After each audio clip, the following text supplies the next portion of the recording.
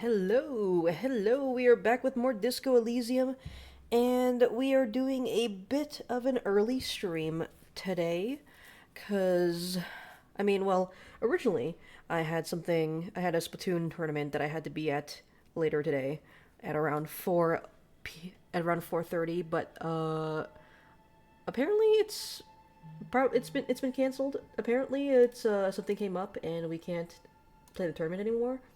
But still, I figured I'd do this early stream because just in case, I don't know, just in case maybe something happens and it's back on, and also because I already said that I was gonna be streaming a bit earlier yesterday. So yeah, let's go ahead and continue the game.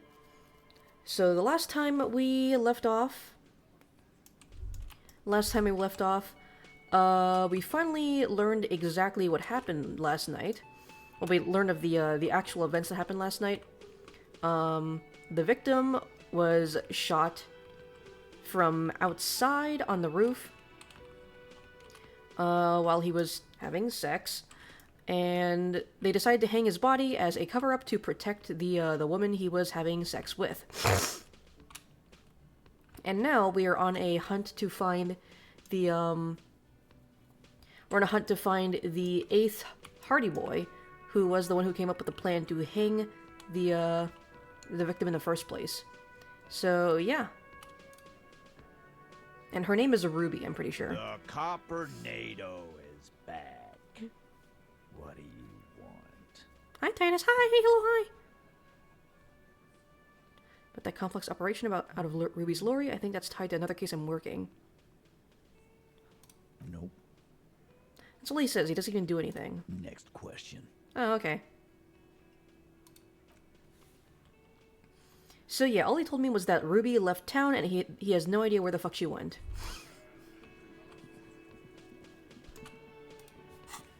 Let's check our tasks. Ask about Ruby in the village. Ask the fisher folk in the village.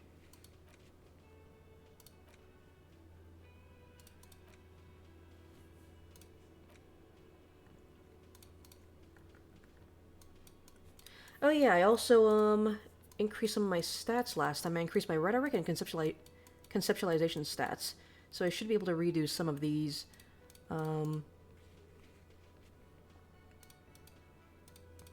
should be able to do some of these the checks.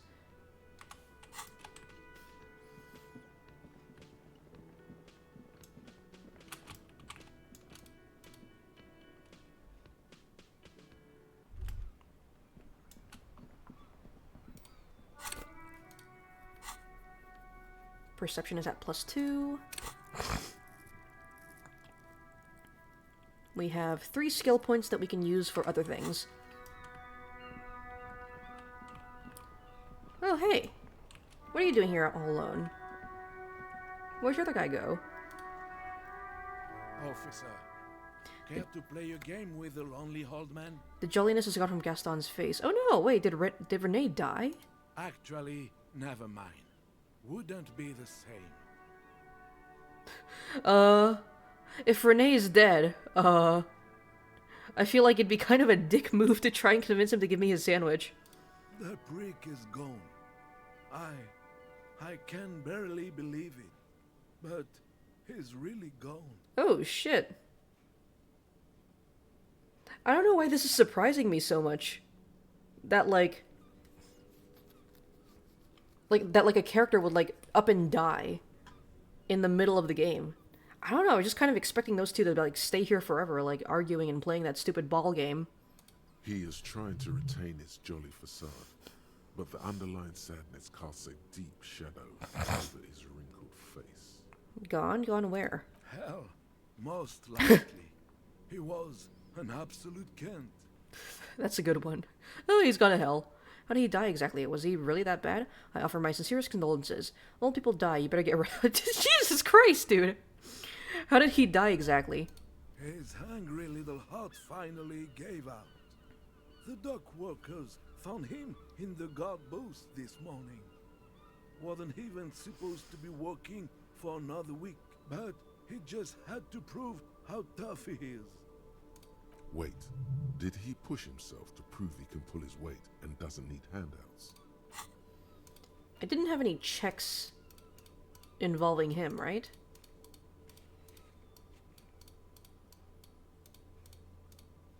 Shit, yes I did. Fuck.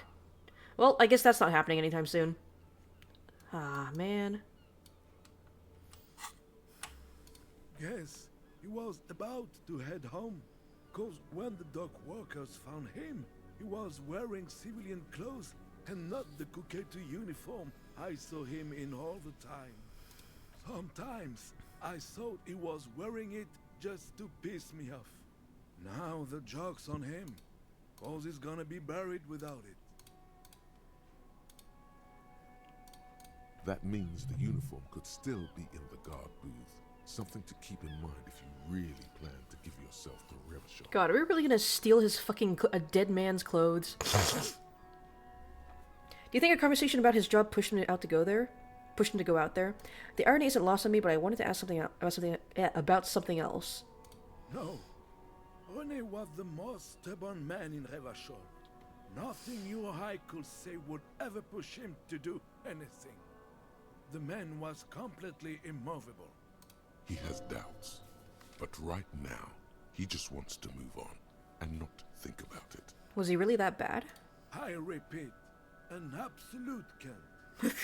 Even his old army buddies didn't want him around. He was like an old viper. The only people who could stand to be around him were Jenny and me. She saw something in him when we were just kids, and she never lost sight of it. And I thought if the most beautiful being in the world can love him, then there must be something worth holding on to. Did you love him? It's a goofy ass question to hated ask. each other our entire lives. So much, in fact, that... He falls silent and looks at you, eyes filling up with tears. Yes, I loved that angry prick. He didn't deserve it, but I did. You know what his last words to me were? Something mean, that he's sorry, some right-wing royalist slogan, something forgettable, like see you tomorrow probably? Tell me. In Guillaume's time, you'd have been shot without trial. That's what he said to me. He lived a cunt, and he died a cunt. Let's leave it at that. This is like... I don't know, I like those two characters, like, Gaston and Renee. I think these are, like, two very interesting characters. You know, it's like two old guys, like, always arguing and playing that stupid fucking ball game. And then one of them dies. And, like, they clearly, like... I mean, they're friends, but they also hate each other because they're arguing all the time. And even in death, he's, like, talking about how much he hated that guy. But, like, he's still crying about it, you know? Here, get something to remember your friends by. Give him the photograph of Renee and the girl. Let me see. This was 60 years ago. We all went to that parade. Young René looked so happy, and Jenny... Eyes blurry with tears, he has to stop. I'm sorry, officer. I just... Thank you. Thank you for this little memorabilia. It really means the world to me. That was nice. A small thing for us, but invaluable to him. I got an Actually, achievement. I didn't even know René had the photo. I got an achievement for that. And apparently it's the achievement is for getting Kim to really trust me, so I guess now Kim finally trusts me? Old people die, you better get ready too. No, I'm not gonna say that. I offer my sincerest condolences. Yes. We are both very sorry for your loss. It is what it is. Part of life, really. But to know someone for 79 years, then one day they're just gone. I just don't know anymore. About anything, really. But you must need something. Too bad Renee's gone. I was hoping to ask him about Maybelle's. Hold out the flower. I want to go over a few things about Renee, if that's okay. René wasn't really what you'd call a botanist, officer. And believe me, he didn't like Insulindian lilies. Of course he didn't. Flowers are for pansies. Stop wasting time with them. Wait, Insulindian lilies? That's their old name, dating back to the time of kings and crests, and all that other stuff he loved so much. Why didn't he like them? There were many reasons, but mostly it was the communals. They called them the Bells of Revolution. A sad smile passes his face. I guess in the end, the Insulindian lilies were just another piece of the whole Insulinde. The Royalists had to surrender to the Mazovian insurgents. It doesn't really matter anymore. But you feel the dried flower in your hand somehow still does matter, although not to this sad old man. I want to go over a few more things about Renee, if that's okay. Yes? What about René? I'm not fucking saying that. Yes. It is... yes? Hold on. Yes. Can I? I want to leave the just don't conversation. know it. Oh, sorry. Host almighty. He's a total bummer now. Damn, I can't ask for a sandwich anymore. No! Anyways, I'm sorry about your loss. Anyways, about your sandwich. Interesting. Even if I can't do them anymore, the checks still appear available on my task sheet.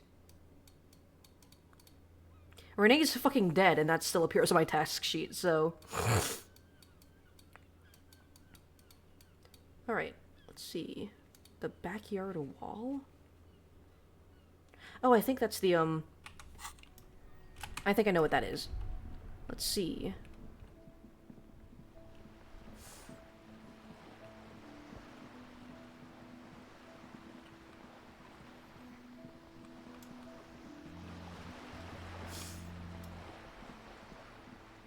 It's this thing.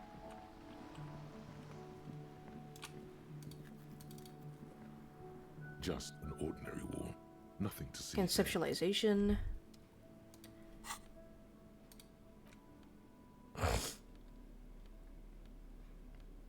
Let me put on my conceptualization clothes. The clothes that I use to conceptualize.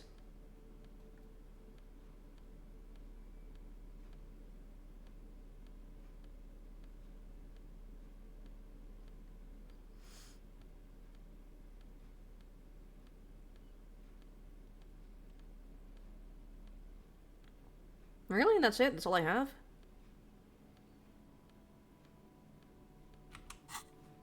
Just an ordinary wall. Nothing to see here. Yeah, this is not gonna work.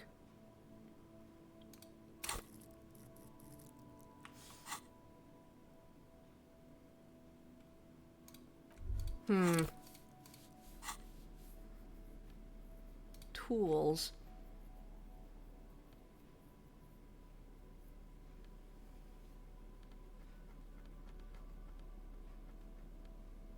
I mean, I could smoke a ciggy. I could do that. I could smoke a cigarette, and that would increase my chances for that.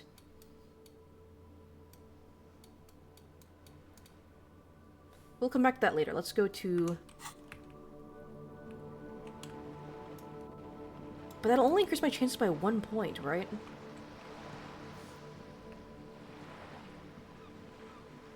I don't know if that's gonna help much.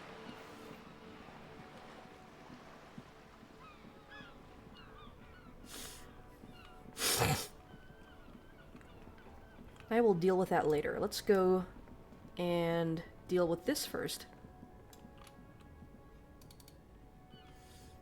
The shine on these sunglasses lasts a lifetime, officer. 100% guarantee. I don't think my chances are high enough to give that a try right now. Anything else?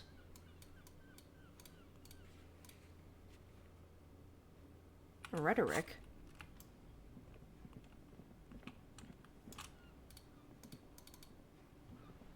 I can also ask Roy if he's high right now. And hopefully succeed like I should have last time. Alright, okay. Where's my electrochemistry stuff?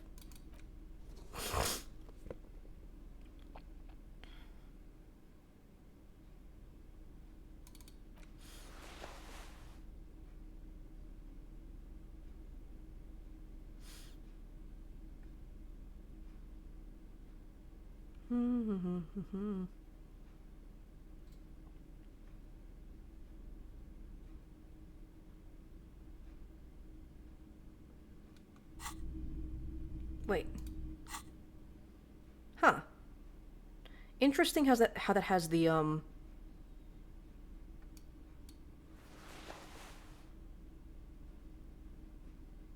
Interesting.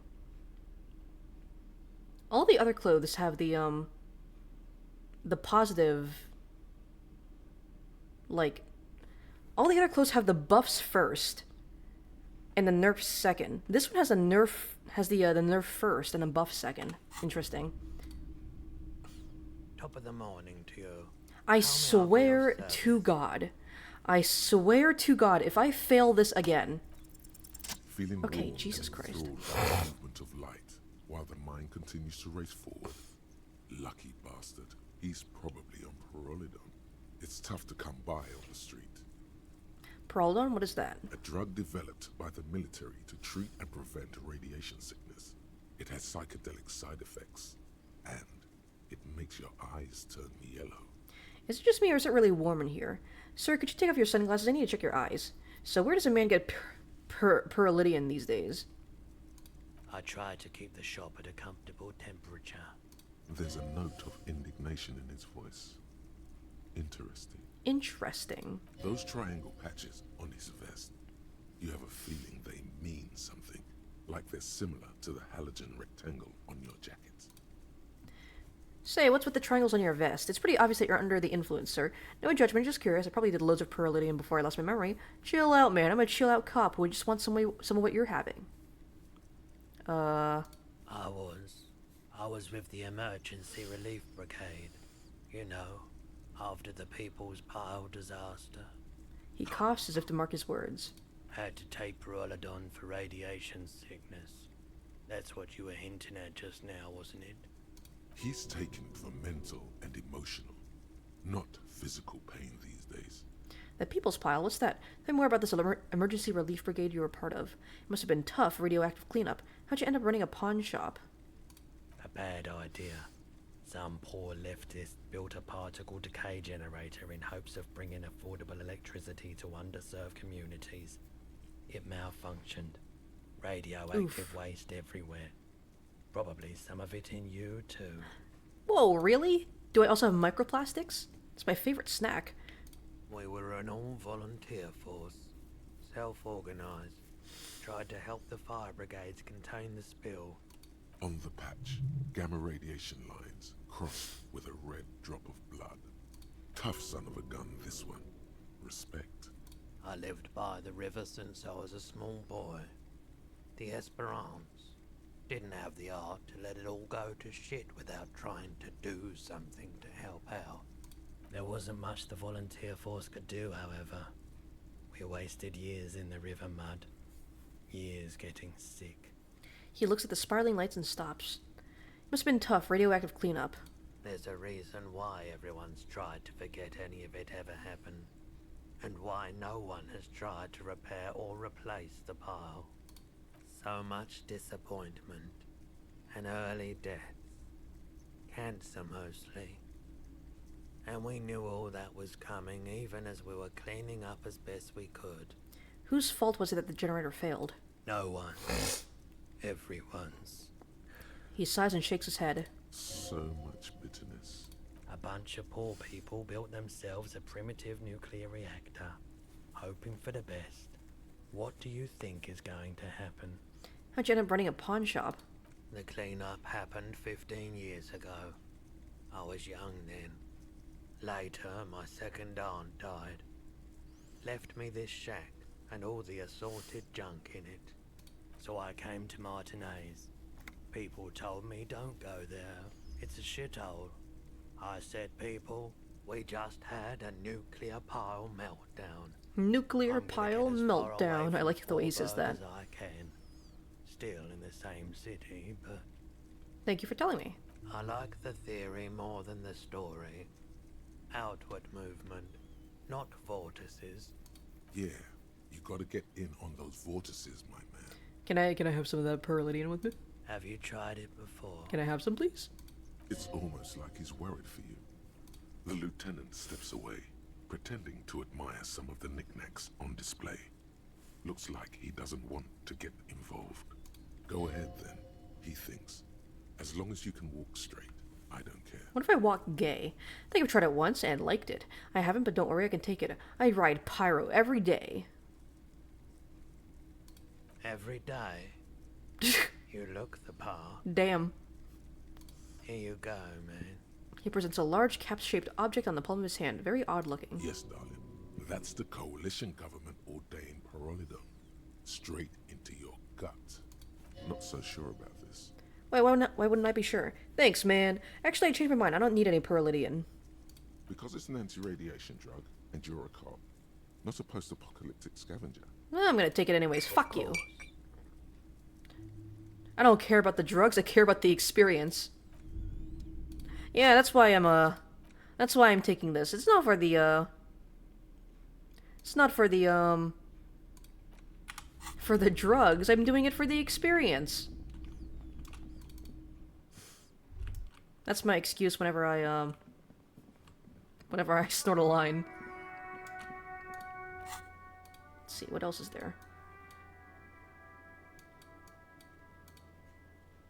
Rhetoric. We're not going to do that. Gaston. This isn't actually available anymore. I wish these would go away, like once they're actually not available anymore. Because I also have the white envelope check here.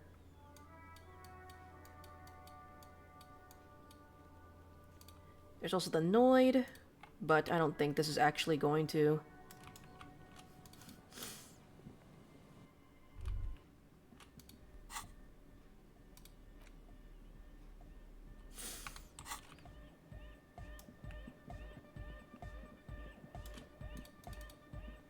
Yo, man, what's on your mind? I'll come back and do those later.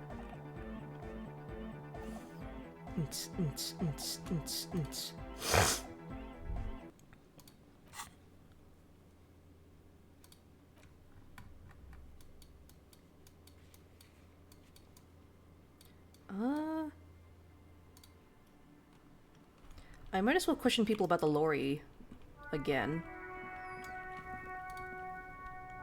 Still here.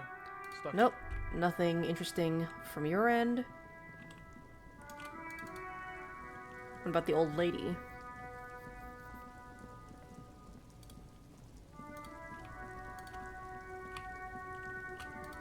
Hello. Do you know anything about drugs?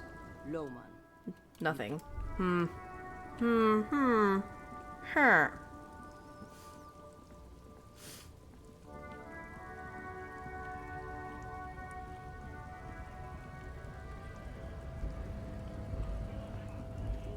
Put the racist guy here. Looking for something? Yeah, fuck off.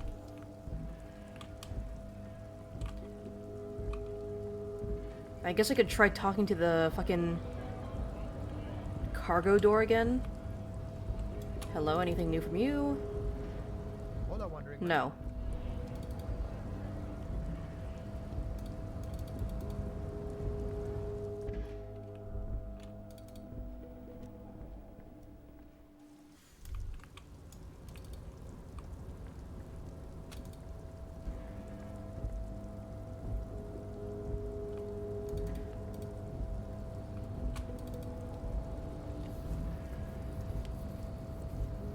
Maybe Everard has anything interesting to say?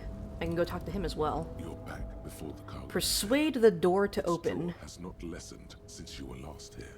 If anything, it's... That one is... I can also smoke a ciggy to try and increase my chances there.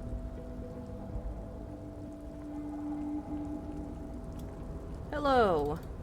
Anything from you? Oh, hey, mister. Nope.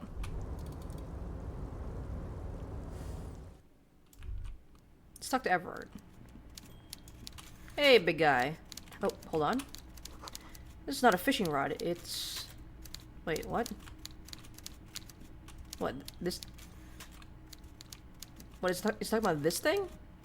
Fishing rod? Doo-doo-doo-doo!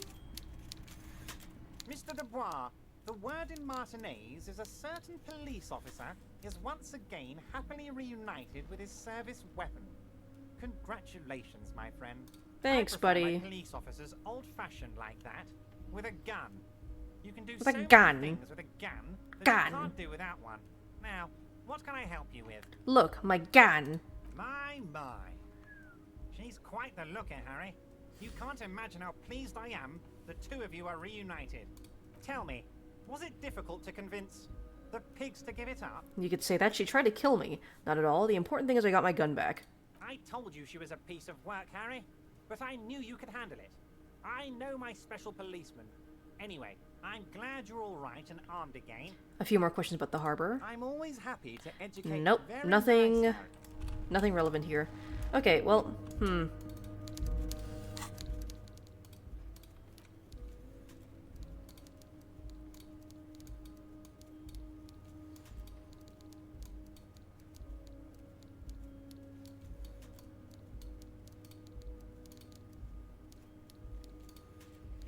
Fucking bots in my chat.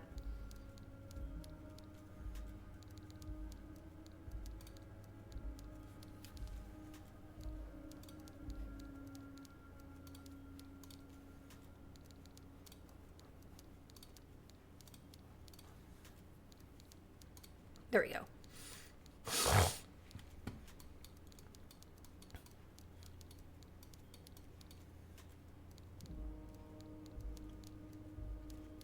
The policeman cloak? Where the fuck is this?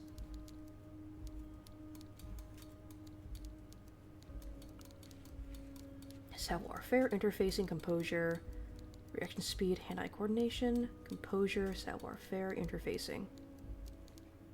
Savoir-faire, interfacing, composure seem to be good ones. No, wait, no. Renee's fucking dead. Never mind. Never mind about composure. So it looks like it's just savoir-faire and interfacing now.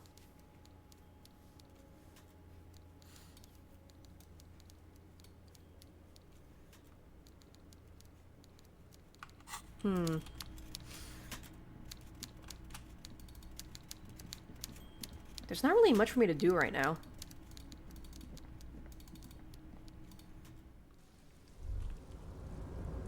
I wish there was like a fast travel point to go to this area.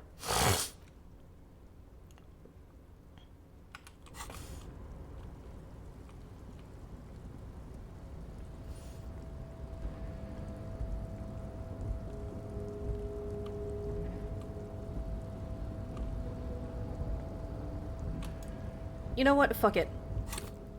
Let's do it. Let's smoke a ciggy. It's smoking time. Let's see. There we go. Oh yeah, that's the good shit.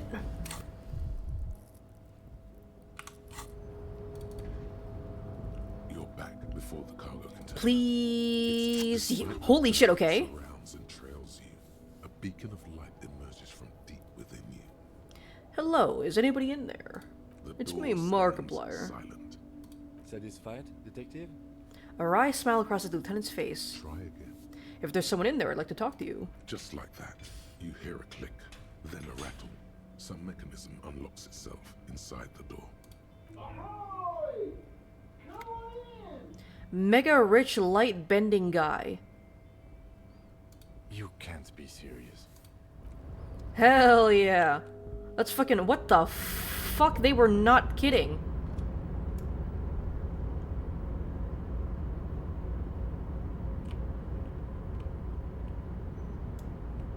They weren't fucking lying.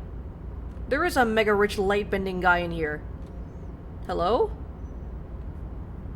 The man stands at the far end of the shipping container. What It's hard is to my say money right now? about him. You cannot make out any of his details, but you do feel the overwhelming presence of capital. I just took a look at my fucking money stat. What's that, like fucking $15,755,066? The feeling causes all the hairs on your body to stand at attention, like soldiers preparing for review. Squint, cover your eyes. Squint. Something's amiss. The light beams bend around his face and scatter in 1,000 directions. It seems The laws of physics do not apply here. They are suspended, distorted, and echo. Trying to visualize the physics at play is liable to give you an aneurysm. Don't think about it too hard. Well, I'm thinking about it. In the general stillness, only your tongue moves, flickering as you utter. Hello, what's going on in here? Wow. What the fuck is going on in here? Welcome. Not too much actually. Just pleasantly surprised to have company today. You can't hear him exactly, yet you're able to understand every word he says. It is very strange.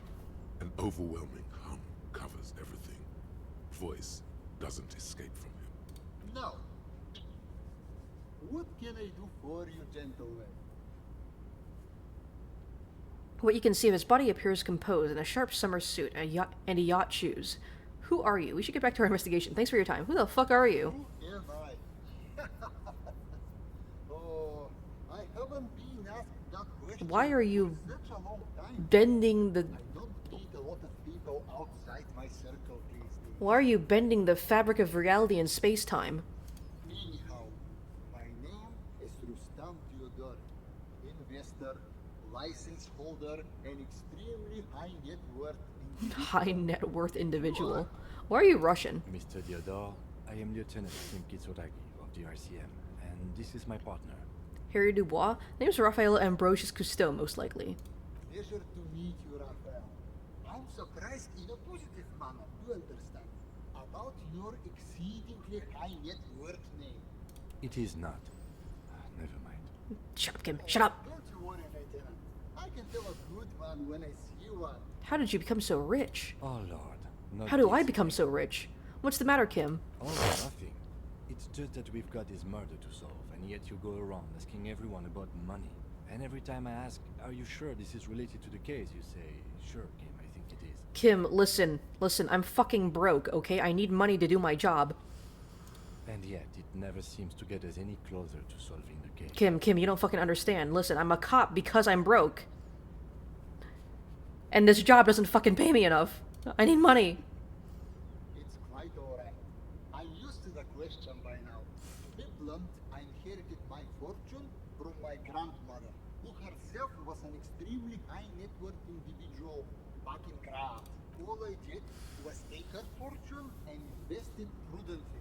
Believe it or not, it takes more than a bit of skill not to blow a vast fortune on saving codes, bad choices, and unsupervised state policy.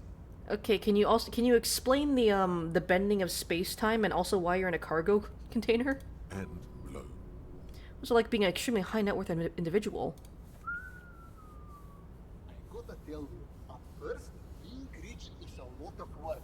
You got to work hard because everything's so darn expensive. You know, prices increase exponentially at this income level. I don't quite believe you there. But then, once you've reached my position, it's nearly impossible for me not to make money. My assets are so diversified that I'm bound to come out ahead.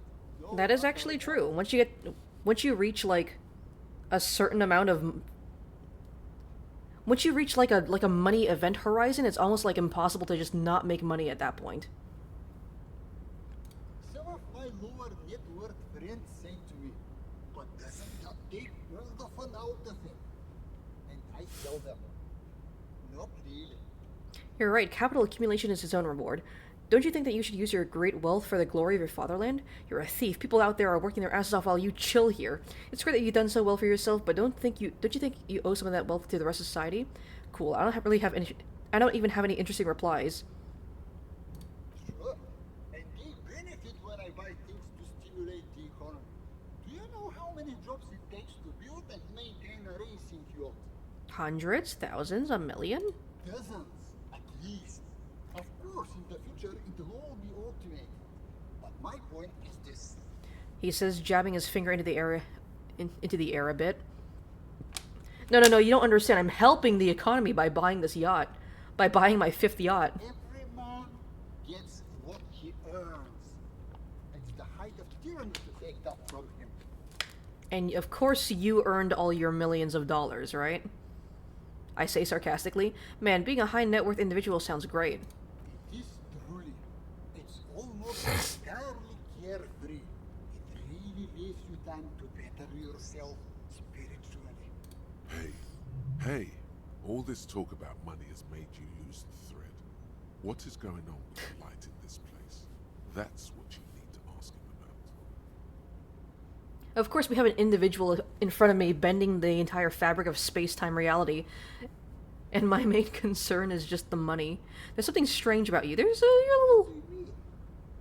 His essence seems to signify actual surprise. I don't know how to put it. You look a little different somehow. It's actually nothing. Forget I said anything. Are you talking about my chin? No, I mean, I can't even see you. It's as if something is happening to the light. Yeah, it's the chin. Oh, that's what you mean. Yes, I've heard of this effect, though I've never witnessed it myself, of course.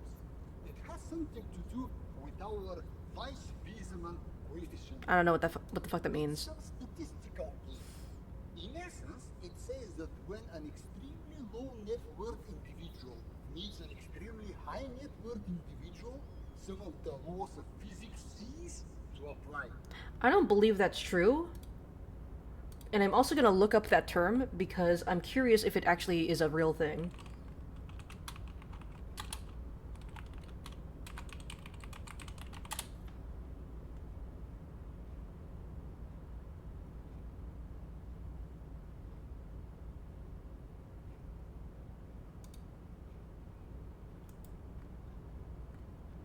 So I googled the Weiss-Wiseman coefficient, and almost all the results are about Disco Elysium. So I think that's just a thing that they made up for the game. Are you telling me that you are so rich that light literally bends around your face? Among other things, but calm down. I'm but a lowly single-digit. Yes, just a single-digit billionaire. Really? I'm calm. No, not really. They're actually quite Oh, okay. big digits. A man this chill is at least a triple-digit billionaire. Is that even fucking possible? Kim, are you seeing this weird shit? I see nothing of the sort. To be frank, all I see is a gentleman who's unusually well dressed for Martinez, in a cargo container, which I admit is odd. Yes, I imagine that does look strange to you. My container What are you doing in this container? traveling. This is a great way to get around. It's fun, it's safe, and it gives me lots of time to think. By the way, let me now ask you a question. Where are we exactly? We're in Martinez, the district of Revachol, the former capital of the world. We're in Martinez, there's a pretty good hostel here called the Whirling Rags. We're in Martinez, there's a cool church here. We're in Martinez, there's a creepy abandoned commercial area here. I don't really know. Revachol. I remember walking its streets as a teenager. There used to be a bowling alley in Stella Maris. I wonder if it's still there. It's a shame I can't get out and explore myself. One of the downsides of being an extremely high net worth individual is that mobs of low net worth individuals are constantly banding together to ask for money. He keeps saying a high net worth individual. Just say rich people and poor people, dude. Wait, why don't you help them? You got so much money you can't make a difference for you. So you travel from place to place via shipping container? There simply aren't enough hours a day to hand out all the handouts. It's like feeding seagulls. There are always more, and they never seem to do anything interesting with it, except more seagulls. Spending money is a matter of desire. I'm sure you agree. I don't have the desire for spending it like that. Of course, someone this rich would see it that way. So you travel from place to place via shipping container. Smart, you know? It also provides a means to hide from all the targeted advertising we extremely high net worth individuals are constantly subjected to. Luxury yachts, high fidelity portable radio systems, fail-proof outerwear, and so on. It just gets a bit middle class after a while. A bit bourgeois. Ah, so you're saying being rich isn't worth the hassle. Those things all sound pretty nice. It does sound pretty tiresome. Don't get me wrong. So, oh, my life is so hard. Everyone's trying to convince me to buy yachts. Certain level of wealth, your time and mental space become much more important than material goods. He speaks from his heart. He has very different problems compared to low net worth individuals such as yourself. For example, no. Like, oh, my life is so hard. I gotta decide which fucking, what luxury car I want to buy next. Now that we sorted that out, let me ask you something else. Go right ahead. You're a rich investor, right? Can I have some money? Could you please stop asking everyone for money? It does not reflect well on the RCM. Yeah, but I want To be money. perfectly frank, we can't afford to look worse than we already do. But Kim, I also can't afford to look any better than I do now. That's why I need the money. You're right. That was extremely unprofessional. I apologize. It's perfectly alright. Based on your appearance, I can tell I'm dealing with a smart man. Come on, give me like at least like $1 million. As you may know, us high net worth individuals do not have a lot of cash on hand. Investments and liquidity are enemies of one another. I think they only have coins for coffee machines. Here is 3 reals. $3. How much can you get for this? Unbelievable. You managed to meet a man who's so rich, light literally bends around him, and all you can get out of him is 3 real? At least the last two digits. What's wrong with At least the last 2 digits of my current money count is 69. That's a dub, right? It gets me almost nothing. Thank you for your kindness. Are you sure you don't have any more? I thought you were a fucking billionaire. Yes, I'm sure. You know, His eyes narrow, the light seems to bend a bit more aggressively. maybe you can make that money grow. Come up with an investment plan. How's that sound? No thank you. This is a proposal, not a question. These ultra-liberal types love losing huge sums of money on ludicrous proposals. Ergo, you should come up with a plan that's totally dead in the water. Uh-huh. Present a sound investment plan. Present an investment plan that is sure to fail. Both of these have a 3% chance of succeeding. And they're both red checks. I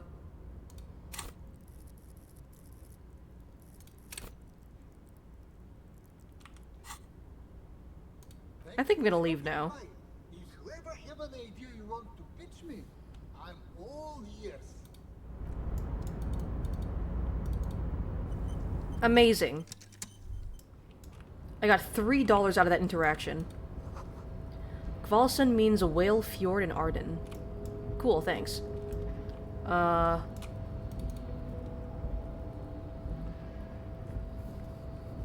hello, Zenitas! How you doing? A rusting control It's good to see with you. several knobs. The words Okay, that does nothing for me. How you doing this fine Sunday day? This fine Sunday?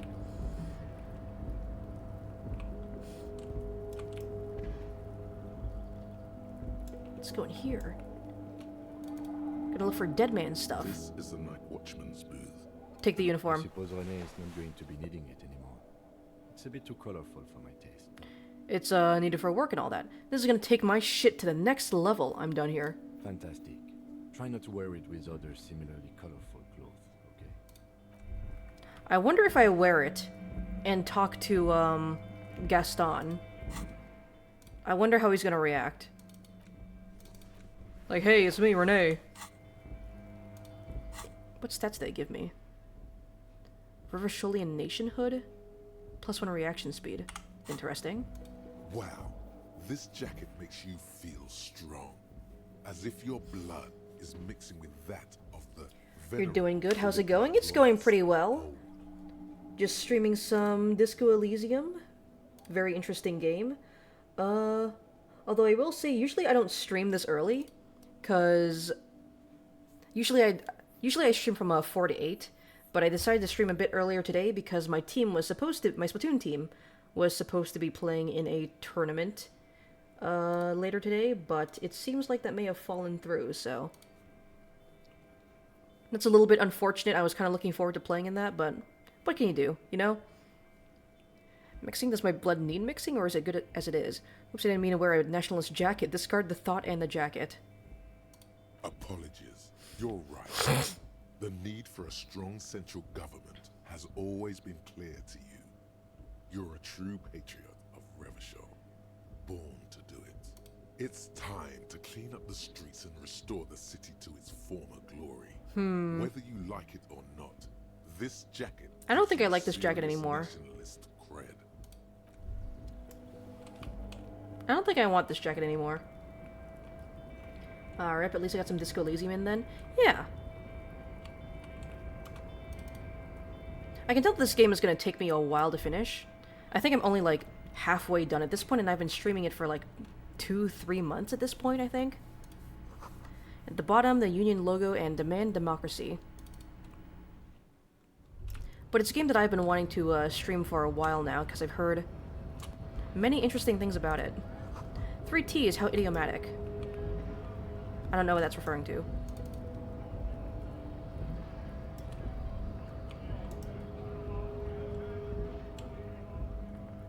It is a lot of just dialogue, though. 99% of this game is literally just listening to the other characters talk about the history of the city that I'm exploring right now. Well, how are you gonna react if I talk to you? Oh, sorry, officer. What do you want? Hey, Gaston, no comment on duds? It isn't right. René wanted to be buried in his uniform, but I guess it doesn't I was gonna matter say, it kind of feels like a dick move walking up to him while wearing this. The lieutenant gives you a long, slow shake of his head. Bye.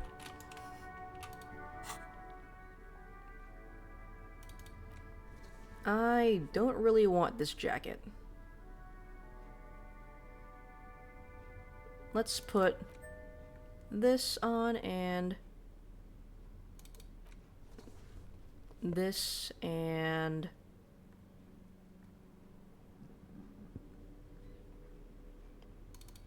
there we go.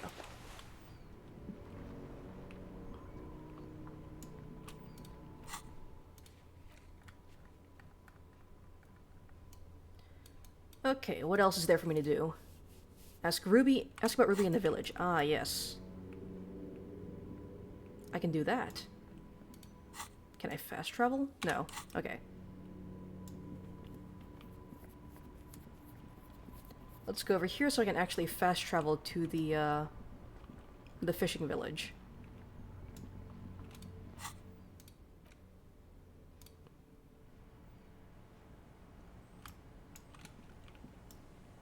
Alright. Hello. Aye, the sea's gonna calm down soon, I can feel it. The wind is turning southeast. What's on your mind, officer? Why does she care about the waves so much? What's with you and those waves? What is it with waves and fishermen? We need to be out there with them, fishing, making a living. So I asked them to accommodate me. But until that happens, I can try to assist you the best I can. So, what will it be, officer? Okay, nothing. Actually, let me go back and... I want to put this cigarette to good use.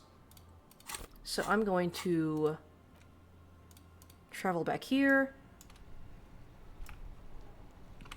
Try to do as many conceptualization checks as I can.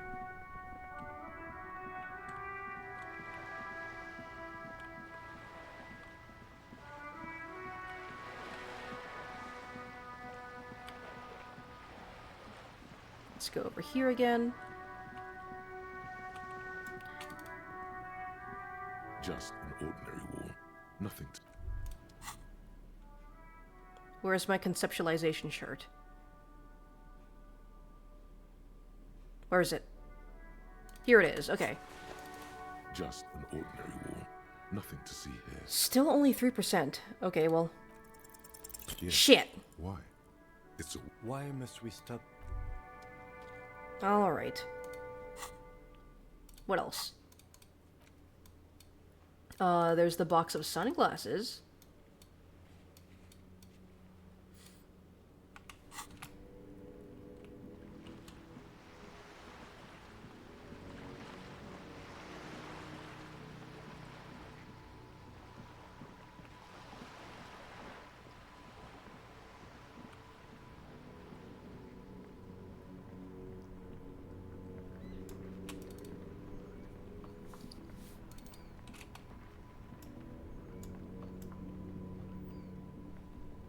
Alright, anything from here?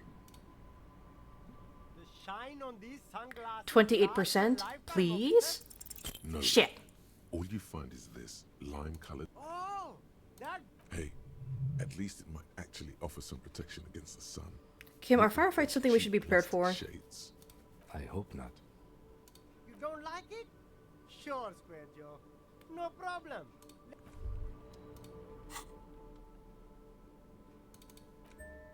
Okay. Is there anything else for me to do here?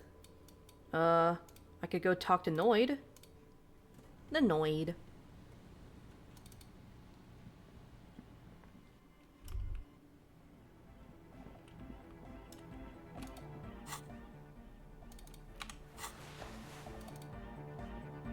Yo, man. What's on your mind? Please? Aggressive, Fuck! Monotonous, but also somehow sacred, primitive, yet futuristic, like a machine, man. Nothing exists but the here and now. All are one purpose. All you've managed is a list. The parts don't form a whole. Well, shit. I don't think there's anything else I can do here.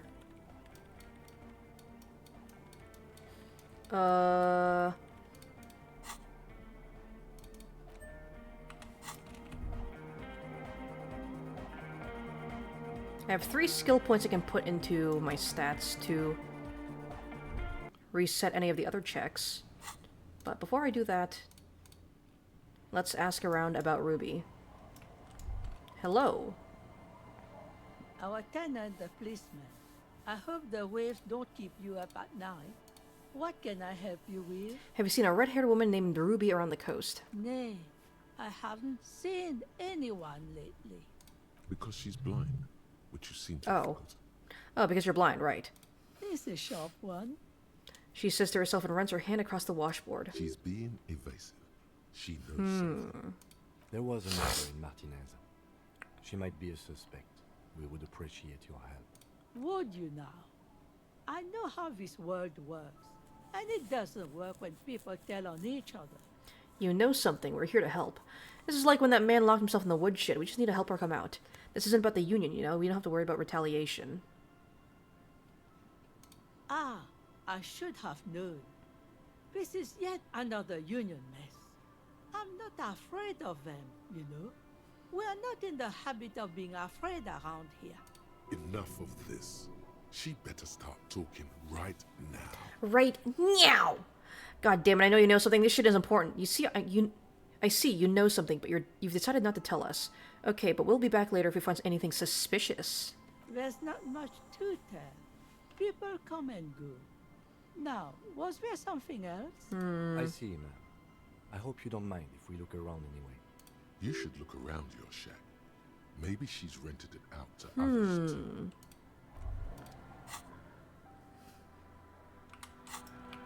Look in the shack. Anything of note in here? Hello? As you look at the floorboards in this corner of the shack, it's clear one of them isn't quite level with the others. The edge of a floorboard next to it looks scratched. Move the board aside. Hollow space underneath the floorboards is dark and damp. You can barely make out the mixture of sand and sawdust below. What's in here? Nothing particular catches your eye. Looks like more reeds. There might be something hidden inside the sand, though. Something bad. Someone's night thoughts. A last resort. A bad idea. Search the sand and sawdust. You stick your hand in and start combing through the sand. Dry, not like outside. Fine dust. And then something hard wrapped in paper. What is it? A small cylindrical object. Ooh. You pull it out. A bullet. A bullet. Interesting. The floorboard doesn't care. But maybe the washerwoman does. You have enough to confront her with. It's extra ammunition. She's locked and loaded, ready to fight some cops. It was wrapped in paper, right?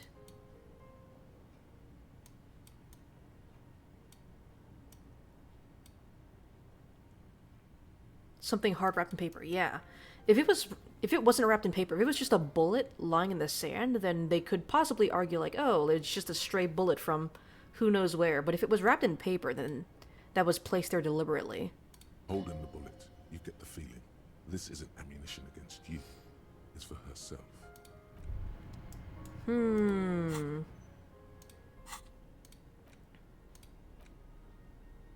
Let's see, where's the bullet? Is it under tools?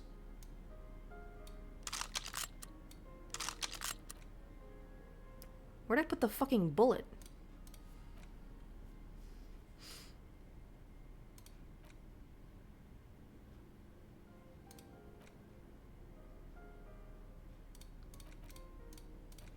Am I fucking dumb?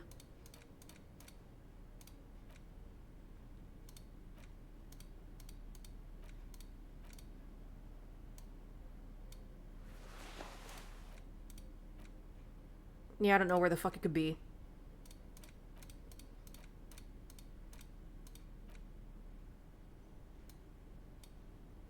Okay, whatever. Let's go talk to her. Hello. Our tenant, the policeman. I hope the waves don't keep you up at night. What can I help you with? Why was there a bullet under the floorboards of your shack? Damn that girl. She murmurs softly. And without anger, a long and harsh life has taught her not to buckle under pressure. Bullet? The lieutenant turns to you and gives you a little nod, and turns to the washerwoman. You didn't put it there, did you? She did. Gone and hid things in there? She's usually a good tenant, and not a stupid one either. You rented the room to her. Yes, I let my room to that Ruby girl. She speaks slowly, wringing out a rag after a long silence. Her hands move into the water bucket. Some water sloshes over the edge. Slosher? Doo-doo-doo-doo! As I've done before when she's been in trouble or just looking for solitude. I've made it clear. We welcome all kinds of people here. When was this? She came last Friday, left on Monday in a hurry. Her wrinkled What has hand... she gotten herself into?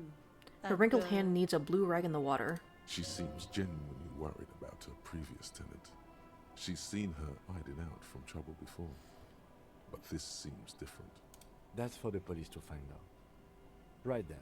Please answer each question to the best of your ability. I'm sure we have a few. You said she left on Monday. Is the room exactly as she left it? What is she like, Ruby? What do you think she left a bullet? Why do you think she left the bullet there? Where did she go? Yes, early with the dogs, around 8 o'clock, I think. And the man died on Sunday, right? Is the room exactly as she left it? I cleaned it, like I always do. Was there anything else there? No, What is she like, Ruby? she's good company. Knows how to talk to an old woman.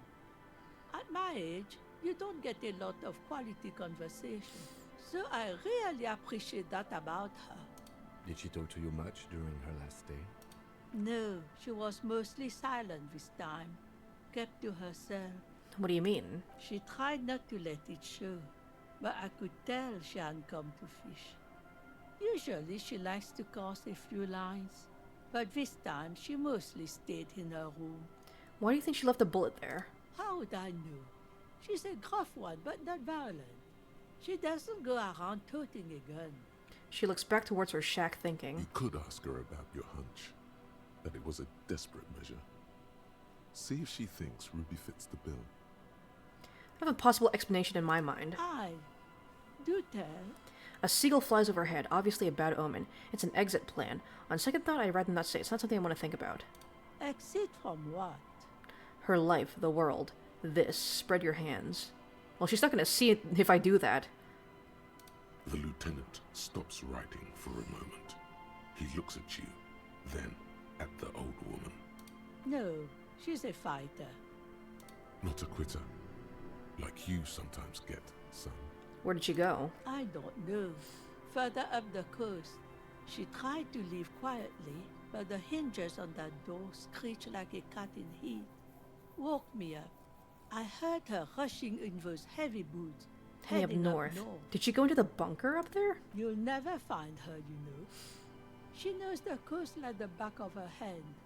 You only just arrived. I wouldn't worry about that, man. We are persistent. Further up the coast we go, then. This place is huge. She's a needle in a haystack. Man, I was really hoping she'd be hiding in this village. Are you sure she didn't go somewhere more pleasant and less wet? Yes, it's going to be too much work for you to find her. Better for you to stay here. Get a nice cozy fire going in the heater. The fell electric mural. You feel like you should go look at it again. Step closer. The mural. Okay, goodbye, I'm off. One thing, officer. If you do find her, please go easy on her. She looks around. The air is getting colder. She really means it. It's an honest plea. That depends on whether or not she's a girl. fucking murderer. Whatever she's gotten herself mixed up in.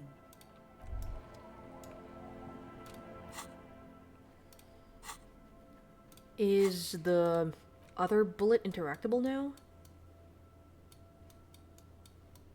Fuck, no it's not.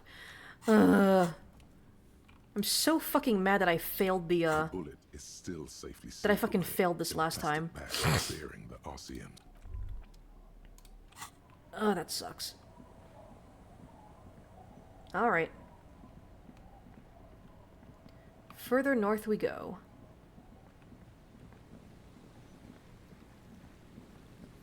I might have to check out that bunker.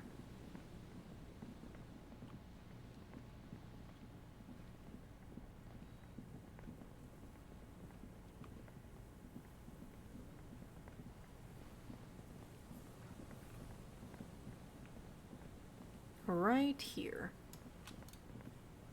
An old door worn by elements. Interfacing. Guards the I need a much higher interfacing stat.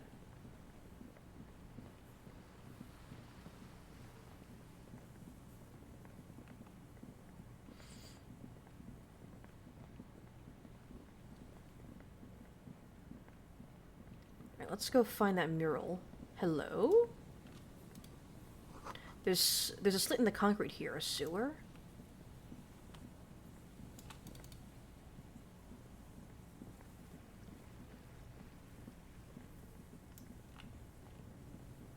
Alright, let's look at this again. You see, a once bright mural, a slogan used to intertwine with the loops a long time ago. Now, only a shadow of peeled letters remains. It says, "Tomorrow is just a whisper away." Step closer. Above the mural, a collapsed roof, broken windows set in walls that are cracking and will soon also fall, and the coastal breeze rustling and sighing in the remains of the edifice. There's something in the wind. Sometimes the only way to go forward is to fail first.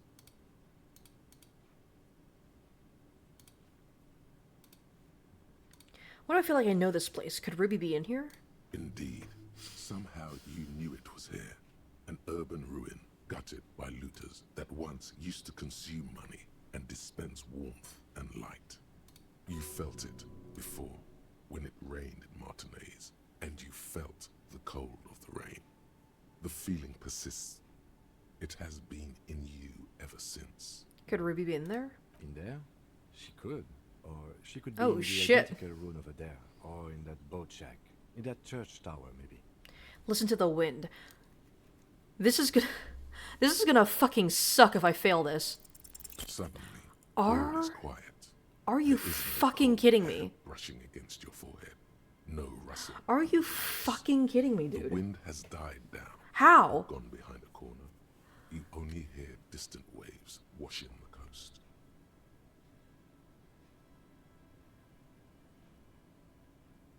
Apparently, it seems like rolling a 1 and a 2 also counts as a failure. So, like, if I roll 2 1s and a 1 and a 2, are they both failure points? Like, I don't... The ruin in front of you is silent as a tomb. What was I even attempting to do here? She could be anywhere. How do we find her? Trying to talk to the wind.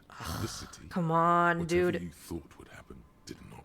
And now you're just standing there in the pale of the morning with your hands fallen to your side. But it doesn't even say critical failure. It just says failed. So it's like, I don't understand, man. A prayer of sorts to Rivershot. She could be anywhere. How do we find her? Do we? I was really hoping she'd be in the village. Okay. She's probably north of the village, and this place is a peninsula.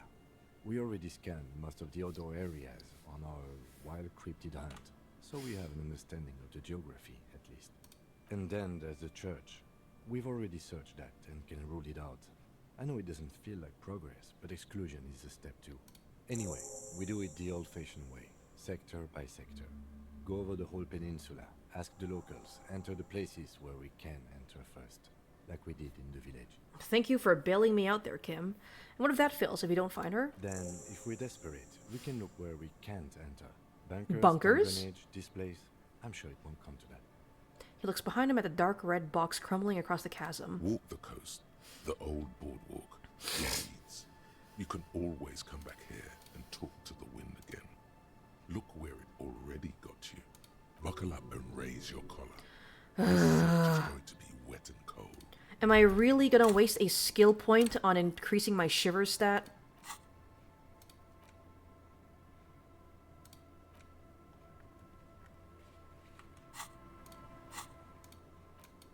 I don't even think there's like... I feel like this is the only shivers check that I've had so far.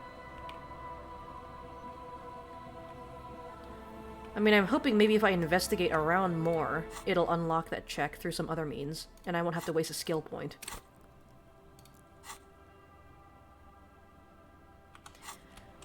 Keep searching the coast, I guess. That's so fucking bull, man. How many 97% success checks have I failed so far? Compared to 3% success checks that I haven't been able to succeed with. This section of the coast hasn't been used in decades. Anything in here? The trap is filled with dead and dying locusts. Poor thing. Yep, nothing in there. I should have succeeded at that the first time! What the fuck, man? A scattering of bullet holes is spread across. I keep finding ways to miraculously fail these easy checks.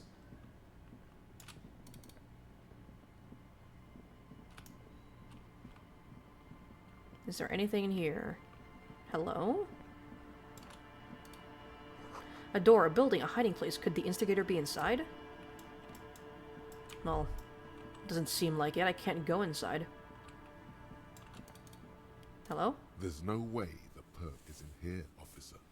Look how scarred the boards are. All attempts to pry them off have failed. Can I try to get in, though? Kim, you think she's in there? Point at the board of the building. Nothing more to do here, then. Not this time. The opposition is insurmountable. But I like the spirits. Have some points. It's lonely and cold without. I love points. And dangerous. Dangerous too. Kim, you think she's in there? The suspect? God, I hope not. I can't see a way in, though many have tried. Nothing more to do here then? Okay. Alright.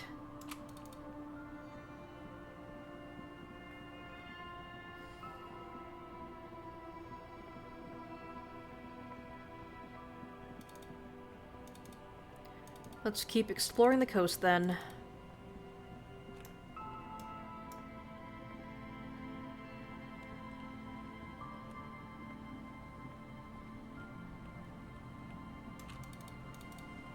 Okay, nothing on this side. Doesn't seem to be anything on the west side.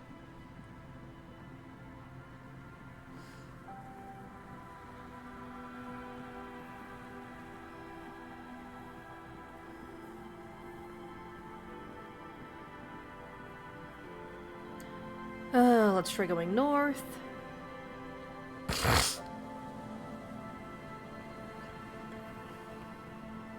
Anything up here?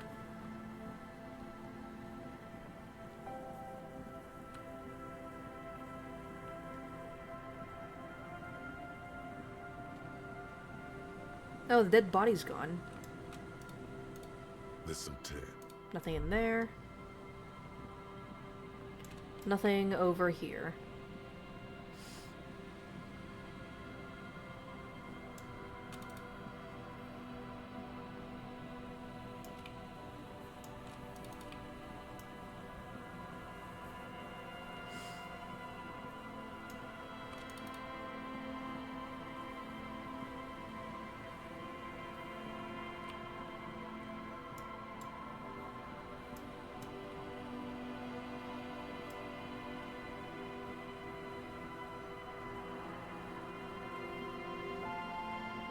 The bunker?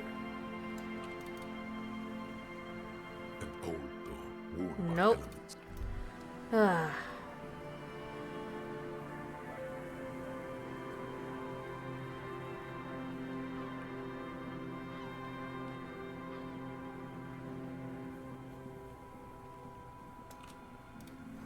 This relay tower coordinates both traffic in the bay, barely.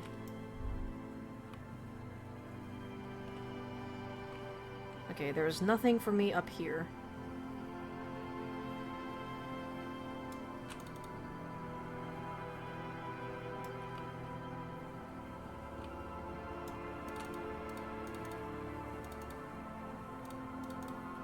Let's check the east side. The area by the church.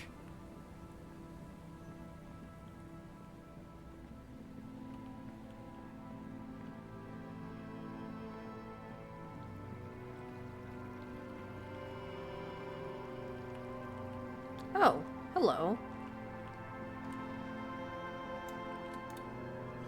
Yellow moss in these stones. They're probably stolen from someone's garden.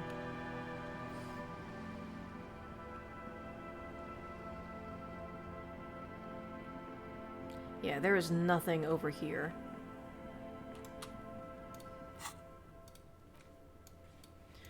Ah. Am I really gonna have to use a skill point there? That fucking sucks. I don't want to waste my... I don't want to waste a fucking skill point on that.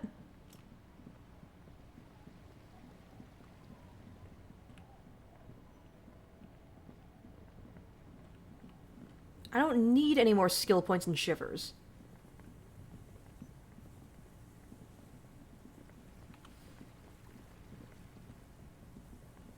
Maybe if I talk to this guy? Hello. Isn't this a fine morning? I'm looking for a suspect. Have you seen anyone suspicious around? No, I'm afraid I can't help you with this one, officer. It's just a regular day off for me and Mikhail here. So you haven't seen anyone around? No, I'm sorry. As I said, this is just a day off. We just arrived anyway. No, you fucking didn't. Familiar in how he says that. No, you fucking didn't, bitch. You've been here since, like, the start of the game. I guess we're fucking doing this.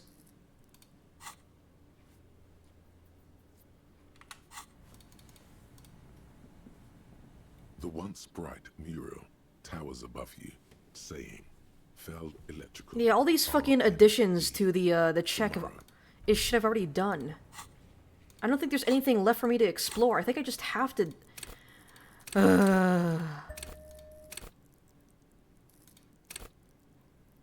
That fucking sucks, man. Alright. I swear to God. Suddenly, okay. there's a sigh carried on the molecules around you, moving, flowing from high pressure to low pressure, like that of a woman emptying her lungs.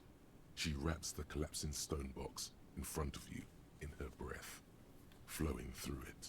Where does it go? In through the collapsed roof, flowing down a concrete staircase to the basement, sweeping away footprints in the dust on the stairs, and then the beach below the boardwalk, its winding tunnels, a whisper away. What is happening? She's down there. See, I think she's down there, below this building. Okay. Why? The wind told me. We've looked everywhere else. Ever since I woke up, maybe even before, I've been getting these strange cold spells. So, how do we get in there? The doors were on the collapsed side of this building. I did see there was like a passage up there. Finally, my time to shine. There's a ladder next to the sign. Perhaps we can climb it, even through the roof? Perhaps you can climb them. We are not climbing anything. I'm 43 years old, and I plan to live to see 70. There has to be a way to use brute force. Climbing sounds unsafe. Brute force is safe. Look around and find something to break if the ladder fails. What is this? Hello?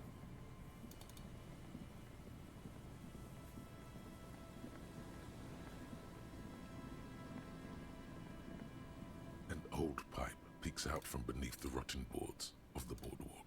Could this be an alternative path into the felled building? Come closer and look in. Your eyes slowly begin to adjust to the darkness inside The drainage pipe. The lieutenant looks over your shoulder. What's in there? Can we get into this filled building through this pipe? A thin layer of snow gleams inside the pipe. Okay, what else? As your eyes adjust, you see some trash. Crumpled up newspapers, cigarette butts. Someone has half-heartedly spray-painted skulls on the right side. And? And nothing. Broken glass from bottles thrown against the walls of the pipe. A syringe. Could we get into the filled building through this pipe? Given that this is a martial arts thriller, it's highly unlikely, and not without risk to our health either. However, the pipe suggests there may be an entrance to the basement around. Lieutenant pushes aside the reeds and looks around. The lieutenant's face lights up. He doesn't usually notice these little things. And it's right here, a maintenance door. He points to a rusted metal double door to the right of the pipe, obscured by the reeds. Oh yeah, big boy time. This needs you to put your back into it. Broke in the Kuno's apartment, broke the bookstore door. Physical instrument. Let's go ahead and put on my clothes for that.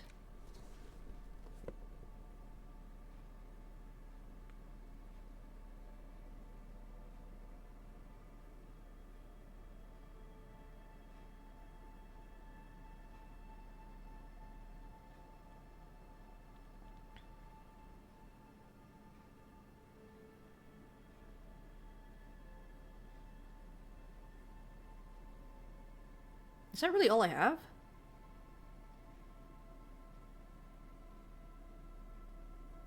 I guess so.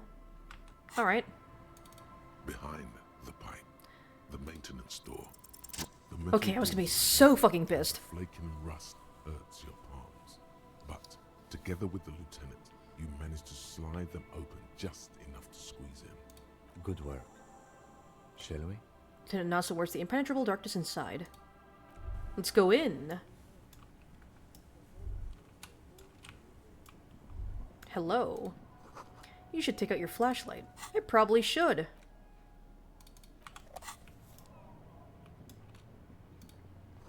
This overturned table is covered in an orange mildew, crawling with something.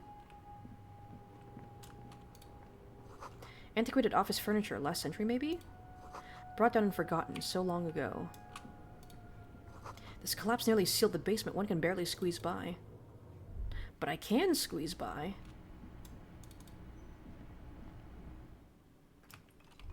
Let's check out everything down here first.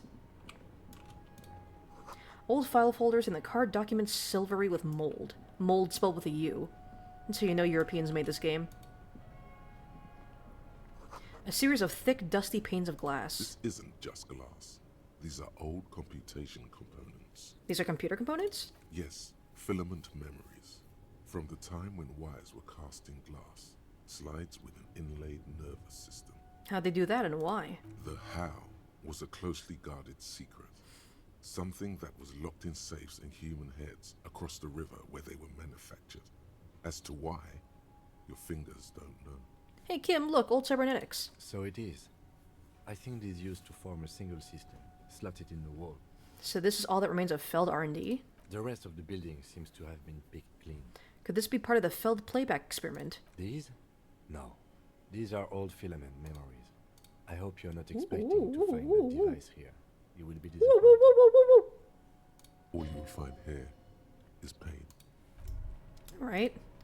Any Munty in here? Ooh, a jacket. +1 suggestion. I'll take that. What's over here? In the beam of the flashlight, a crevice in the wall. Ooh, secret passage. Stale fabric smell and dust. No one slept here in months, maybe years. These pots and plates are full of dust and spider webs. Is that me? The same slit window you saw from the outside. Revolutionary propaganda on the bunk bed. Ancient flyers and brochures. +1 to Mazovian socioeconomics? That's a thought that I have, right? Yeah. What does it mean +1 to that?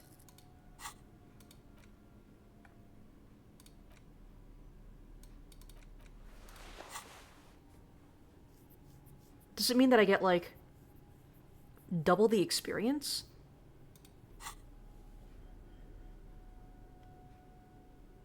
I don't get that. A mustachioed and mutton-chopped man, amateurishly depicted, gazes at you with sad eyes.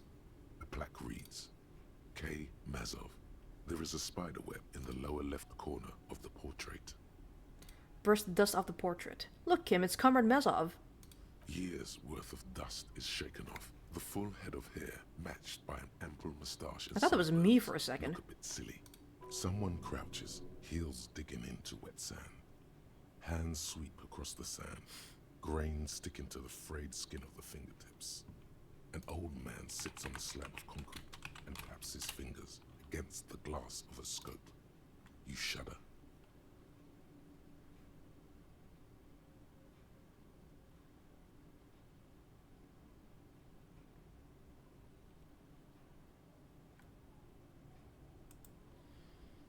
Hold on.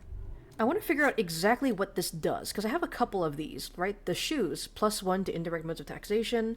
I have this, +1 to social economics.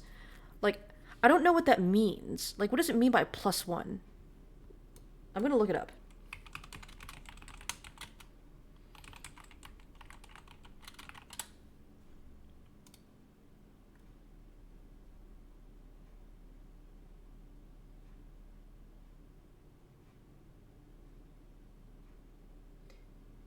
Increases your communist statistic by 1. If you have 4 or more communist points after the dialogue with rhetoric, it will trigger the dialogue to opt into the Mazovian social economics thought.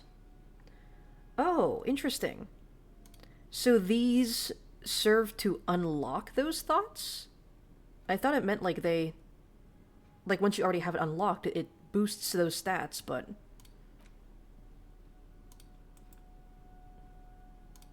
Let me look up this one as well.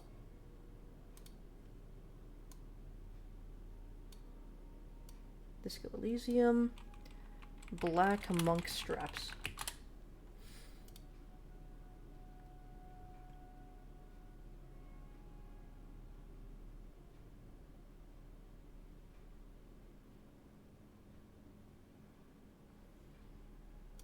Okay, interesting.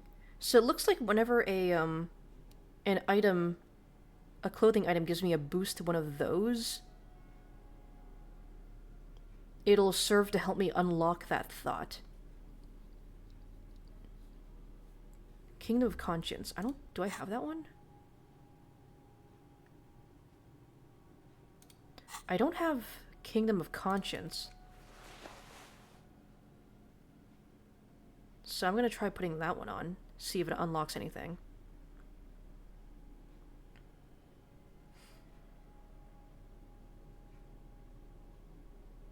Risholian nationhood. I haven't unlocked that one yet, although I don't think I want it.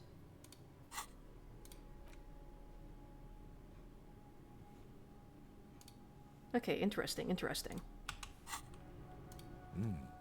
These are some wonderful there we go. Pants.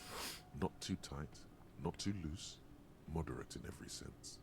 You'll blend right in at some pleasant dinner party. I like regular, normal things. I know you do. These Inter-Estellari pants are like wearing a perfect compromise in your nether regions. No one will call a moral intern on you like this. That's for sure. These are the centrist pants. A little more moralist now, buddy. A little more normal, even if you didn't want to be. Makes sense. This is what wearing boring office trousers does to you. Okay.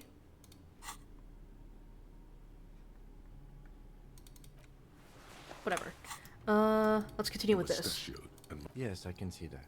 Looks like some communists were hiding out here. They left a long time ago. A long time ago? How long? What's with all these secret weapons caches and secret bunkers?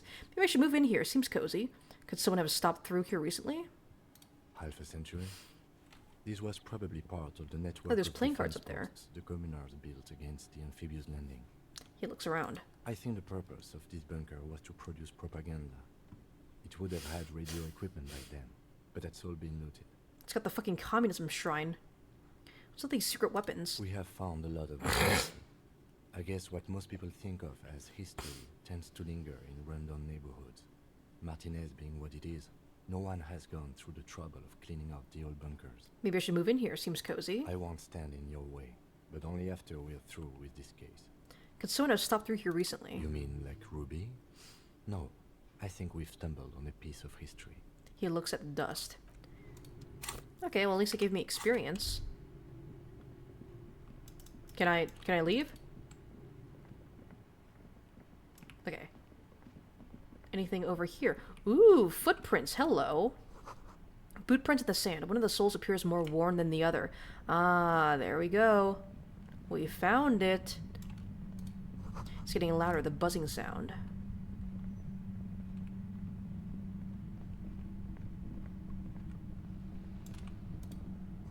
A concrete pipe buried in sand and dust. Ooh, Munty. Give me more Munty.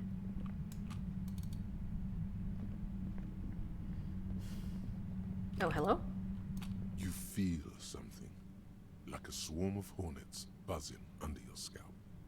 A strange tingling. You can almost smell. Lieutenant, do you feel something? No. What do you mean?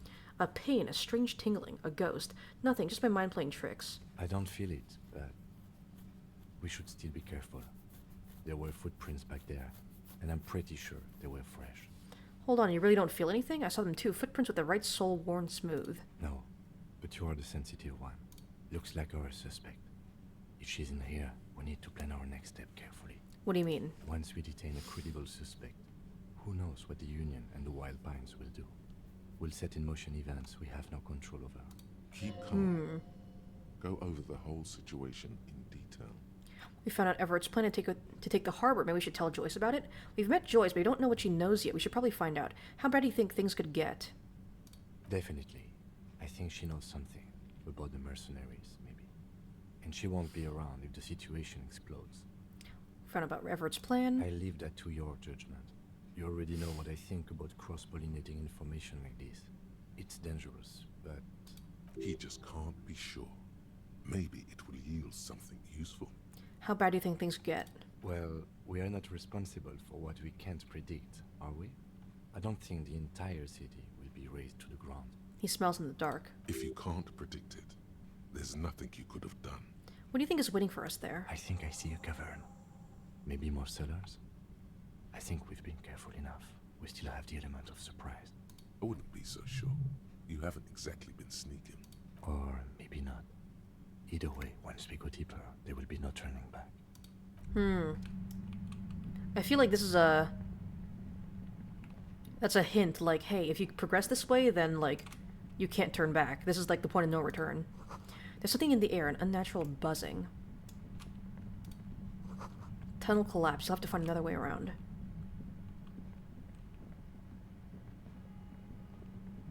I have $90 now. Suddenly, your entire body is paralyzed. Aggressive white noise fills your skull. A strange pain, like you've never felt before. Through the static, you hear a woman's voice. It's like 1,000 radio stations are being... I probably should have saved first.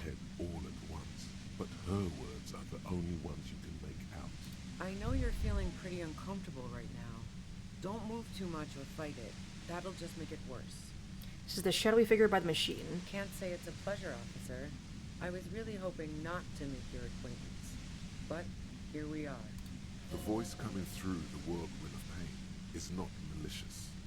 She doesn't want to hurt you, but she has to. I was thinking that there was going to be like a door or something I could go through first that would lead me into like the point of no return, but I'm kind of nervous now. I feel like I should have saved first. I wish to hurt you, not according to your ear canals. Wait, no, not even your ear canals. This is going directly into your neural pathways. Don't move too much or fight it. That'll just make it worse. Don't cover them? That's an awful Shit. decision. Why would you not want to shield yourself from it? I don't know, just taking her advice. New type of experience. Man, fuck you. Way worse than all the previous Don't focus on the pain. Focus on doing your job. Tell her she's under arrest. You're under arrest. What's happening to me? Are you gonna kill me too? Help, Kim. Help. My brain's on fire. Really now? Check this out. She turns the dial in her hand. Overwhelmed with a new surge of violent static. It feels like a blood vessel exploded in your brain. What's happening to me? Help, Kim. My brain's on fire. Lieutenant clutches his head as his eyes roll back into his skull. I'm using a pale latitude compressor. You and your partner have been caught in its field. Using one of those devices used to send signals through the pale on me. Say nothing. Try to cover your ears. Wow. Check out the big brains on you. You're not entirely wrong.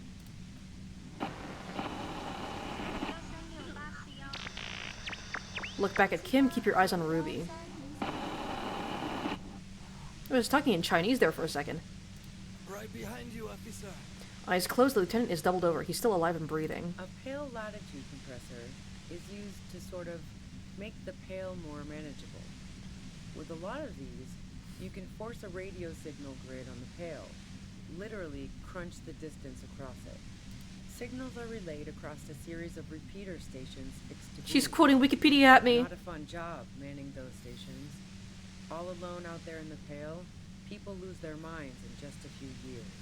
So, what we are experiencing is a concentration of radio waves. He gestures towards something with great effort. Precisely. This is an industrial strength paraboloid. I don't know what that means. It's meant for forcing dimensions on something that doesn't have them. Needless to say, the frequencies used are out of this world. At the upper limit is the large prime number generator station. It's used specifically for pale latitude compression. That's why you may be hearing some numbers. But you might also hear, or think you're hearing, local radio chatter. She's been holed up in here for a while with no one to talk to. Keep her talking, and you just might get an opportunity to break loose. How did you get your hands on this thing? Will I stay like this forever? Have you experienced the compressor yourself? That's all great, but let's talk about the man who was killed. Please turn it off. I can't take it anymore. I built it myself. She nods towards her torture device. That's illegal. That's illegal. You can't do that. But we are beyond that, aren't we? Oh yeah. Way beyond. She studies her death ray and the law officials trapped in it. Will I stay like this forever? No. Once I shut down the compressor, the pain will end. It may take a few minutes for you to steady yourself, though. It's a bit like waking out of a very confusing dream.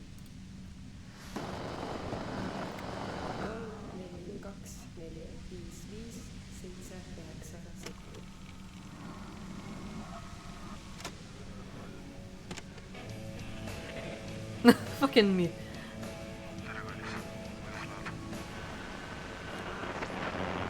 Rock music. Hell yeah, it's kind of a jam.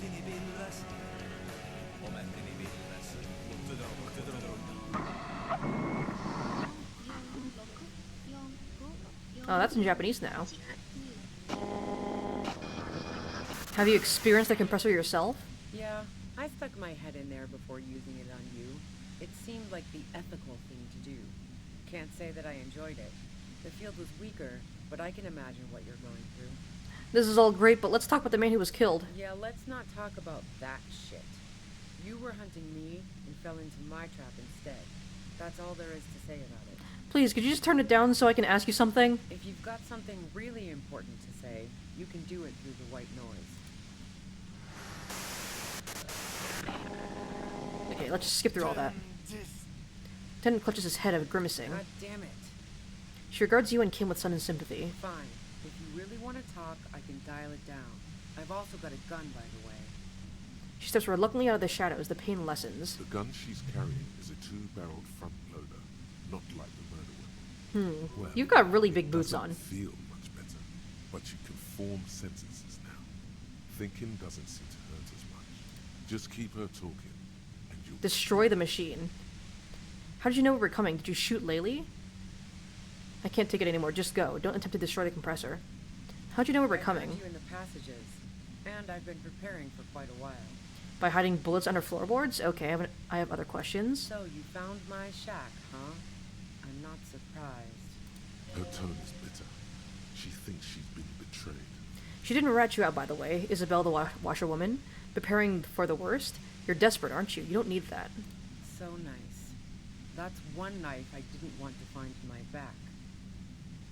I was, before I caught you in the pale latitude compressor. I'm fine now. It was dark in the shack. The waves outside had calmed down. She looked at the loaded gun. Then she cracked the barrel open and took the bullet out. Not today.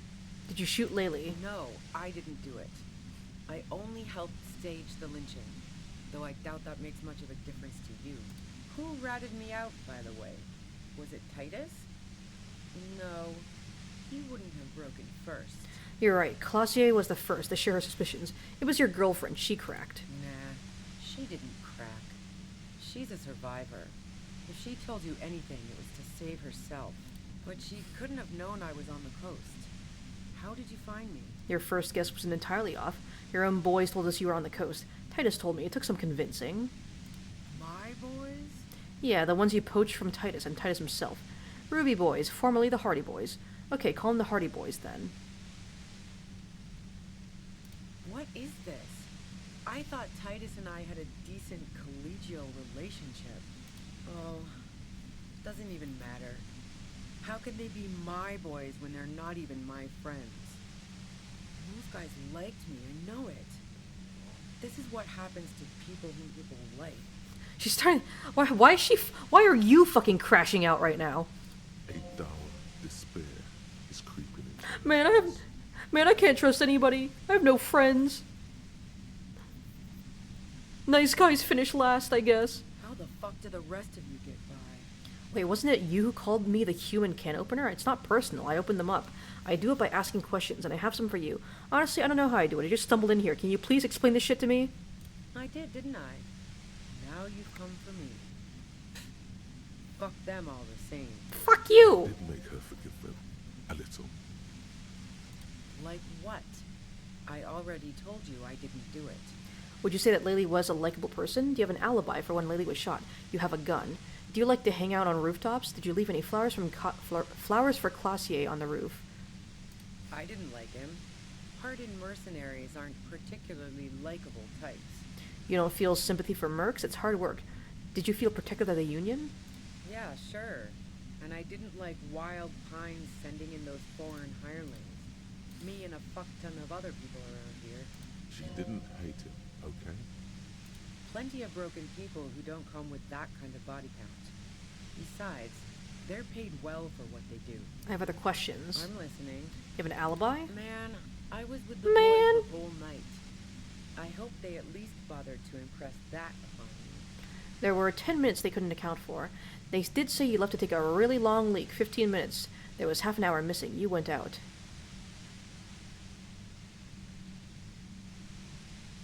Like fuck I did. I was in all the time. I went for a leak. 10-15 minutes max. Hold on, no one takes a 15-minute leak. Investigation has shown that 15 minutes was just enough time to commit the murder. Wow. Now I'm curious.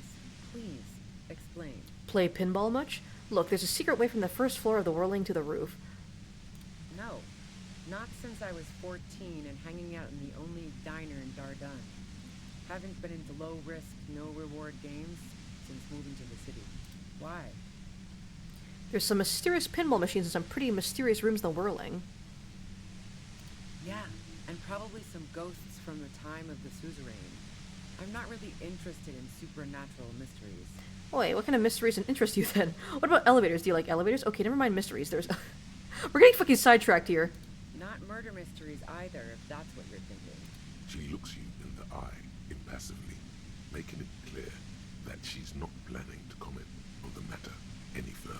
What about elevators? The fuck do elevators have to do with anything? Do you or don't you? Not particularly. Why not?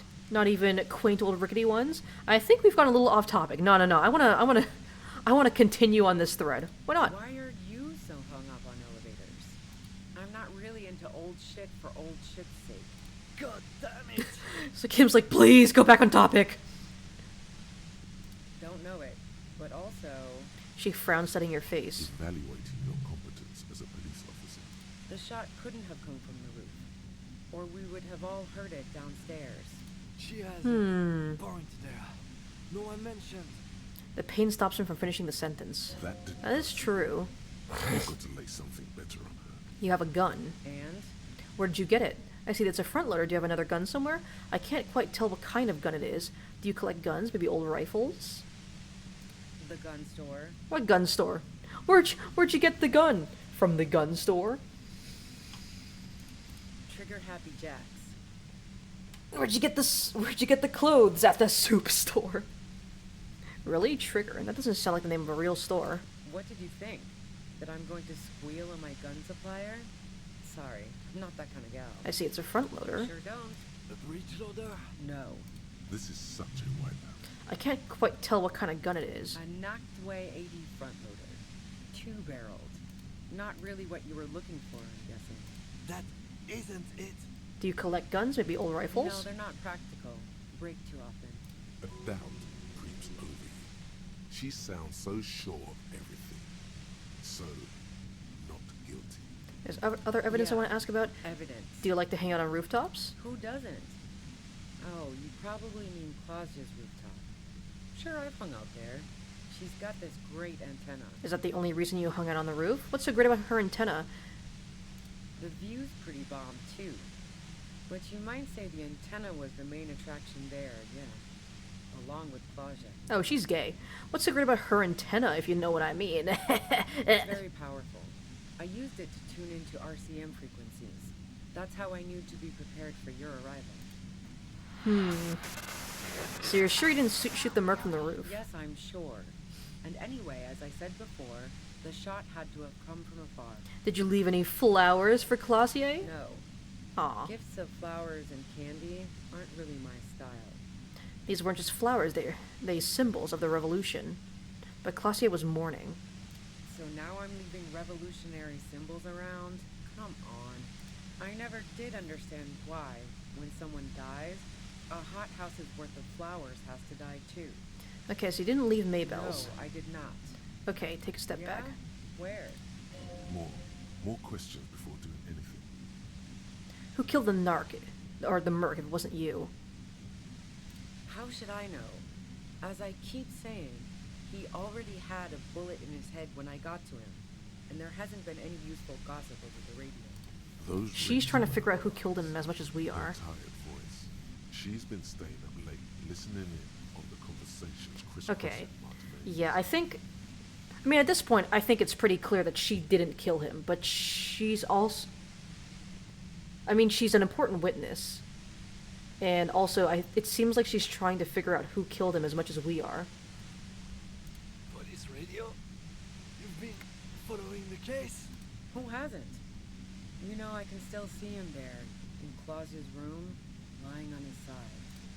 He was still warm, but the bluish light coming through the broken window made him look as though he'd been dead for a good long while. Claudia didn't want to turn the lamp on. She was afraid of another shot. I'm gonna be completely honest, I feel like her voice acting is kind of flat. Like, I don't know, it doesn't seem like... How do I put it? Like, it seems like Ruby should be, like, a bit less calm, I guess. Like, the way she's speaking feels, like, casual, you know? Like, she's in a casual, everyday conversation, when this is everything but... I don't know, I feel like there should be a bit more intensity to her voice. I'm sure the voice actress is talented. It might just be, like, poor directing. What happened Sunday night? Tell me your version. She eyes you warily, as though gauging your sincerity. It's okay. We just want to... He struggles to finish the sentence. All right, don't kill yourself over it. I was shooting the shit with Hardy and the boys over a few beers, like always. Then Claudia comes in, all pale and shuddering. She sits down with a drink, trying to steady her nerves. So I grab a seat next to her. Wait, did she also seem high to you? Claudia, you said you knew something was wrong immediately. And what did she say? Oh, Claudia said you knew something was wrong immediately. Oh yeah, super. But I didn't think too much of it at first. I'd seen her party hard before. Hell yeah, party hard. This woman has seen people OD. Claudia wasn't quite there yet. So why worry? Class A said you knew something was wrong almost immediately. No, I really didn't. She's not that easy to read. I just assumed she'd done too much blow. It wouldn't be a first for her. But no such luck. She was in some deep shit. She asked me to come upstairs. The merc she'd been going with was lying on the bedroom floor, dead. I knew she couldn't get the authorities involved, so yeah. You made it look like he'd been hanged. How did you manage to come up with a plan so quickly? It's pretty weird that you came up with this plan right on the spot. What? No. Faking a lynching was Oh. Okay. She looks shaken. She wasn't surprised to be ratted New out, development. but framed. Her idea? Yeah, in cold blood. It really surprised me how quickly she was able to get a hold of herself once we got up there. I mean, makes sense. She has been running from the feds since who knows how long. She asked me to help her drag him into the shower so she could wind the shower head around his neck to fake lividity. Then she dressed him while I went to get the Hardy Boys. Glacia knew exactly what she was doing. Can't remain calm under pressure otherwise. Showerhead, resourceful. That's bad that she'd be so calm. I don't believe you. Yeah. I wasn't sure whether to admire her or be disturbed. Do you think she killed Laylee herself? As I keep telling you cops, we didn't hear anything downstairs. No gunshot, nothing. But even if this is true, weren't you worried the lynching might lead to... War? The thought crossed my mind. But the mercenary's death was going to have repercussions either way. Although the way things are going... Ugh. Fuck it. Nah, I'm fuck not it. responsible for these people after what they did to me. Her grip on the gun is tight. Her arms toned. Her posture solid. Martinez lost a valuable defender. If you didn't kill him, why hide? I saw you roll into town.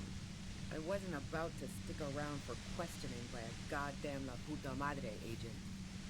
So this is what she was scared to tell Titus. Is that like it's like horror mother agent? That strange, distant fear is getting close now. It's a fear of yourself.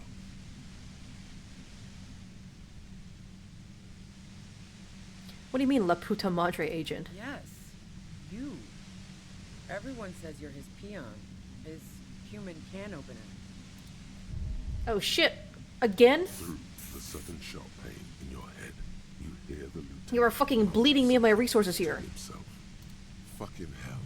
And why me? You hear through the white noise. It's especially bad suddenly. Felt like a vein exploded. Who's everyone? How did you know this? Bullshit, you're trying to throw me off. No one says that.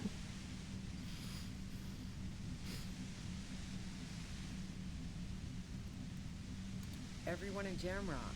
The cops, the criminals. Why do you think I'm holed up in here with a goddamn death ray waiting for you? Fuck yeah, my La Puta Madre agent. Agent, you better let me go. No one's an agent. I can't fucking say that for some reason. I'm no one's agent. I don't even know who La Puta Madre is. Right. Sure. You don't know. I'm sure I'm supposed to know, but I lost my memory recently. Could you tell me about it?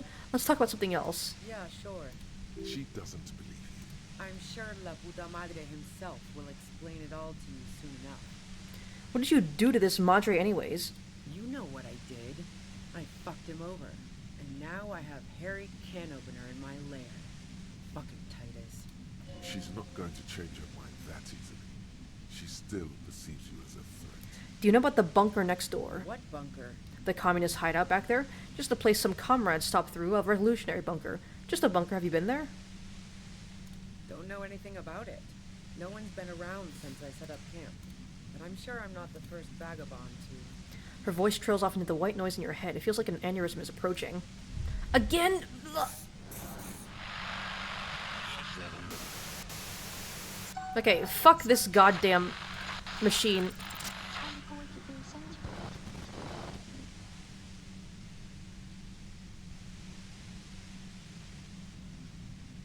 Look at him fucking go. Bro's crab walking. You did it. The compressor lies broken on its side. It's quiet in your head again. It still hurts like hell, but... You okay, Kim? Please tell me, Kim, you're alright. All good, officer. I love you, Kim. Be You should give me a kiss. She looks at the machine Assessing the damage. Her hand trembles. Oh, fuck it. She puts the barrel of the gun in her mouth. Oh shit. What are you doing? Problem solving. Ma'am, put the gun down. That's not the solution to your problems. You are... Oh, yes it is. Convince her to put the gun down. No, I'm not gonna let her fucking do it. She's Oh! desperate. Oh! She thinks she has no other. My fucking backwards ass luck coming in clutch. What options? Maybe I can still talk her out of it. Please, just walk away. I wish I could just let you go, but I have to follow protocol. She stares at you, frozen, the gun still in her mouth, eyes filled with dark intensity. Then something shifts in her. Gratitude, doubt. She's still ready to go. Come on, we're trying to find the killer together. Maybe we can work. Maybe we can work together, you know? Her neck and shoulders relax, and her grip on the gun loosens. You don't have to do this. You're not cornered. I'm letting you go. Just fucking go, okay, before I change my mind. Day of miracles. I'll take it.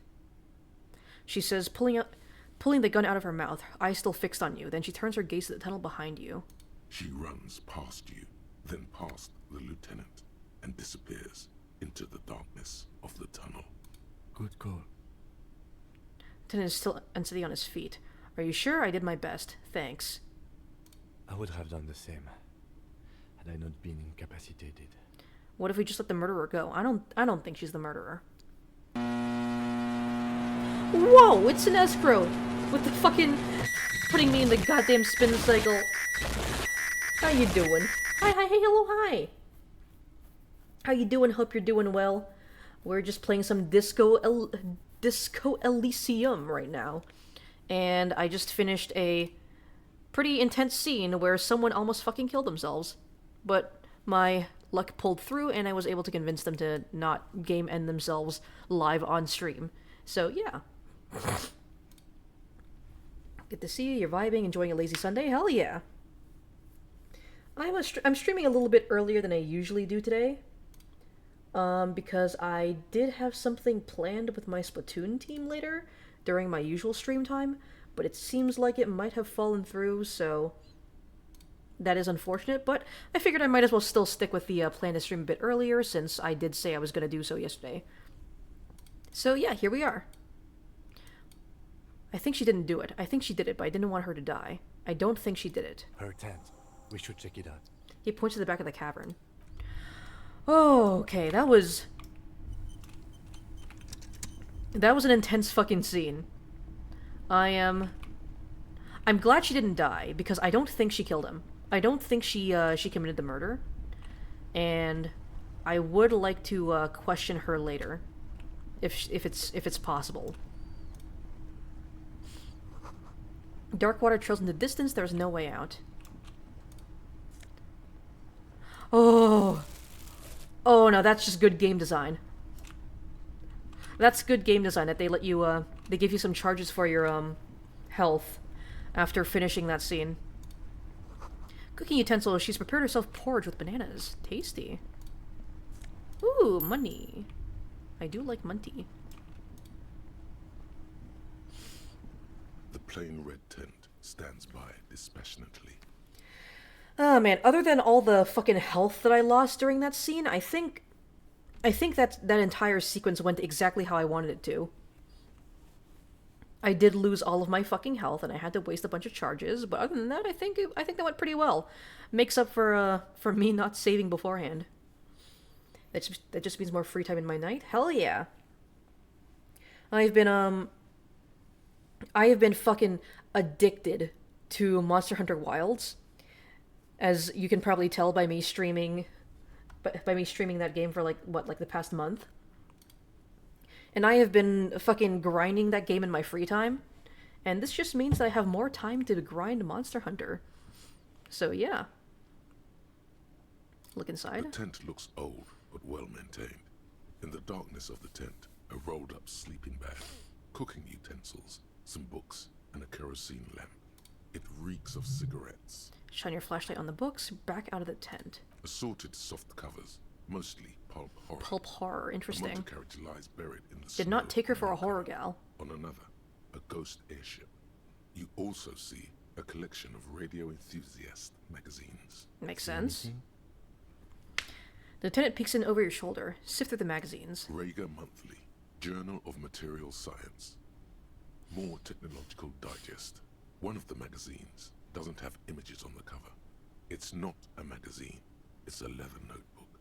A notebook. Ooh, Ruby's journal. Leather journal. A trusted friend. Some clues. left behind. We should read this immediately, like right now. Kim's like, please, I gotta see what's inside. What if I say no? What if I what if I edge Kim? Oh god, that sounds awful to say out loud. You found Ruby's journal. Read it in the interact tab. Let's see. A well-loved journal with a brown leather cover and the brand name Schneller embossed on the back. Seems to have served as a loyal friend to a lonely traveler. I'm gonna wander around a bit more. Also, I should probably save. I'm gonna save right here. You need to check out the Monster Hunter games. It's been on your list for a while. You're gonna try Yakuza's series soon as well. Ah, fuck. There's an ad playing right as I read your comment.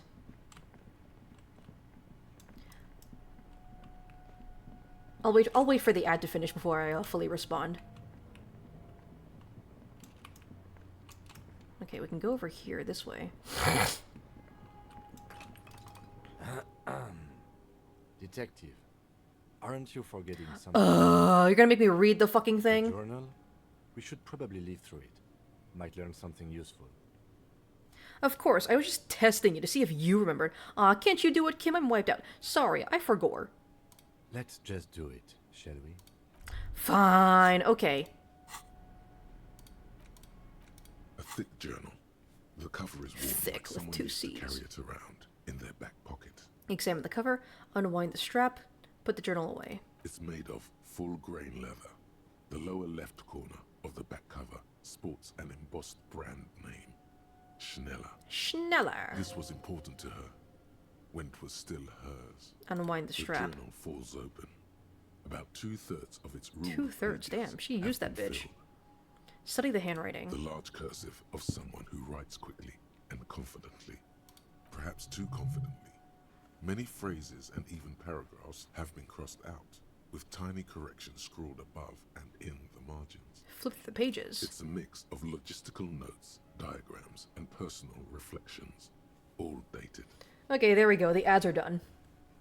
That spring sale did fucking numbers to your budget. Real. I know there was also like I don't fucking know what it was called. Like some. It was some kind of event where they were like promoting a bunch of indie games. They're promoting a bunch of indie games that had like free demos, and I tried some of them out. But honestly, I'd say like there were a couple games that I thought were pretty interesting that I ended up wishlisting. Mostly a bunch of horror games. Although for those, I'm kind of waiting for them to be on sale before I start splurging.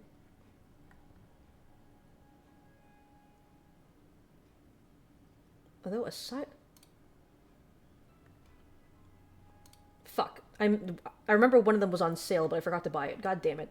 There's one called Asylum that I was kind of interested in. It's Next Fest. There we go. I knew it was something Fest. Yeah, Steam Next Fest. I was looking around a bunch of those games. That's usually fun. You're all about small studio games. Oh yeah, true. I'm especially like I find like the like indie horror games, like small studio horror games tend to be my thing. I'm not really a big fan of like AAA, like huge budget horror games, you know, like Resident Evil is fine, I guess. Like Resident Evil, Silent Hill, like those are all fine, but it's like, I don't know. I feel like there's a vibe that like small indie horror games have that the big studios just can't replicate. Like one of my favorite horror games of all time is the Fear and Hunger series, which is made entirely in RPG Maker by one guy. And like I said, it's one of my favorite horror games of all time. It's like an incredibly unique experience. It is a fucking ball buster of a game. It is incredibly difficult. well, if you don't look up a guide, I feel like 90% of the game is just like figuring out exactly how it fucking works. But it is a fantastic game. I would highly recommend, if you don't mind, like, well, to put it bluntly, like sexual themes, like violent sexual themes, just kind of like gross body horror in general. But yeah. Most AAA studios miss the mark and charm of indie titles when the goal becomes making money and not making art. The game loses impact, in your opinion. Yeah, and it's like, I think there's also like you kind of see like there's a bit of unpolish that I think really adds to like the appeal, the way that I enjoy horror games, right? Like with horror games specifically, I think like the rougher a game is, like the less polish it has, like the more fun of an experience it is for me, right? I don't know, it's something about horror specifically that I think like the less polished it is, the more interesting and the more intriguing it is. Like Fear and Hunger is a buggy ass game as well. It's a buggy fucking game. It's made in RPG Maker after all. But like, I don't know, just something about that game just lives in my head rent free. There's another game that's coming out soon that looks really interesting. I think it's called Levaluta. It's like, it looks rough. Like it's like a point and click adventure game, and it looks rough. The character animations are like stilted and awkward, but I feel like that just kind of adds to like the vibes, right? That Jake is the charm, exactly. And it's like Resident Evil, Silent Hill. What are some other big horror games? Fuck, why can't I think of like big like horror game franchises? I can't think of any other ones other than like Resident Evil and Silent Hill, but like, you know what I mean, right? Like those big budget like horror games. I guess The Evil Within is another one. I feel like not only do they like feel too polished, I feel like it's also they kind of feel samey. Like it's all just like you play as a guy who's trying to escape a place, and it's a survival horror game, and it's just like, I don't know, it just kind of all blends together at some point.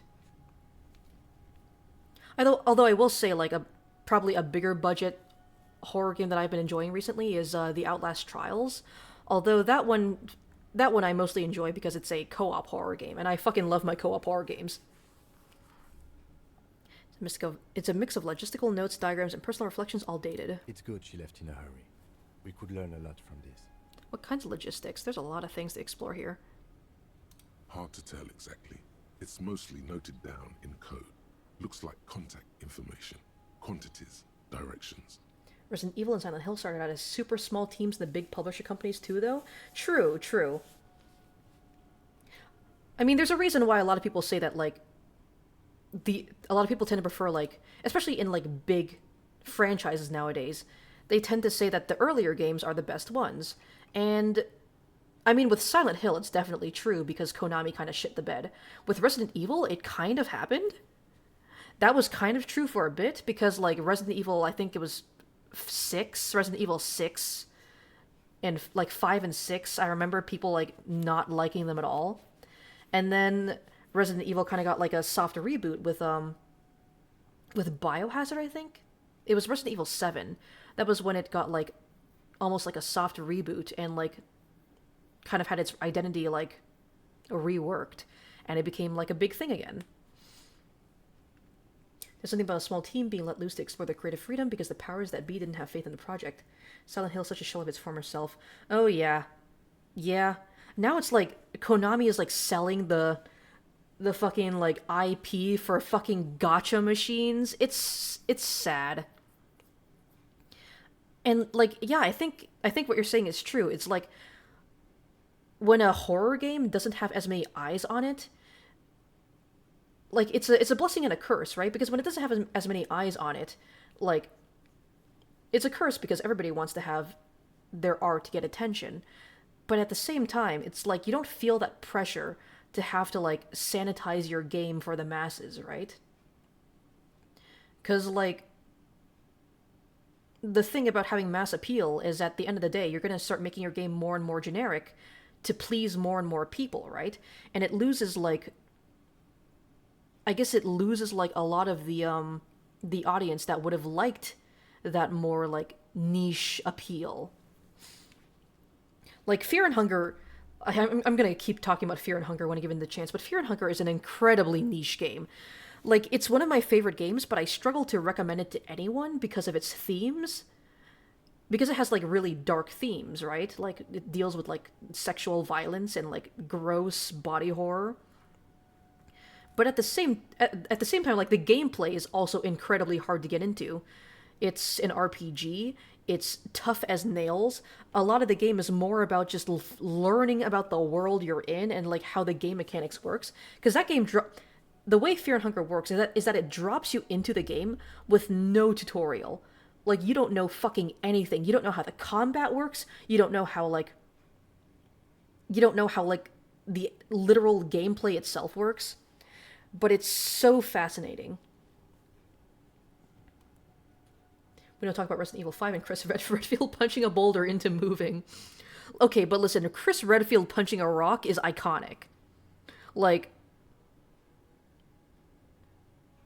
I don't know, like, that specifically, I think, is, like, a good aspect of Resident Evil, because Resident Evil has always been, like, super campy. It's, like, super campy, like, it's like a riff on, like, Western horror, right? Where it's, like, super action-packed and campy. The stilted dialogue and, like, voice acting in Resident Evil 1, it was intentional, right? I'm pretty sure I read somewhere that the stilted dialogue in Resident Evil 1 was intentional in order to, like, it's kind of meant to play out as, like, an American, like, shitty, like, horror B movie, right? And, like, again, like, that's part of the charm. But I think, like, as the series went on and on, it kind of got a bit more... It started taking itself a bit too seriously. But I think Chris Redfield punching a rock is perfectly in the spirit of what Resident Evil is about. There could be useful information about local operations in those notes. We have a junior sergeant at my station who's good with codes. I can give this to her after. I mean, even the most recent Resident Evil game, the one with Lady Dimitrescu, has some of that camp. Because at one point, like, you get your fucking arm cut off. You get your whole ass arm cut off, and you just reattach it and, like, pour some fucking potion over it, and it's good as new. And it's like, what the fuck? That's not how it fucking works. But it's like, again, it's like perfectly in the spirit of Resident Evil, because it's just like goofy, over the top, almost. The later Resident Evil games feel like if CSI Miami writers got to do a horror game. I haven't played the most recent entries, and I haven't seen a playthrough of them either. But, like, I mean, they're good. They're good games. Like I said, there was a dip in the middle, but then they kind of seemed to have, like, almost rebooted its identity. I think Resident Evil takes itself a bit more seriously now, but there are some moments here and there where there's still some of that camp. What are the diagrams of? Esoteric radio technology.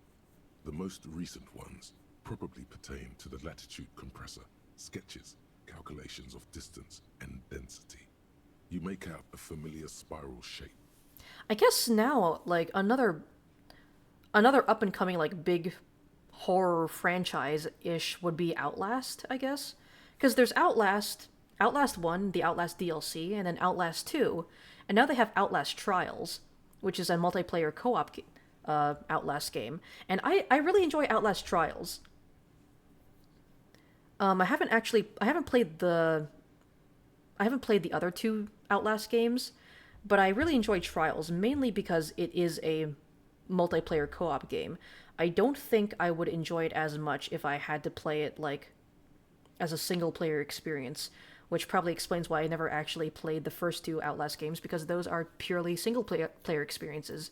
And again, with, like, AAA horror games, with the more bigger budget horror games, they just don't really appeal to me, because there's a bit too much polish. I think Outlast Trials gets around my reluctance to play the Outlast games because of its co-op gameplay. Short, Anything personal? dry observations of people and places, probably a way to pass the time on the road. Also, what appears to be attempts to sort through some difficult decisions. There are a few passages with many questions in them. Oh yeah, another big budget horror game that I played recently was the Dead Space remake. The remake of the first Dead Space game.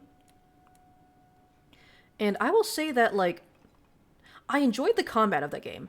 I thought it was how do I put it? I feel like the best way that I can describe my enjoyment of Dead Space is that I enjoyed it as a single-player action shooter game. And I think there were some fun horror elements, but I wouldn't really call that what appealed to me about the game. You heard that game was super buggy on release. The remake or the original? Because I played the remake was it was a pretty smooth experience.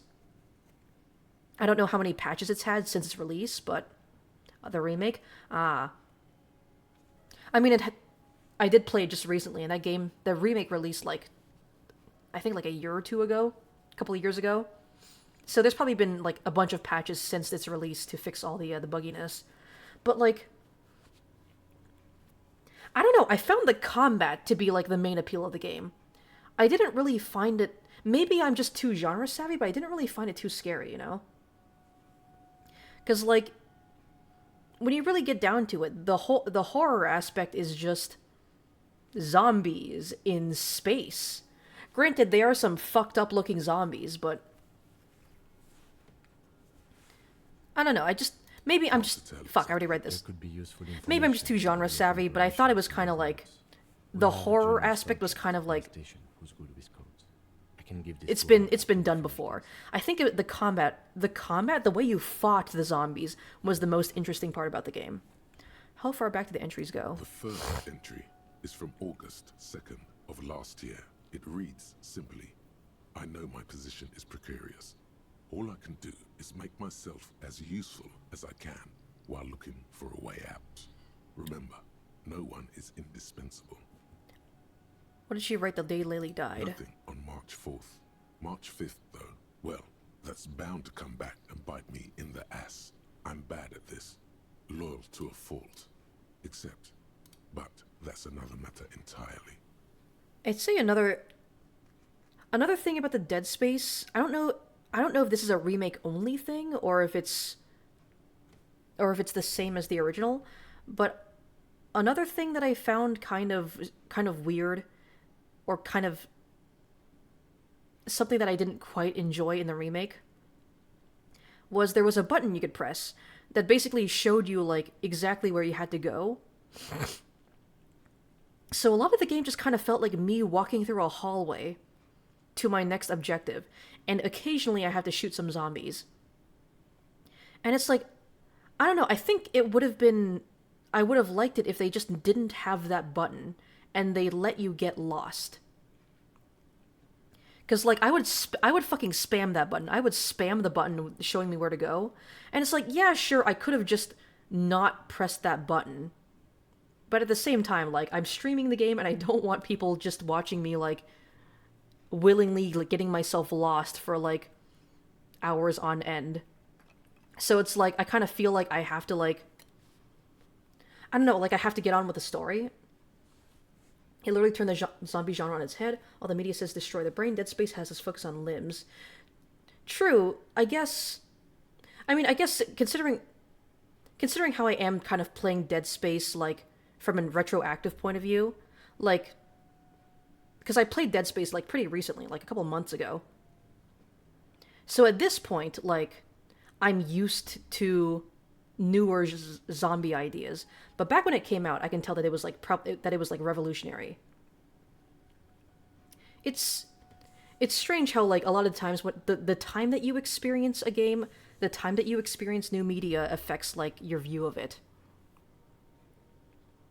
I'm not saying that it's a bad game. I'm not saying that I didn't like it. I did enjoy it. It's just I found the horror aspect to be kind of, I don't know, I didn't find it to be like a new horror experience, I guess. And again, like, I also would have liked it if the game actually let you get lost. It actually let you get lost in the hallways. It didn't have that button that showed you where exactly to go all the time, because, like, when I have that option available, I'm going to use it. And when I use it, it kind of just feels like I'm walking through a hallway. And I don't know, I felt like there wasn't really much encouraging me to explore and get lost. And I would have liked it if the game forced that onto you, if that makes sense. Because I'm the kind of person where, like, if a game gives you a mechanic, I'm going to use that mechanic. Right? Anything about La Puta Madre? That name isn't mentioned as far as you can tell. No mention of that. What about this M? Could this be La Puta Madre? Here, March 9th and March 15th. Read the entry from March 9th first. Right. M's peon is coming to town, no doubt to investigate the lynching. But also, I feel it in my gut to finally put a bullet in my head while I'm napping in my lorry or on a smoke break. Well, I won't stick around just to twist my own neck by constantly looking over. Well, how fortunate for her that I lost my fucking memory. Then again, isn't that what I've been doing ever since I got the call? The call? Did M call her personally? Why? Who the fuck is La Puta Madre, and why is his name fucking whore mother? Were you supposed to find her, even apart from the investigation then? On M's request? No, you wouldn't do something like this. This must be a mistake. You didn't follow through. You should have shot her in the head. Goddamn right I should have. This is a coincidence. I would never kill people for a mob boss. The thought steadies your nerves. The journal stops shaking in your hand. Yeah, and also, like, I would like to question her, or I would like to question her later and see what she knows about the case. And I can't do that if she's fucking dead. Been holed up here for 3 days now. I'm used to being alone and all, but I don't know when I'll be able to leave, or if I'll be ratted out. They will rat me out, of course. I've made it a point to believe in the best in people, the boys, for example. But experience tells me, did M feel truly betrayed by me? Betrayed? I was feeling threatened. He'd have to know if he threatened people, they'd take measures. So she was working with him before? Even I know that. Economic measures, first of all. Gotta make a living, right? I can still hear his voice in the receiver. Taste the plastic. The entry ends abruptly. That must have been one hell of a conversation. What's the most recent entry? The most recent entry is from today. It reads, There's a rat. Even when I leave here, 70 experience. Alive, what's my next move? Staging a lynching is a crime, even if I'm not accused of murder on top of that. Forever on the run. Not really my idea of the open road. Man, I was really looking forward to winning. It looks like she might have been framed. Lieutenant taps on the page. That would be a first, or a fourth. But who's counting, he thinks. Very rarely does anyone actually get framed. If she didn't do it, then maybe it's a good idea. It's good that we didn't catch her. Kim, am I really La Puta Madre agent? And who do you think killed the merc? I wouldn't go so far as to say that. We have other reasons to arrest her. He frowns. Besides, I'm not sure her life as a fugitive is going to be much better than we does. Especially if she has problems with the Madre. Kim, am I really a La Puta Madre agent? Why is that so hard for me to say? Ask someone in your precinct if you want to be sure. Who is La Puta Madre? The head of a major Jamrock gang, specializing in drug production and trafficking. A very bad person. So it is, like, a mob boss, essentially. Then who do you think killed the merc? Could have been Titus. Then again... But no one heard the shot. Seems plausible? I don't know. T-Man would fuck me over! Maybe there's a Hardy boy we've yet to meet, who acted as his accomplice. I don't think it's related to the Hardy Boys. One thing is for certain. We have business back in the whirling and rags. Questions to ask. We should get to it. Alright. Can I investigate this? The bullet is still God fucking damn it. I'm so fucking mad about this. RCM stamp. I'm so fucking mad about this check in particular. Because I should have succeeded it.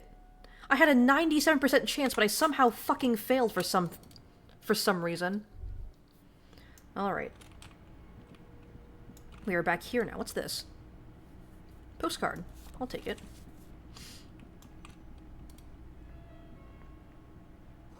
The glass is covered with grime and dust. You can barely see out. Where does this go? Oh yeah, this roof area. I remember seeing this. Stone's Fall. It's a long way down. Is there anything up here? Come on, hurry up. Hurry up, Harry. The central support beam has been destroyed by artillery fire. The gusts of wind. The height feels dizzying. That's the ladder. Is there anything else of note up here? Can I go over here?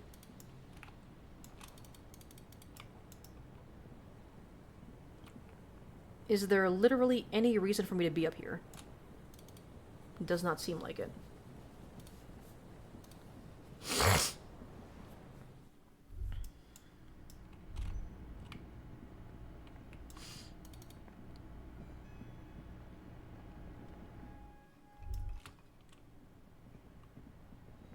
The rats. Alright. Are you La Puta Madre's peon? Return to the whirling of the whole instigator debacle. Call your station to find out more. Join the reading group.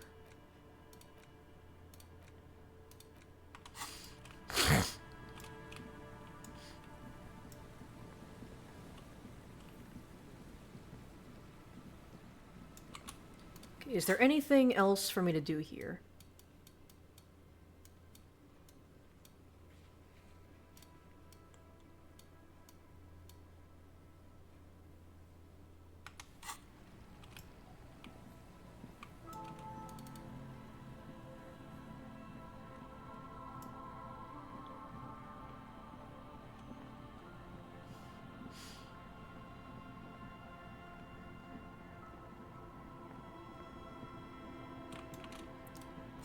Let's fast travel.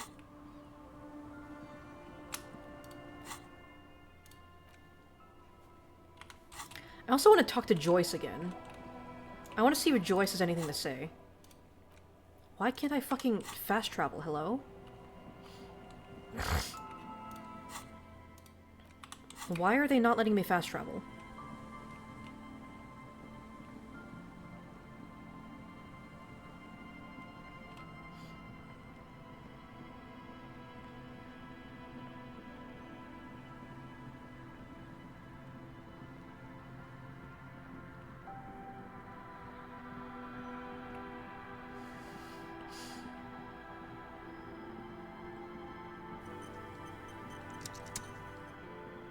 The pawn shop is closed? Why? Stop. Now. It is time. For what? Crisis. Death. You can feel it in your blue soul. What am I supposed to do? Be prepared. Make sure you have your pepper box in your hand.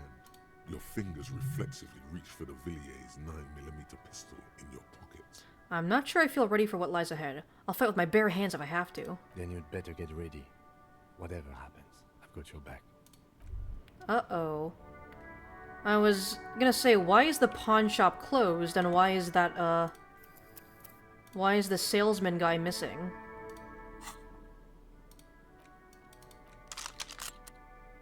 Do I have any bullets? Holding the gun feels natural and satisfying. It's like an extension of your arm, the polished wooden handle almost fusing into your palm. I think my hand recognizes it. It reminds you of the day you first held it, with fear and respect, hoping you don't have to use it. The sun was out in Jamrock. It was so long ago. Sheathe your sidearm, officer. A serious law official, cop by the book, should know to only unholster their service weapon when using it is unavoidable. I don't like the feel of this. Shits to give, loincloth. Welcome to the fucking reckoning. Courtenaire. These are the other mercenaries. Put your damn gun down. people are gonna get hurt. We need to talk this through. All right? Shut up! Not gonna talk yourself out of this, loincloth shit fuck. This is the scab leader. His chest rises and falls under the ceramic breastplate. His fingers reach for the butt of his sidearm. There's something very wrong with him. He's dangerous. Say nothing. Shh. Lieutenant raises his left hand. This is a misunderstanding. Nothing irreversible has happened yet. You can just return to your unit and forget all about this. The Kipt is merciful, willing to spare us if we just forget about our murdered and humiliated commander. I think we should just kill everyone, Corty. You are all drunk. Come to your senses. You won't gun down 7 people in the middle of the street. This isn't a frontier town or a jungle outpost. Easy, Lizzie. Let me handle it. I know guys like this. I'm sure we can come to a peaceful agreement. Ain't that right, fellas? Peaceful. Who the fuck is... Well, who the fuck are you, and why do you look hard as fuck? It sounds like the armored figure is weeping. Nest in your abdominal cavity, like a little wild mouse. The masked man's words are barely intelligible, but you can hear them. Fuck. There are 3 of them. I was hoping there would be less. Woo, woo, woo, woo! Lieutenant points to the helmeted figure. This 3rd one, he is the most dangerous of them all. Heavily armed. The lieutenant is genuinely worried for his life. You should consult him before getting in there. The big one is the damn scab leader. If this turns into a firefight, we should take him out first. He nods. What do we do? My plan is not to get killed, but we have to intervene. Well, if we have to... Stop, this is the police! Get between them. Get lost, comedian. You cops had your chance. Now it's fucking time for some justice. He licks his lips, waving his gun at the crowd. Losing his balance for a moment, he staggers backward. I think he's calmed down a bit. No, he didn't. He's about to open fire.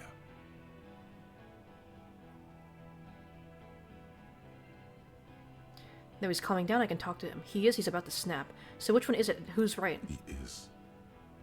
I was wrong. Pig, fuck! The voice from beneath the helmet interrupts your thoughts. You only make out the last word. I can see you're drunk. One wrong move and I'm taking you out. Easy now, no one needs to die here today. Say nothing, cross your arms. Say nothing? Coordinator turns his bloodshot eyes to you. You're probably gonna get killed, too. I think I'm gonna kill you. I didn't think I had it in me to kill a cop. To your left, you hear the lieutenant cock his gun. No one is going to kill anyone. Let's just put the guns down and talk like civilized human beings. With a wordless gurgle, the killer loads his long rifle. The leader gives a small nod to the helmeted man. Suddenly, the grip of your sidearm feels comforting and warm in your hand. Oh shit. Feels like it's saying, do it. Shoot Do him what? in the mouth. Shoot him before he shoots you. Even if it comes to a fight, it's always a good idea to drag it out first. Get under his skin. I don't know about this getting under his skin. What if he gets under yours? I'm barely keeping your hand from trembling here. Peace. Always peace. It has worked thus far. Start with the first idea you have, then move down from that. Think of an argument. Talk about a hanged man. Shoot Courtenaire. Listen, they didn't do it. You're all drunk. Look at yourselves. The Wild Pines rep does not approve of this. Where's Classier? She can explain this. Stand there quietly. Hope nothing bad happens. Had blue eyes. You're all drunk. Look at yourselves. Yeah? Who did that? What, I just need a little time to figure this out. I think it was Titus. It was Classier. It was Ruby. It was me. It was someone else. Someone who's not here now. I don't think it was Titus. I don't think it was Ruby. I don't think it was Classier. It might have been me. But I don't think I want to say that. It was someone else. Someone who's not here now. How fucking fucking convenient. He gives you a drunken stare, then puts his hand on the gun. His fingers are twitching. That's a draw reflex. He's about to draw. A lot of people could have gotten to that roof, like Gart, the cafeteria manager. Actually, they are here. It was one of you. I've changed my mind. I can still change my mind, right? One of us? You saying we? Among Us. What if I just shot one of your pals here right now? Huh? Among Us. Among Us. How about the Imposter sus. Go ahead. Tell me we fucking killed our own colonel one more time. Listen, please. This cop and this drumhead cop marshal won't decide who... He's gonna do it. He's gonna shoot her. Think. Why doesn't he believe me? The whole was confessed to hanging him. Oh my god. All together. Titus said we took him out back and hanged him. He said it loud. In a public place. Oh my god, my fucking backwards ass luck. Holy shit. Wait, they didn't confess. Listen, he was shot. He wasn't hanged. Listen to me. You're lying. DePaul heard it. He doesn't move the weapon. A Kiel Model 40 revolver. 8 rounds in the barrel. The gun slowly sways in his hand from the inebriation. You heard wrong. She and these men have been helping us find the shooter.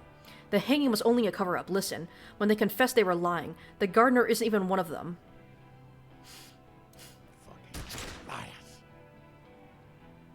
He pulls the trigger. A plume of smoke erupts from the muzzle of his gun. The shot rings in your ears. A low, tinny ring. Then the Hardy boys yell something. The young woman stands and looks behind her. Ooh. The shot has flown over her head, Ooh. crashing a small pane of the glass window behind her. I missed. The man looks at his revolver and smiles. I know what I heard, Corty. They said they killed him. They said it was a good way to end a Sunday night. That's bad.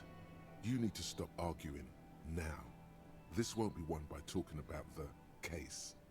They don't care.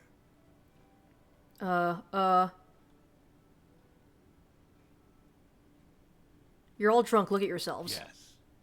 So what? Yeah? So what? You should be drunk too. Or, like, drunker.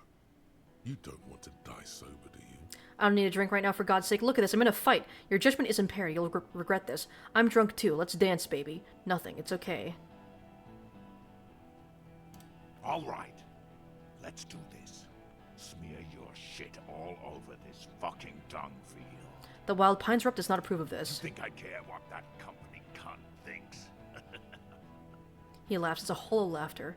Wild Pines is not going to forgive you massacring a bunch of innocent people. What if I just call her now, huh? Raise your voice. Okay, let me just say one thing. Change the topic. She's gone, you stupid fuck. Sailed off 5 Oh, minutes shit. ago. No! She doesn't give a shit about you, Silos. You're alone. No, I still needed to question her about some things. Fuck. As you look to the bay, you see a small green sail on the horizon by the crumbling sea fort, growing smaller. Stay cool! Don't do anything stupid! Titus shouts to his men in the background. Company bitch is gone. Laylee's gone. Fuck are we still doing in this shithole? He looks around tired suddenly, sad even. Guys, I just get in the way. I don't even have a gun. Hold your ground. Any more of you run, I'll shoot Okay. you myself. We're doing this together. They're afraid, all of them, trembling reeds in the wind. They'll run, scatter soon, one by one. No, the rest will stay. They would hold their ground, even if it means dying here with you. Where's Claudia? She can explain this. Who the fuck is that? Glacia, the woman upstairs. Where is she? She left. The manager calls down from the balcony. Unarmed, hunched, but keeping it together. Gart, what the hell are you doing here? What do you mean she left? What am I doing? My fucking establishment is under fire. You know how much windows cost? What do you mean she left? She left. Her room's cleaned out. Right before these assholes showed up. We should have arrested her. Lieutenant whispers, his eyes still on the armed mercenaries. You can feel how upset he is with himself. Just for a second. Then the fear takes over and he's back in the moment. Hey, Bushman! Your little cunt isn't gonna help you out of this one. She's gone. Well. Dangerous. Ask about him first. You don't want personal facts about his dead friend coming out of your mouth. He has to start it. I knew you weren't a goddamn scab leader. Yeah, I don't fucking act so well. Laylee had a hard-on for making faces for you natives. Fucking food aid shit. That shit is done now. Trigger time. Who are you? Sergeant Major Rao Cortiner, reporting in to burn this fucking mud hut to the ground. He points at the whirling rags. As he moves, the interlocking pieces of his armor click softly. For killing, maiming, and humiliating our commanding officer. All sentenced to death by lead. Listen, you're Laylee. Everyone says good things about him. He was a talker. He has blue eyes, didn't he? He had blue eyes, didn't he, your colonel? Your colonel did not deserve to go out like that. I promise. I will find this killer. Baby blue, yeah. Like someone fucked up and put a baby's eyes on a grown man. He smiles, pulling his face in a strange way. It was creepy, but bitches like that shit, I guess. Or, I don't know what bitches like. I just know how to mow down cloths. Listen, you're Laylee. Everyone says good things about him. He was a talker. What do you mean, talker? We've heard testimony. People say he was charismatic, a nice guy to be around. Yeah, he liked to chat up the natives. Share leaflets. Squeeze a bit of kid tass here and there. Great fucking idea that turned out to be. He points towards the yard. If Laylee was here, she would spare the lot of you. Maybe shoot one for sure. But me, I'm not a big fan of public affairs, Clay Monkey. I'll gun every one of you down for what you did. Ready to open fire, Major. At your command. Shut up, you're British. Conclude, your colonel did not deserve to go out like that. I promise I will find this killer. Find his killer. Cop, his killer stands right there, shitting his pants, and you're standing in the way, protecting them. I know what this tactic is, Silo Sam. You're gonna die for them. Right here. This did nothing. You think you were onto something? You just wasted time. Please, act. Think of an argument? International something. International law. This tribunal is against the law, the international law. Don't say it. Don't say it. But now you stood there scratching your ass for 1.5 seconds. You think this helps things? Stand there quietly, hope nothing bad happens. What's the matter, loincloth? Got your mouth full of dick. Think I'm gonna spare you? My brother is dead. There's his brother. Kill me and you'll never find out who killed your colonel. I've been withholding information. Go ahead, kill me then. I want to die. God damn it, I did my best. I just need more time to solve the murder. Me and Kim are gonna fucking murder you? Rude. Kill him.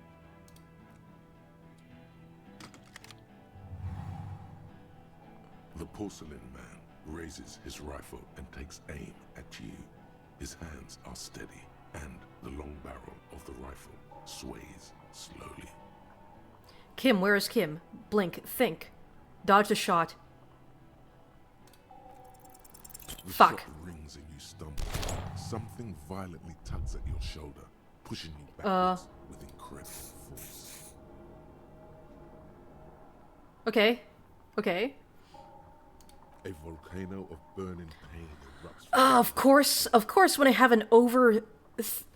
over a 20% chance of succeeding, I fail. The pain flows over your entire body like an awful shock. A grim knowing rises from within. Half of your body must be gone. God, please.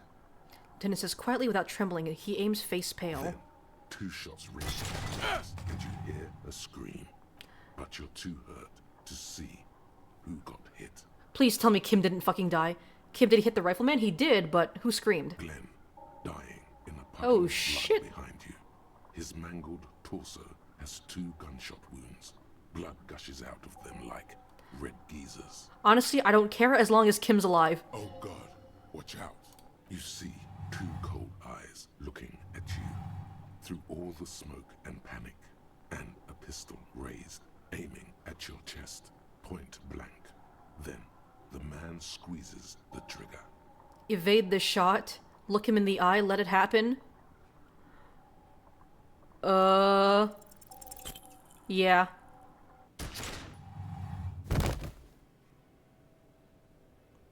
Well, shit. You can't. There is no time. Something inside your pelvis explodes.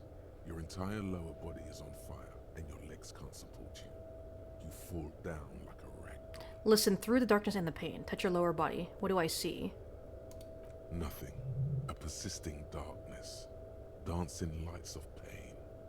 Distant shadows cast by them. Like a hellish play. You're bleeding out. Out of his silhouette appears, crushing over you. You hear a familiar voice filled with urgency and fear. Kim! Kim, my savior, you're alive! No one wants to do anything with me. No one wants to party with me. Live fast, die old. Ugh.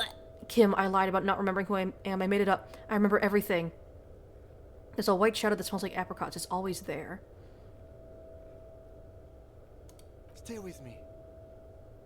You feel burning hot tears streaming from your eyes. I can't forget it, even when I drank so much. I said I have a vast soul. It said I have a vast soul. Do I have a vast soul? She would have started loving me again, but I called her and now she won't. Please call her, Kim. She won't listen to me. Yes, keep talking. You hear me? Then it pushes down in your wound hard. But you can't. It's so hard. Your eyelids grow heavy, and the sounds ever more distant. And the cold comes over you. The lieutenant, too, is somewhere far away. Almost gone. When suddenly, you sense something behind him. A shadow towering. Someone stands there, raising his pistol at him. The lieutenant does not see it. He's pushing down on your wound. Kim, no! Hands. Scream immediately. He's gonna die. Just let the darkness take you. No, Kim! No. Oh my god. And hand out your firearm to him. Your hand trembles, and your eyes are full of fear. That's all it takes. There is no room for hesitation. The lieutenant moves like a spring unloaded. He grabs the gun from your bloody hand and fires behind him. Holy shit, Kim. You hear a roar of pain, a death scream. The sound disappears like someone pressed stop on the tape. The hulking figure, too, is gone. And so is Kim. And the whole world. Fall into total darkness. This is death. One more door, baby. One more door. Will I be a ghost now? Good, I want to die. No, let me back into the fight. Fight? There is no fight. The fight is over. It was lost 1,000 years ago. You have laid here forever. Keep falling deeper. Take the door. He's not taking it. His body is not taking it.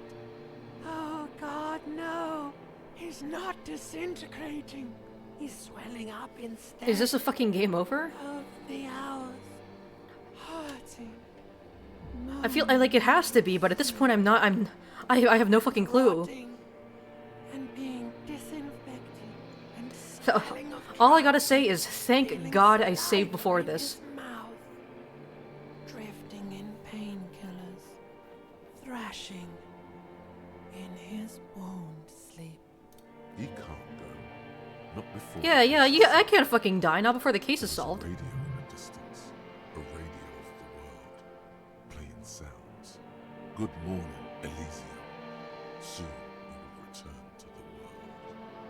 Hours turn to days. Soon we will get up again and go through it again. Finally, we know what the infernal engine was outside. The clarion call. It was him. He is the infernal engine.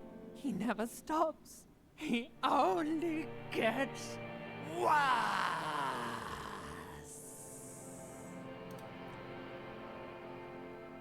Game over?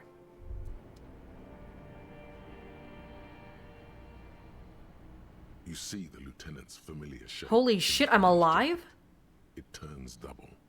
then triple from the pain. Holy shit! It's nothing. You're alive. That's what matters. Kim, you're alive! Lieutenant says he's in the middle of a freshly cleaned room with the fan above his head like a halo. His face is covered in bruises. Ouch, the room, it's clean. It's clean. The piss jacket, Kim, you took it off? What did you say? Sunrise. What happened? How bad am I hurt? What the fuck happened? We tried to take the diplomatic route and hoped they wouldn't attack first. They did. The Major gave the command. What happened then? As retaliation, the rifleman shot you. He hit with his carabine. I was looking for a clear line of sight. When I found it... He sounds a tiny bit sorry he did not find it before you got hit. I shot and wounded him, while Glenn took a bullet in the spine. It was meant for me. Damn.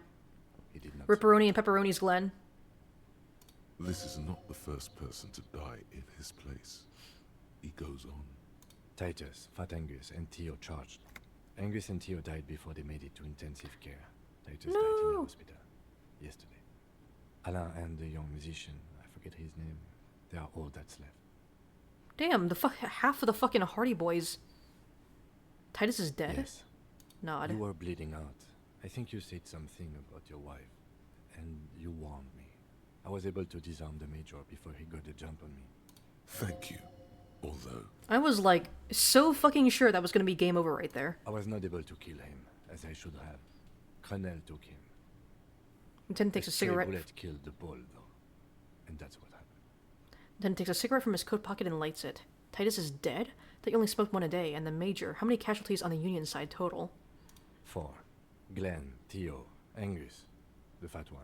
He took a lot of bullets. And Titus. And the Major? He's in a private hospital across the river. Crenel claimed him from the local butcher shop where Titus died. Turns out he's insured. There is unveiled anger in his voice. We won't get to him anymore. The good news is he's not coming here either. I did some damage. Titus is dead? Yes. They only smoked one a day. This is the one. And that's...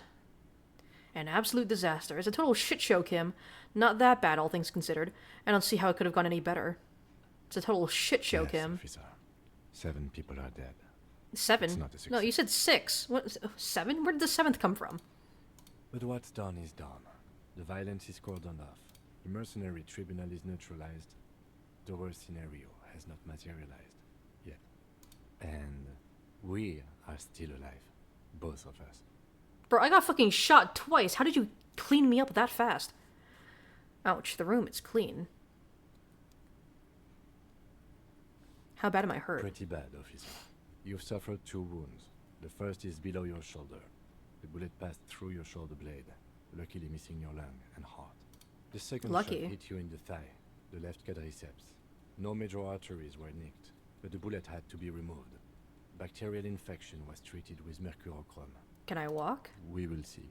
If it's possible, then by pure willpower alone, you are going to have to become a psycho-locomotor. A psycho-loco? Why do you say it like that?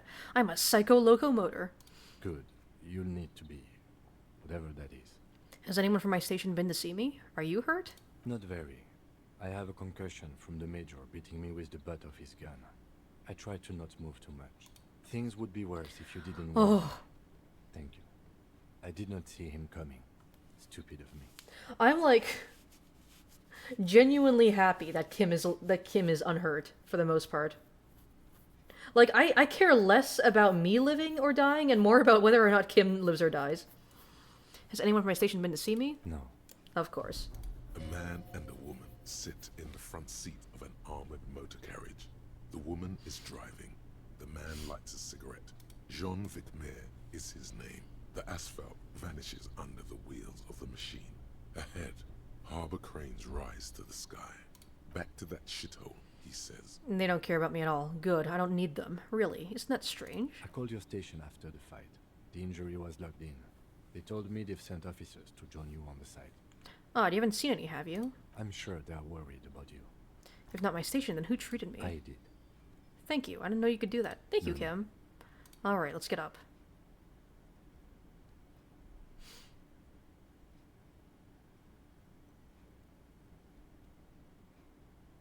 Yeah, see, I can stand. Lieutenant turns double again before your eyes, an orange hue of You pain. can take it. Just don't lean on that leg of yours too heavily. How are you? Ugh, my disco days are done. I feel fantastic. Let's rock. Who cares? Who cares about me? It doesn't matter. I'm very bad, Kim. Things are very bad. He nods. It's Ouch. not ouch time yet. You just got the Dramamine pill an hour ago. Wait until it wears off. The room, it's clean. Mr. Gart cleaned it. It took him an entire day. How long have I been out? 2 days, in and out. You've been up enough to take Dramamine and curse. And drink water. It's been 2 days. The piss jacket, Kim, you took it off? Oh, we're on day 7. Oh shit, yeah, I just realized that. Yes. The joke wasn't funny anymore. I took it out. No! Did you say sunrise? Sunrise parabellum. Sunrise, prepare for war. It's an old revolutionary saying. Isn't that written on your... My gun, it's engraved on it. Cops like it. Is it war day? The gates of the harbor are boarded up. The streets are a little more empty. Apocalyptic violence is yet to erupt, I am relieved to say. He looks out the window. I think we may have held it off, for now. Barely. Good, a pity. Ouch. Yes, we have also completely failed. But that's okay. What happens now, Kim? I honestly don't know. You don't know? But I don't know either. Good, because I totally do. We can't talk to Everard. The harbor is in lockdown. Everyone in there is outside our grasp now. Joyce has left too. We never got to know what she would have told us. I'm sure it That was sucks. important. The Wild Pines representative? Yes, Joyce Messier. On the boat, you know? She could have helped us. It's clear the mercenaries were working for Wild Pines. At least partially. He looks out the window. It's a little late to elicit her support now. Ruby's gone, and Class here too. We really should have arrested Damn, everyone's her, fucking gone. Wait, you checked she's really? Who did then, Kim? Who killed the hangman? Guard confirmed she left 20 minutes prior to the tribunal showing up. So who did it? I don't know. I think the theory you presented, it's someone else, outside our circle of suspects. It's better be.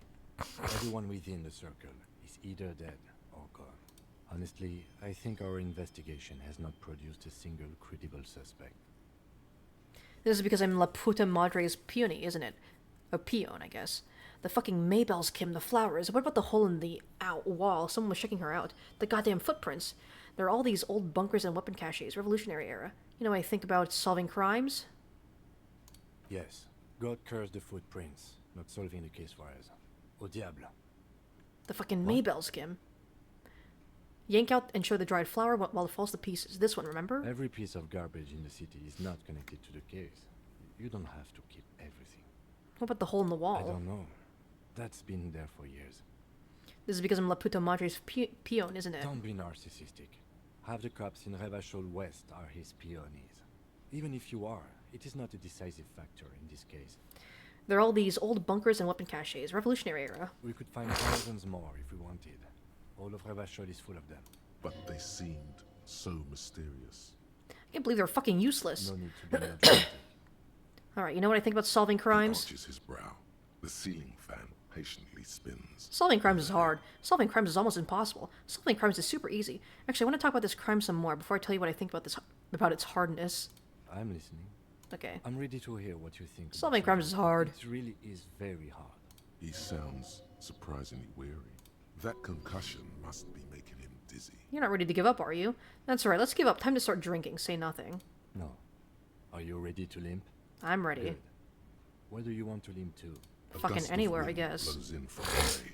The duraluminum box around you vibrates imperceptibly. A familiar code, a red thread on the roof upstairs. Taut, plucked like a string by the gust. We should check Claget's room upstairs. Yeah, let's do that. Why not? He extinguishes the cigarette on the sole of his boot. Another look at the window, perhaps? The one he was shot through. I don't know. I can't think of anything better. What's this? We're getting reports of normal, reasonable, temperate, political opinions somewhere in Martinez. That can't be true. Reasonable people? Nah. You must be mistaken. I'm a real radical. That's me, Mr. Reasonable. Someone's got to keep it sane around here. That's because I keep saying none of the above to political stuff, isn't it? Of course, a radical God. centrist. In these bright and loud times, where 1,000 frequencies drown one another out, sober thinking is a radical act. It's time to become a citizen of the Kingdom of Conscience. First, where is this Kingdom of Conscience? No more talk. Sign me up for a passport opt-in. No, I'm too fiery for this watercolor ideology. I'm trying to develop more extreme and interesting opinions. It is not a place. It is a moment in time. It can only arise in the right circumstances. In all of human history, it's only been achieved a handful of times. How do you bring about those circumstances? That's an honorable goal. Nod your head approvingly. That's a stupid goal. Incrementally. Yawn. You'd get there faster with a little speed. History's greatest catastrophes have been brought about by people trying to make the world a better place. Too quickly. That's the genius of Dolores Day. She recognized that progress is meaningless if its gains are lost because of instability. Real, lasting change can only come about gradually, increment by increment. But what about all the things that are wrong now? Okay, but what's the Kingdom of Conscience actually like? Tisk tisk. Just because you live in the present doesn't mean you have the right to place your needs above the needs of the future. You may never live to see the Kingdom of Conscience. Your children may not. Even your grandchildren might not. But that's no excuse not to keep working. What sang-froid? What benevolence? What a fucking joke. Wait, is the Kingdom of Conscience really about doing things or just preserving the status quo? Do you believe the status quo is preferable to chaos and bloodshed? Yes, no. Then you've never lived through real chaos. Sometimes, in the face of great disaster, defending the status quo is progress. Okay, what's it actually like? The kingdom is difficult to comprehend, and even more difficult to describe, partly because humanity will need to discard many of the categories that define and limit it today. The Kingdom of Conscience is post-capitalist, post-national. It's also post-industrial, post-ideological, and even post-sexual. Sounds incredible. Alonzi, let's go there right now. Seems fun. I want to live for the present, though. Man, sounds kind of terrible. I don't think I want to be a moralist anymore. Let's just opt in so I have more things. Did you miss the part about compromising and taking things slow? Oh, right, then let's get there eventually. That's right. Remember, real democracy is just around the corner for Revachol. When that real democracy kicks in, a long time from now, we are all going to be so much happier. I just wanted to get the thought logged. I don't think I actually want to use it. The Stereo 8 player has been reunited with its right speaker. Let's get rid of this flashlight, it's hurting my eyes. You see gleaming white enamel, no bottles inside. Look, door's open, you can walk right into Kim's room. Hey! Oh, Kim, your room is small. You have a small-ass room, Kim. Alarm is set for 6:50 a.m. Damn, you wake up early. Medicinal supplies on the cupboard. Mercurochrome, a scalpel, antibiotics. These papers bear the stamp of the RCM. They appear to be fragments of the lieutenant's paperwork, half finished. You make out notes on this and other recent cases. I had Garth open the door to your room. You were running a low bacterial fever the first night. Thank you for keeping this thing alive a little longer, point to yourself. Just a burden, I should just fuck off. I saw apocalyptic visions of the darkness, behind darkness, behind darkness. I thought I was dead for a moment. It would have been easy were it not for my concussion. We both got lucky, considering the odds we faced. Let's go. I wonder if... because I can equip this, right? I wonder if I could have used that to, like, stop the bullet or something. Can I interact with this? It's the ledger you found in the trap. Without resistance or sound, it's slightly, ever so slightly, difficult to breathe while your hand shakes. Okay. Can I not leave through there? Apparently not. Let's look at this. Oh, it's repaired. Newly replaced glass shining in the morning light. The fan stands still. You hear traffic outside, back in the world again. The bed's a little... We're on day fucking 7 already. Jesus. 2 days. I missed out on 2 days. Alright. How much that leg hurts. Maybe you don't run, it'll be okay?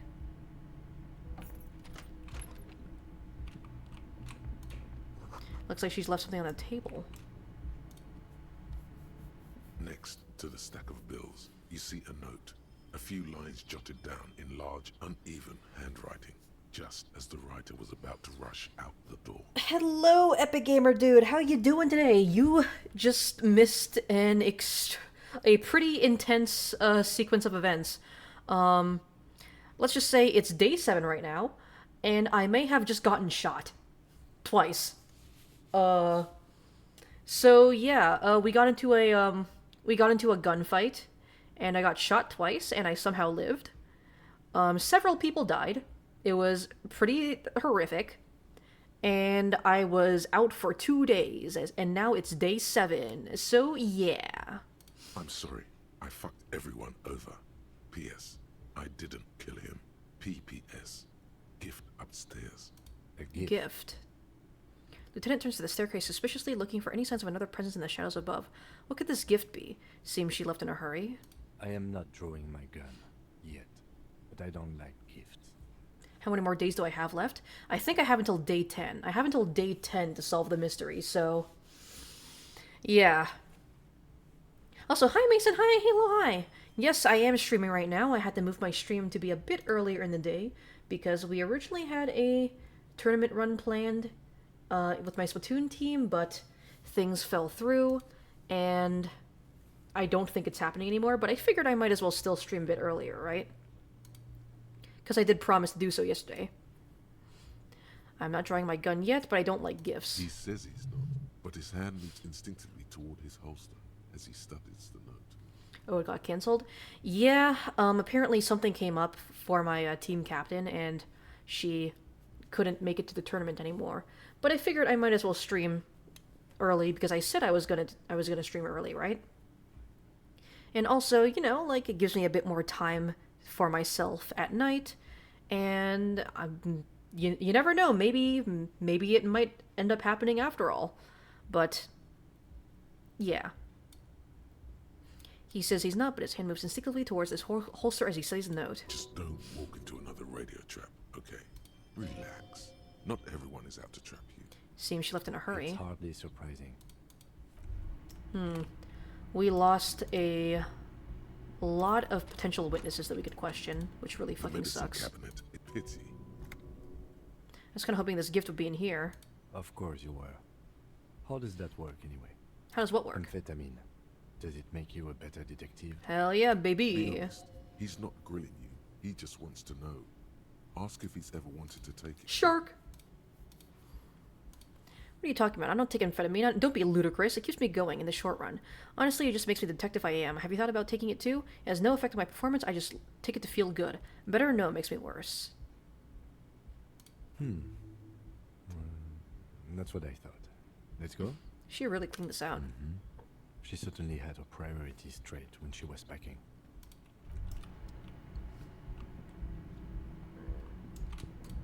This really sucks, cause... yeah. We ended up losing a lot of witnesses. A lot of people left, a lot of people died. We lost a lot of people that we could potentially question. Just kind of sucks all around. A red thread made of nylon. It leads out of the room and onto the roof. Alright. What is this? The thread is tied to the antenna. Okay. What does that have to do with anything?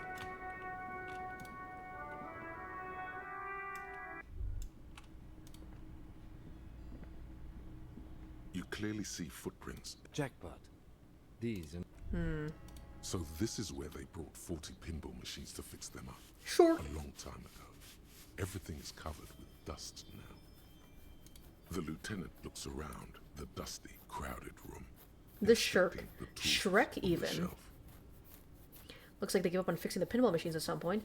This used to be a pinball workshop. Not interested. At some point, 20 years ago, 15 maybe, before pinball went out of vogue. Looks like it. I'm guessing Martinez North 22 used to be a pinball arcade before it became a hostel. There are machines left over. A creak. Some dust falls off a shelf. Downstairs in the hall, next to the main door. One of them even works.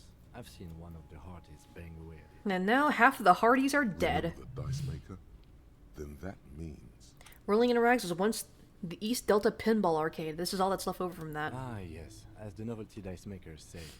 This has absolutely nothing to do with the case, I'm sure. But I do like a nice little connection. But then it went bankrupt. Your skin crawls from making the connection. Could this mean the Whirling in Rags really is part of the Doom commercial area? If that's true, then our cafeteria manager is not going to like it. We should tell him what we found up here, omitting that suspicion. He does not appear to be the kind of man who likes his establishment to be part of a neighborhood ghost story about bankruptcy. It's not a ghost story. It's a curse, and God ought to be made knowledgeable so he could perform counterspells. Let's finish the thought.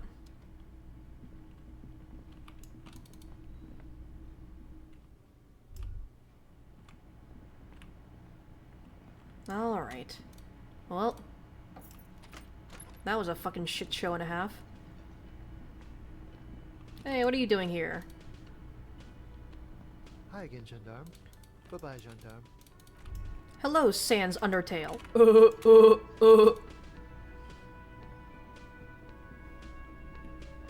It's all about the money, you know, the money. Hey, who are you? Are you one of the Hardy Boys? See, you... Ah, it is. The bruised man clenches his fists. Oh, it's you. Oh, think we'd you're see there you too. walking anytime soon. Elaine, look. It's the cowardly cop. Fuck you mean, cowardly cop? I literally stood in the line of fire for you, you fucking assholes. Huh? What? He looks up, his eyes full of confusion as if he'd just woken up from a deep sleep. He's very, very drunk. Our condolences for your losses. He says with a little nod, but the remaining Hardy Boys don't seem to register his words. Is he okay? What's gonna happen to the Hardy Boys now that Titus is dead? Any idea what happened to Classier? Does he look like he's okay? He does not. His unshaven face is almost grey, and he reeks of piss, sweat, and booze. While still alive, he has abandoned his own body to decomposition. You're gonna say it seems like I was... Like, it seems like you were here and there's people missing. Yeah, half of the, like I said, we got into a firefight, and turns out half of the Hardy Boys ended up getting shot and killed. And there's only a couple guys left. There's these two and the one, the rat-faced one that ran away, and everyone else got gunned down. How badly was he hurt? He wasn't. That's the thing. Titus, Theo, Dennis, Angie, Elizabeth, they're all gone. Wait, Elizabeth died? Without a scratch. Wait, did Elizabeth fucking die? I didn't realize she got shot too. There's nothing left. Nothing. He has lost the will to live. It's survivor's guilt. He feels like he should have died with the others. He may kill himself if he doesn't find a new purpose. Or else go on in this way. Not dead, but not really living either. Shit is tough, but you need to get off your ass and finish this. This is terrible. I don't think I can go on living after this. You'll get over it. I feel like this is the best thing to say to him. The dull eyes looking back at you from the narrow face momentarily light up, and he mumbles. Crenell, Wild Pines, all the people responsible for the deaths of your friends. You're just gonna leave it like that? Little guy who ran, Shanky, you're just gonna leave it like that? Nothing, just thinking out loud here. Sons of bitches. He mumbles something in mask. When he sinks down on the table again, a malevolent smile spreading across his face. Was this really the best idea? I guess you may have prolonged his existence a bit, if he can still remember this when he sobers up. If you think this will keep him from offing himself, I'll make sure to remind him. So far, I've just been pouring whiskey in him to keep him sedated. He nods. What's gonna happen to the Hardy Boys? Titus is fucking dead. What's gonna happen to the Hardy Boys? Look around you, man. This shit is done. There are no more Hardy Boys. You two are just gonna go back to hauling containers in the harbor? Oh yeah, that makes sense. Never mind. No, man. I don't know. guess the Union will still be policing the neighborhood, but who's gonna do it now? I am. You, Eugene. Didn't Titus have a brother, Tibbs? He will. You just need to sober him up. Sober him up. I can't fucking speak. Sober him up, that's all. You should just disband. Let other better people take over.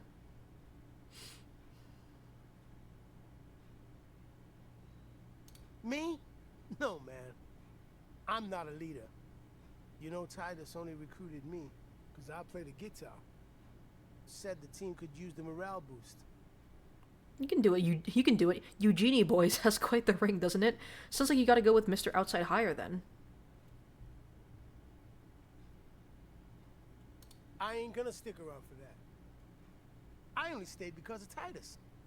There was a man born to lead. Any idea what happened to Clausier? Damn songbird of misery, that one. The man shakes his head. And do you have any information on this songbird of misery? God said she took off sometime before the firefight.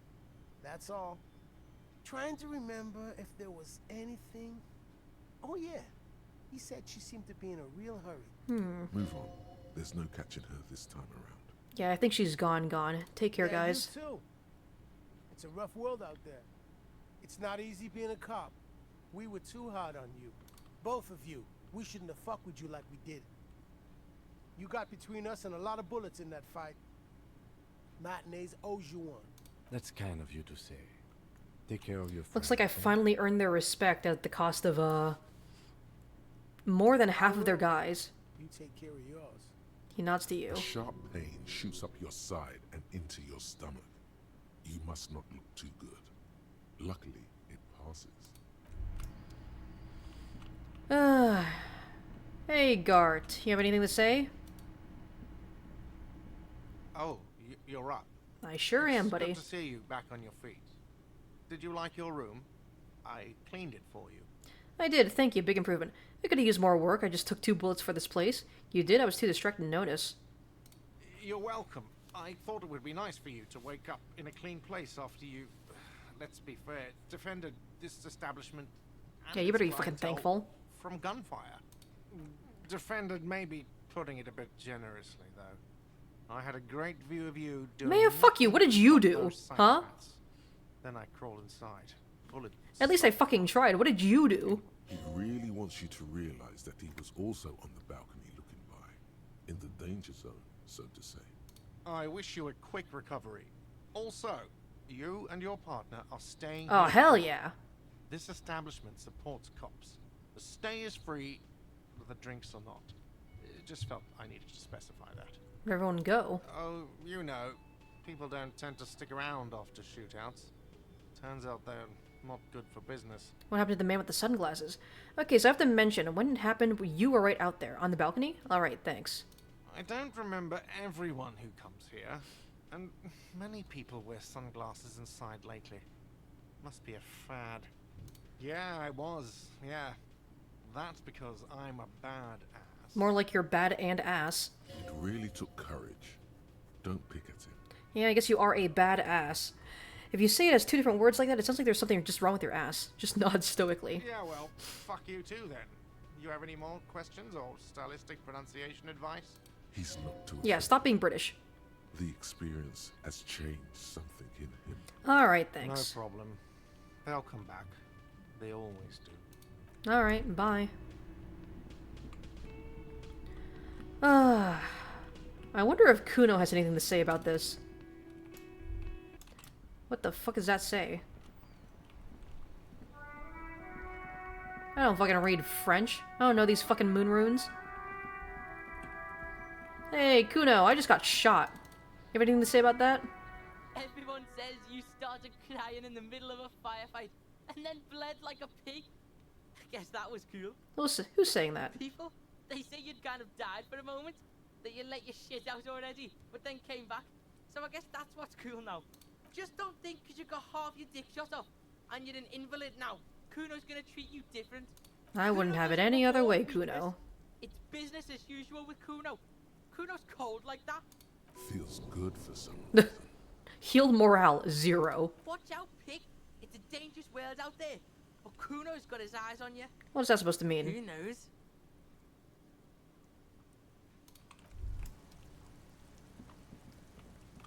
Alright. Oh yeah, I do kind of run with a bit of a limp now. I think? It's kind of hard to tell. Anyways. Well, this is kind of awkward. I don't really know what to do now. Everyone's fucking gone. What does this say? I don't read French.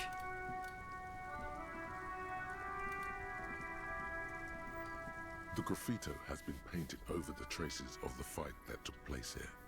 It smells of blood and heavy fuel oil. This was Cindy the Skull. Looks like Cindy the Skull finally found the words for a masterpiece. I smell heavy fuel oil. The lieutenant crouches, touching the fuel oil with his finger. Looks like it. Yes. This is still fresh. It wasn't here yesterday. I smell heavy fuel And oil. blood. Some of it is even yours. Wow. Heavy fuel oil. Isn't that flammable? Step back, Lieutenant. Set the graffito on fire with a lit cigarette. The fuel oil catches Hell yeah. with a low hiss. A bright orange flash across the surface of the lettering. Rain turns to vapor above the burning message, mingling with the black smoke. Ah, that looks sick as hell. What if the words are not directed at the people of Martinez, or even the coalition aerostatics above the city? They're meant for something above even those. Disco Elysium, you've been policed, Martinez. God, I'm on my way. Say nothing. Stare grimly into the flames. The lieutenant has taken a small step back. He looks at your face illuminated by the flames and nods silently. Then the fire falters. The flames warmed him too. Not at all in a bad way. Time to crack this case. Let's really have a close look at that window in Glacius' room. Slowly, I mean, I did look at it already. Subside, the fuel burning out. The air still smells of mazout and springtime. I have to look at it again? Hey, buddy. You have anything to say about what just fucking happened? I'm gonna fucking morb. Oh, I'm fucking morbid. What kind of a policeman are you? A beacon of light in the dull shores of mediocrity. You're welcome, Martinez. I don't know. It was an accident. I'm sorry. Policemen of the state yet to come. The herald of the apocalypse. The fuel oil was an environmental hazard. I had to get rid of it somehow. Oh, of course. I didn't think of it. Good job, officer. Okay, I guess you have nothing to say about me getting fucking Oh. shot. Alright. Bro's still eating that fucking sandwich.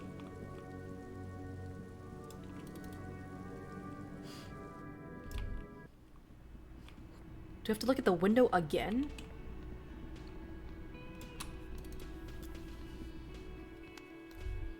I was already up there.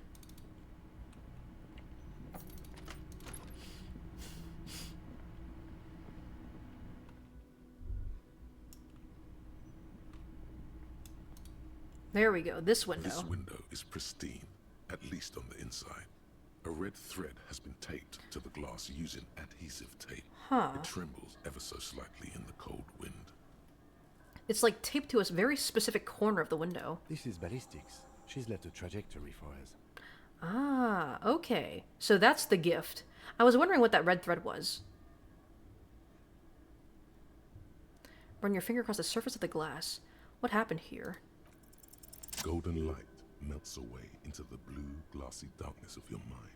In it are two neon-lit shapes, a man and a woman on the single bed.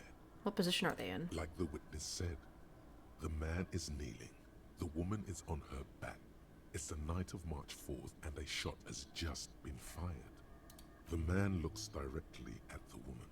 The shot's possible directions converge in his mouth, a ray cast from somewhere outside, entering his brain. The red thread bisecting the room shows the trajectory of the bullets. Where does it come from? From the roof outside, location A prime. The glass fractures around the bullet hole. Shards face inwards like a corona behind the woman's back. Where does the thread lead? Maybe if you extrapolate all possible points of origin first, the thread will make sense. Inspector Ghostly The figures. man does not know the bullet has entered his brain. He never will. Death comes faster than the realization. Ooh, that's a good line. Have a look at point A, the roof. Ruby ruled out vehemently. The shot would have been heard from downstairs, where no one heard it. The likelihood of A prime has fallen drastically.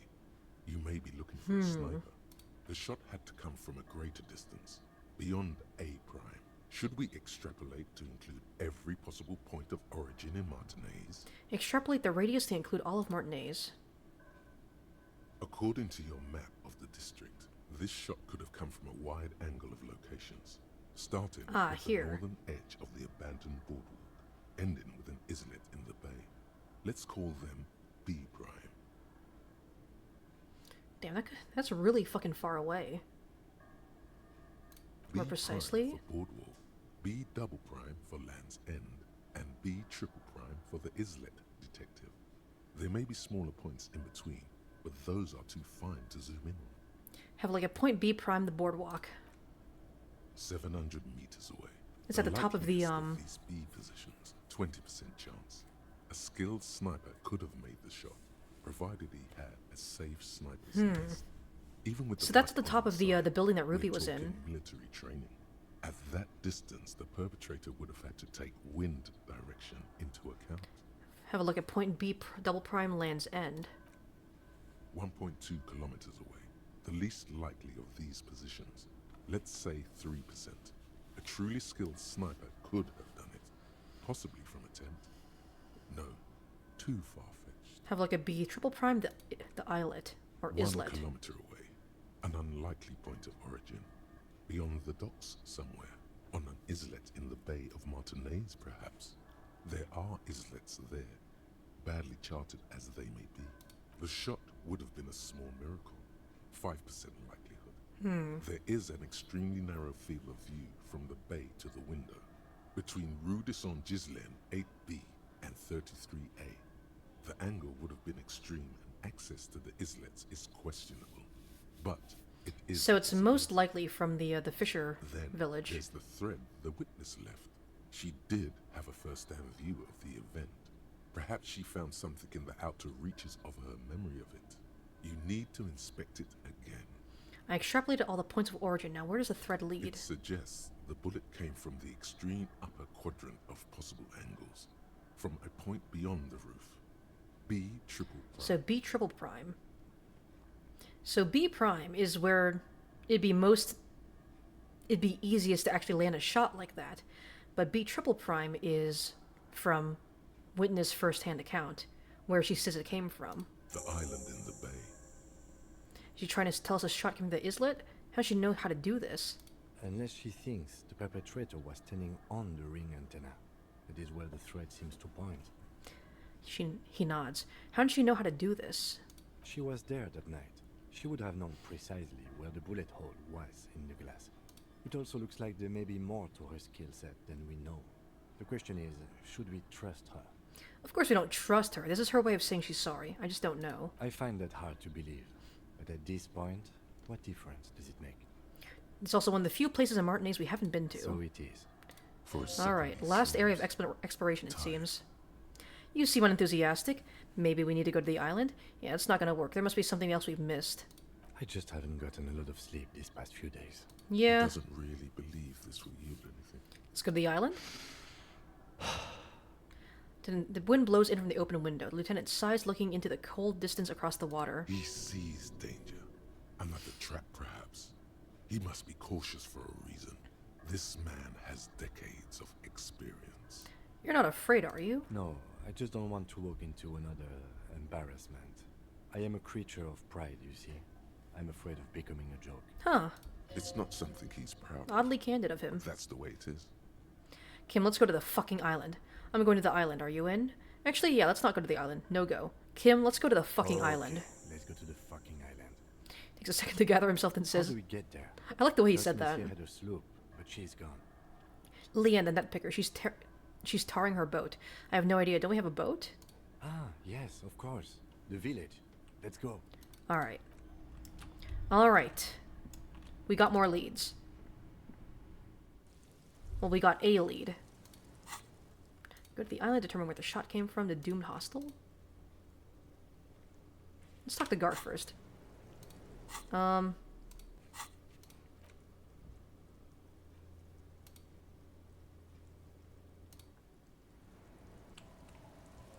don't feel like walking down all those stairs, so we're gonna fast travel twice to get back down here.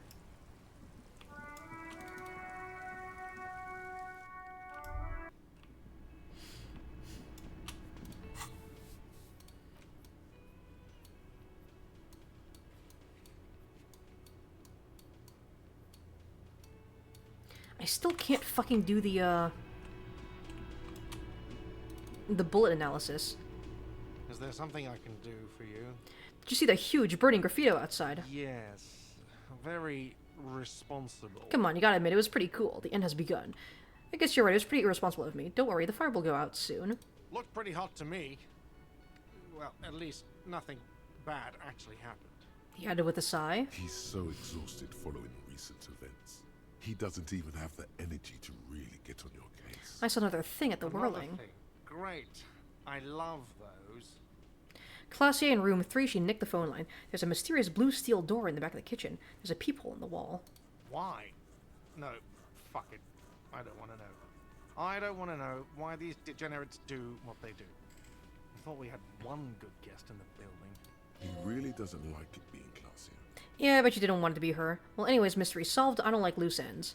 You have Lena. Lena's a good customer. Yeah, well, she's not a guest, is she? Anyway, I'll forward that woman her bill and be done with it. Now, was there anything else? Mysterious blue steel door. Yes, that door, sure. There's nothing mysterious about it. It's just a door. He shrugs. Do you know what's behind it? Do you have... Okay, then never mind. No, I don't have a key. I don't know how to get there. And I don't care either. It's not like I've been wondering about it for 10 years. It's just a frit warehouse, probably. Or some boring storage space with a bunch of old junk and dust. Junk and dust.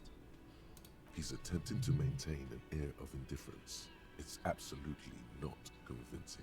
I think you'd like to know what's back there. Fine, okay, a little. But my job doesn't leave me time for Would you like to wondering about know? I one know what's locked back there. door in one of the cafeterias I manage. So I haven't opened it. I have cleaned the whole place 100 times over, though, after the animals. And I haven't found a key, so good luck with that. Gart, what if I told you I got into the back room behind the blue steel door? Oh, okay, well, I did hear you make noise back there, so good for you. He's really, really holding himself back again. It takes a lot of willpower not to ask. Obviously, he's been wanting to know what's behind the door. Aren't you gonna ask me what's back there? Okay, what is back there? Skeletons, a mausoleum of the dead, pinball machines, a pinball workshop. Nothing. The black gaping maw at the end of time, the pinball machines. I knew it. I've always wondered where those machines by the door came from. And they told me there was some kind of pinball thing here too. I knew it. Were there any back there? In working order, I mean. Why, did you want to play? Because I might be up for a game. Didn't check. Pinball isn't relevant to the investigation. Didn't check. Pinball is stupid. No, I was just wondering if you found pinball machines there.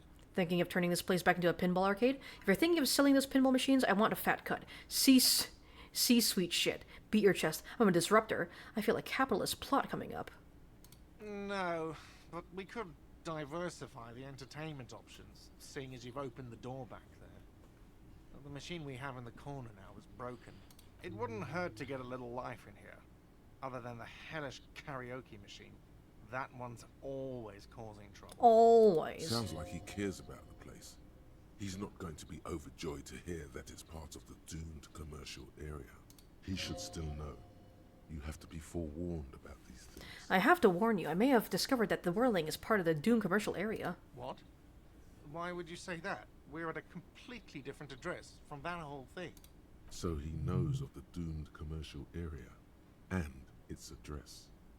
He's thought about this. Wait, so you do know of the curse. The whirling is listed on the intercom outside as one of the businesses in Building B. You should get your wiring fixed. I tried to call and couldn't reach you. I've been working here for a long time, and that intercom has never been used by the whirling. Hold on, not once? Isn't that already a sign of decline? The whirling was once the East Delta Pinball Arcade before it failed. It was only a matter of time before the whirling fails too. The whirling was once the East Delta Pinball Arcade, which failed, though perhaps the whirling will escape the curse. Does this look like part of a doomed commercial area? I mean, kinda. We just had a fucking shootout here. Revolutionary tilework, these high ceilings, the nice rooms. Well, most of the rooms. For 14 years, man. That's how long I've worked here. I've kept this place up through hail and through sleet. fuck me. Some doom ghost. He said he's his He's done voice. a fine job too. Though he's spoken of the place dismissively before, the hostel is actually very important to him. You really care about the whirling, huh? Yeah. It's slowly growing on me again. It's beautiful in its own way. Especially for this neighborhood. I've been trying to keep it that way. Even if it is part of the damn doomed commercial area. Aha, so you finally admit it. You shouldn't be so worried about that label, you know? I don't place much stock in the curse and so on, but the label frightens the New clients skill out. point! Who wants to stay at a doomed hostel? Everything's doomed enough without that. Who owns this place? Some real estate management company. They never come around here, just collect money from afar. Honestly, I think some money laundering might be involved. And who named Whirling Rags? Well, it sure as hell wasn't the real estate company. It was you? You look surprised. What? It's a great name, I know. Cafeteria managers come up with great names too. It's from a song. A song? Hail, Holy Queen, by the Athenians. Hail, Holy Queen of the Sea. You're whirling in rags, you're vast, and you're sad. Why'd you name it after that? Good pick. What about those other cafeterias you manage? What about them? One is a basement dive frequented by chain-smoking communists. Hell yeah. I can't tell you how sick I am of Kraz Mazov and Ignis Nielsen and all those old ghosts. He's hesitating, not sure if he should share this information with you. And the others? Doesn't have to tell you anything he doesn't want The to. other is a kebab cart. It's very successful in its way, but it's nothing like the word. Well, good luck to you with this place then. Well, too bad it's all doomed then. Go fuck yourself. Luck has got nothing to do with it. I need to think about where I'm going to place those pinballs. I have a feeling they're going to help. So, if you didn't have anything else to tell me about my establishment, can we... There's a peephole in the wall? What wall? Upstairs in the secret back room, right next to Classier's bedroom. I found it when we found the pinball, when I found the pinball machines. I'll have it fixed at once. Thank you for letting me know. I assure you, the whirling does not abide spying on its guests. The color has drained from his face. What a shame. To fix such a good piece. Man, shut the fuck up. Are you sure you haven't been spying on your guests? Couldn't you keep the hole there? What if there was some hottie staying in that room? A wink. Alright, you've been notified. Absolutely not. Fuck you for even implying it. Man, fuck you. It wasn't me. It wasn't my staff. The establishment will look at it and ascertain what it was. Fuck you. Sir, he was only asking a question. It's his job and mine. See that it's covered. Yes, I absolutely will. Sorry. I'm not going to say that. Now a hole in the wall. Alright, you've been notified. Thank you. I'll patch it up personally. Was there something else about the establishment? I hope yes. Nope. Okay, cool. We got that one taken care of.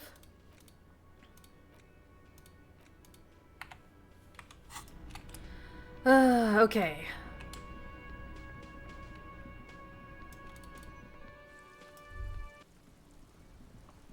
Let's go and...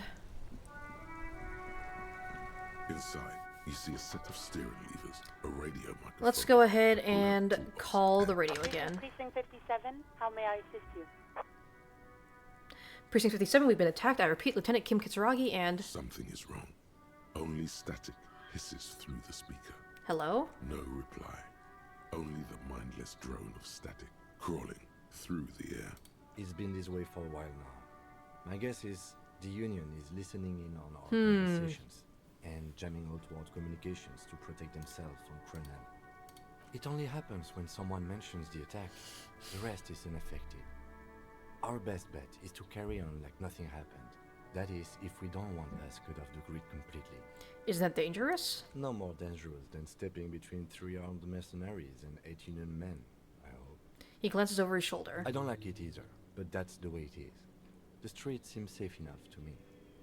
If anything, taking out the mercs made things calmer. For now. He flicks off the radio. Silence. You can try calling again. Just don't mention the tribunal.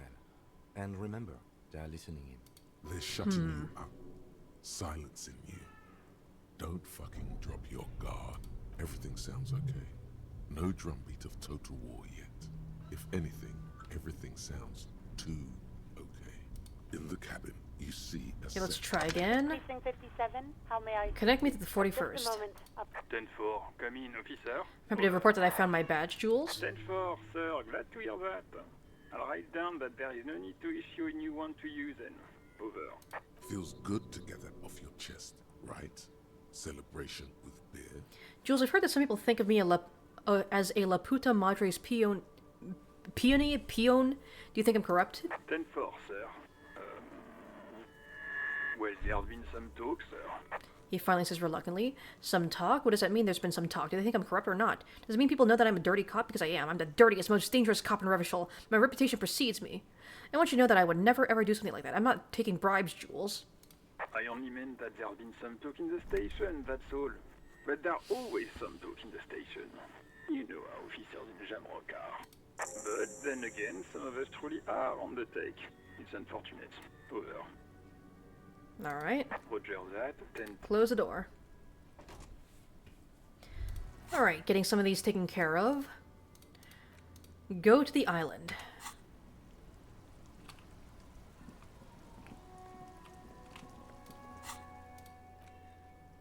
Let's go here.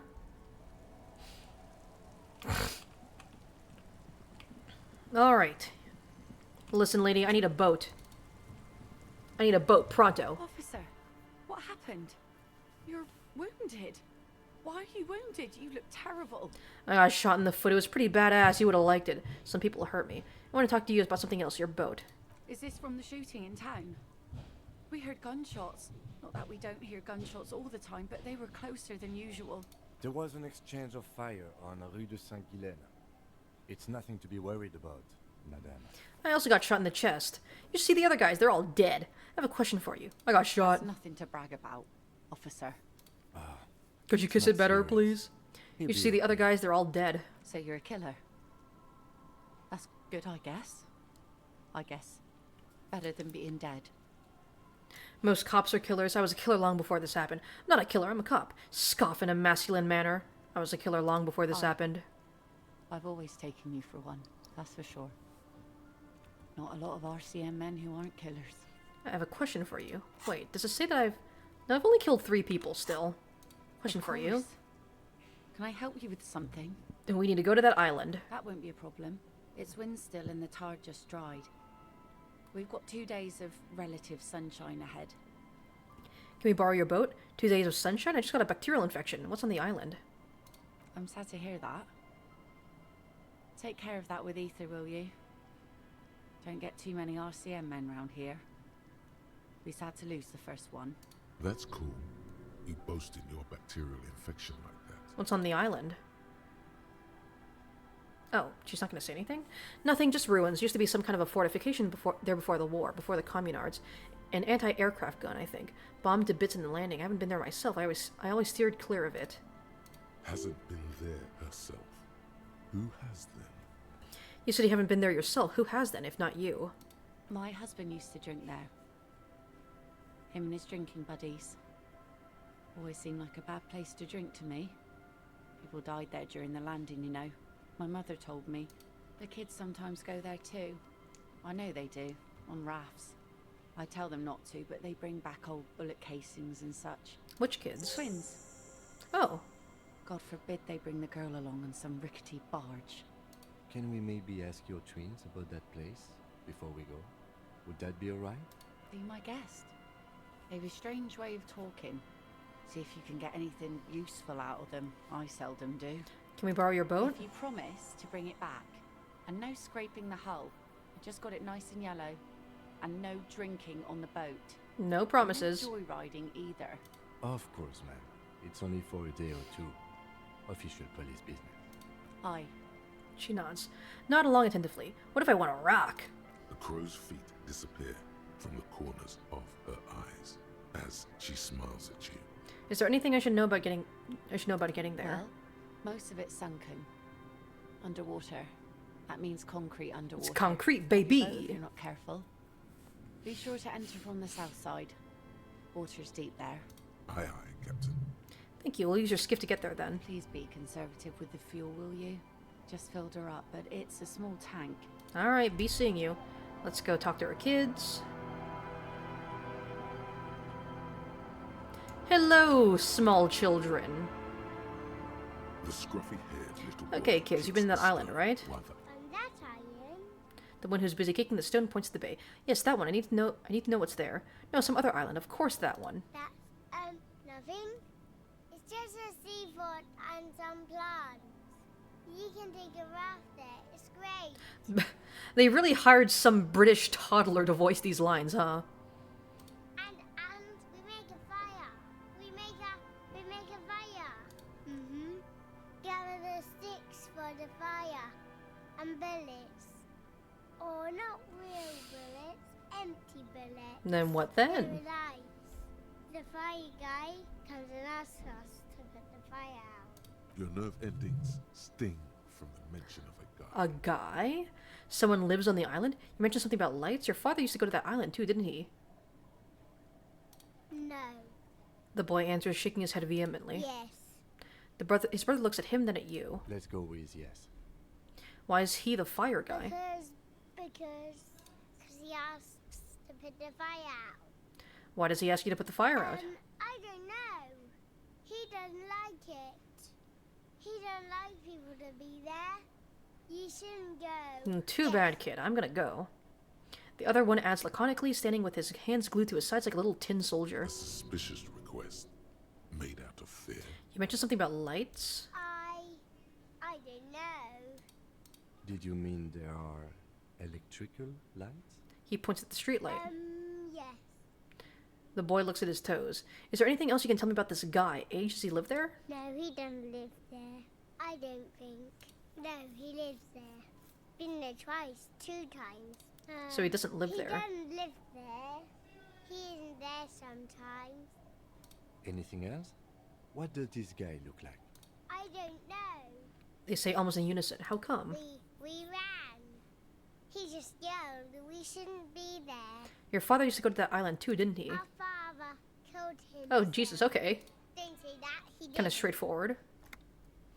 His brother punches him. The boy's eyes well up like he's about to start crying. A dull pain flashes through your mind. It's okay to kill yourself, you know. I'm gonna blow my brains out. I'm gonna close this one final case and then blam, I'm out of here. Jesus Christ. Your father did not kill himself. He killed himself, alright. Say nothing. Let's lie to them to make him feel better. I don't know. The boy who made the claim finds himself unsure of it. He looks around. Doesn't even have anything to do with this, you. Father isn't the fire guy. Is that all you know? Is there anything more you should tell me about the island? There's The boy says, rubbing his eyes. It's clear that he has no intention of finishing the sentence. Lights. Fire guy. We should check up on that island. Alright.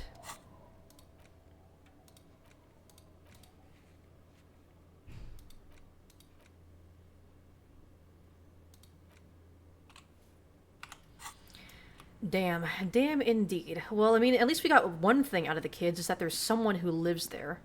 There's someone on the island. Can I... Ugh. Have to go all the way around this way.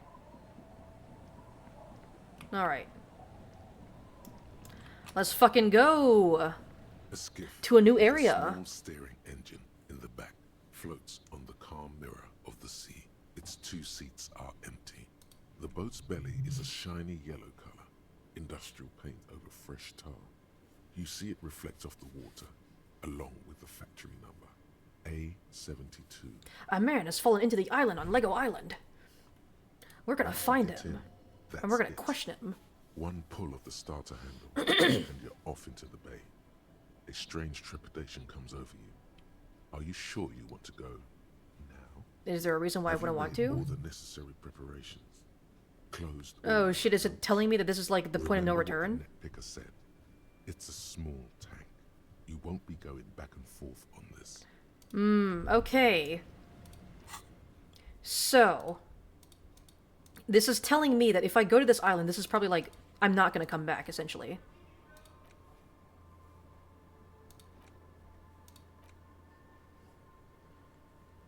Interrogate drivers about the smuggling. Alright. In that case, we're gonna finish as much of our business here as we can. We'll probably save going to the island for another stream. Alright.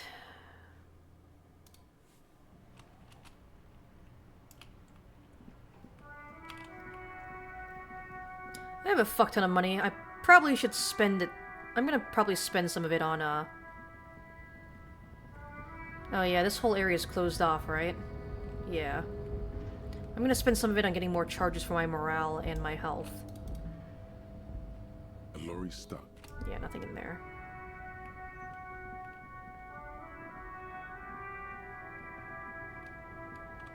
Oh yeah, everyone's left. Damn.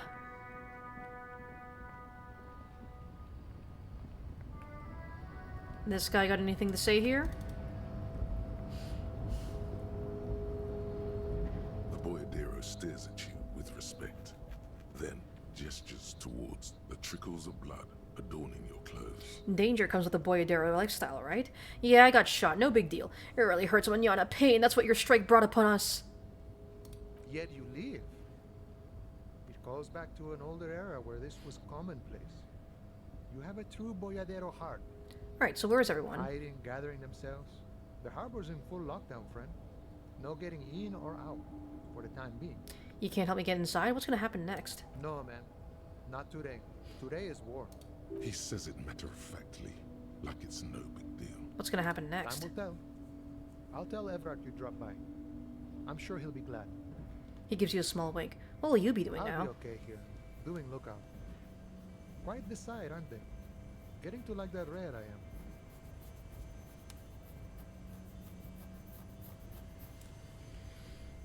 Don't worry about me. I live to alleviate the worries of our brothers. See if any insane killers turn up. Then I'll run. And live. I'm sure you'll do good. Try not to get shot, eh? I'm sure I'll be luckier than you, friend. His grin is as wide as a desert. Yeah, I can't get in there anymore. Measurehead is also gone from here. Damn, they're really limiting my options here, aren't they? I can tell that they're trying to push me towards, the end of the game, the end of the story. Let's go in here. Might as well buy some things, right? Is... A small cabinet on the wall is filled with various... Okay, here. I Give me hope some of Saint that. Baptiste makes you feel better or something. And give me some of that. Okay, here. I hope Saint Baptiste makes you feel better or something. Alright.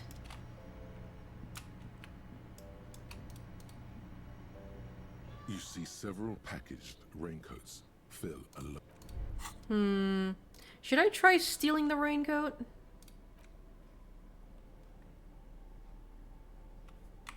Nah, I'm not gonna... Not yet, at least.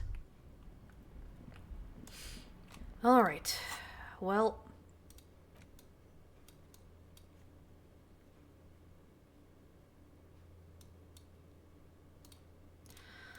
I need to figure out... I need to analyze this fucking fractured bullet. Alright, where's my Siggy?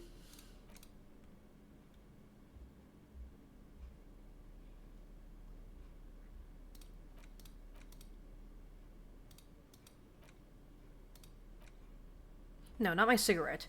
I need...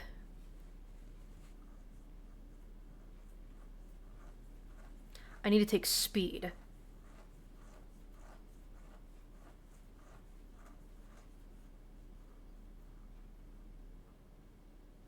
Motorix and Psyche. Alright. My fucking held items are bugging out again, of course. There we go. Alright, let's take that shit.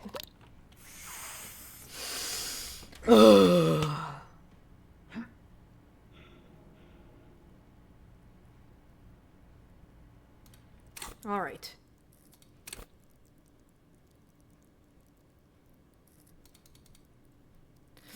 I can't level this up anymore. Shit. Can I take it again? Fuck, I don't think I can. Can I take this again? Can I boost my fucking stats twice? Yes, I can! Okay. That's how we fucking do it. We are gonna boost this shit to high heaven. Okay. Okay, there is no fucking way. There is no fucking way we can fail this now. Should I commit thievery? Basically me in the shop right there? I mean, yeah, I want that raincoat. Like, it's only $4. I could afford it, but... If I have to choose between not paying $4 and paying $4, I would like to not pay $4. Okay, I was gonna be so fucking mad if I failed that again. Your bullet looks to be an old 4.46mm from the surplus left over from the turn of the century. Probably an antique or a retrofitted antique. Make? The 4.46 caliber was widely used with the Belmagrave rifle, a Revacholian manufacturer. The BM dominated the battlefields of the Insulindian theater of the anti-centennial revolution 50 years ago. Incidentally, you have just such a rifle with you. The dusty old thing you found hidden in the basement below the commercial area. It's unusable, sadly. If it were, the bullet would probably fit the chamber. Is anyone still making these rifles? No, but Zeliger, a major firearm manufacturer, ended up with a surplus after the war. So there are still a lot of these old military rifles floating around, usually broken. The quality was appalling. Who uses Belmagrave rifles these days? Antiques enthusiasts, guerrilla fighters in distant countries, a few lucky jamrock bangers. You're looking for the same thing you found in that hidden weapons cache, only in working order. What are you thinking? Bullet? I think I know where this came from, Dangle the bag thoughtfully. Okay. And? Shot probably came from a Belmagrave rifle. I mean, I have some ideas, but I can't be sure. An antique. That makes sense. There can't be many breech-loading rifles floating around in Martinez, or anywhere. But is it capable of sniping someone from, like, several kilometers away? Why not? That's really a good thing. Sure, there's some arms trafficking, but the laws prohibiting the use of breech loaders we inherited from the monarchy have been effective, from what I've seen. Some new RCM recruits get impatient with their muzzle loaders once they've trained with military-grade weapons, but they realize it's worth it in the end. Worth what? Getting shot? I think we should have more powerful guns. We're the law. Makes you consider every shot. I like it. Imagine if everyone, cops, citizens, had access to firearms that could shoot multiple rounds without pausing to reload. Oh yeah, imagine. Just imagine. Third, and so on, come much easier. But back to the investigation. Seems like we're looking for an antiques enthusiast. Could the victim have been mixed up with some foreign guerrilla fighters? Have well-armed jamrock bangers started crossing over into Martinez? Yes, something mysterious is afoot with this antique bullet type. Let's find out. Next step, finding the gun itself. Alright, finally. We're located a working firearm that shoots 4.46 ammo. Alright. Any more white checks that we can take care of here?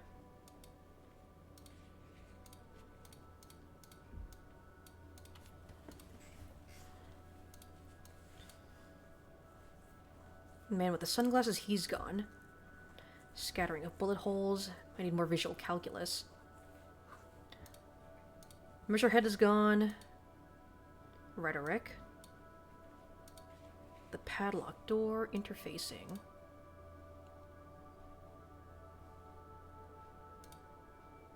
Annette suggestion. Classier's gone.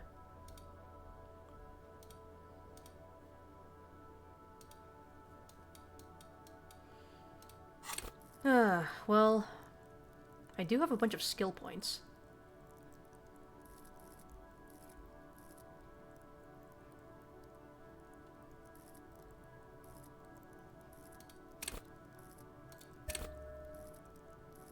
Let's pour some in here.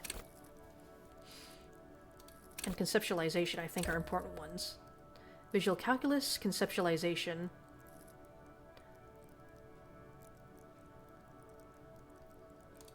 Let's go with that.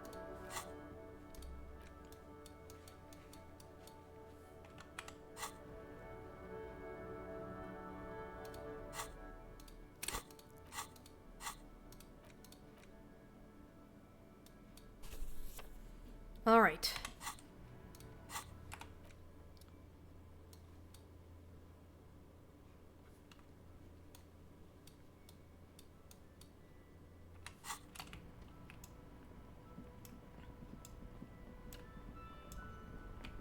Oh, hey, you're still here. My man, you're alive. Almost. Kind of. Sort of alive. Kind of, almost. Alive, limping, and with a punctured lung. I've been better. Hurts like hell, man. Man, what a day. I missed out on most of the action, but I heard it was quite the encounter. Had a strong sense of finality to it. So what's next? You guys heading back to Jam? Finale to the game? Talk is local union muscle were behind it all. I'd reckon the case is closed, even if it kind of turned into a shit show. Yeah, the case seems kind of done. Gonna check out a few last things. I'm still looking around. Loose threads to tie up. It wasn't the local union muscle, by the way.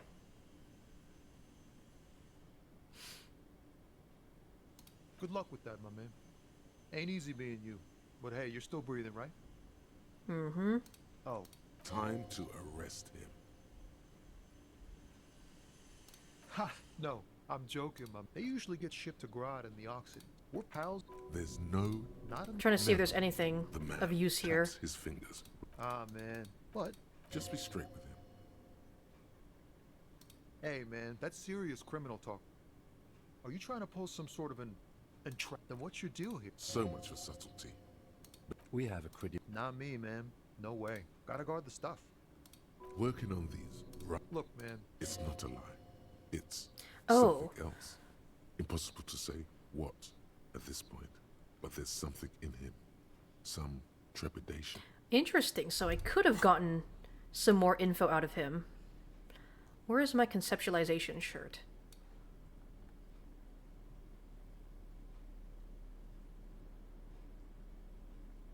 There it is.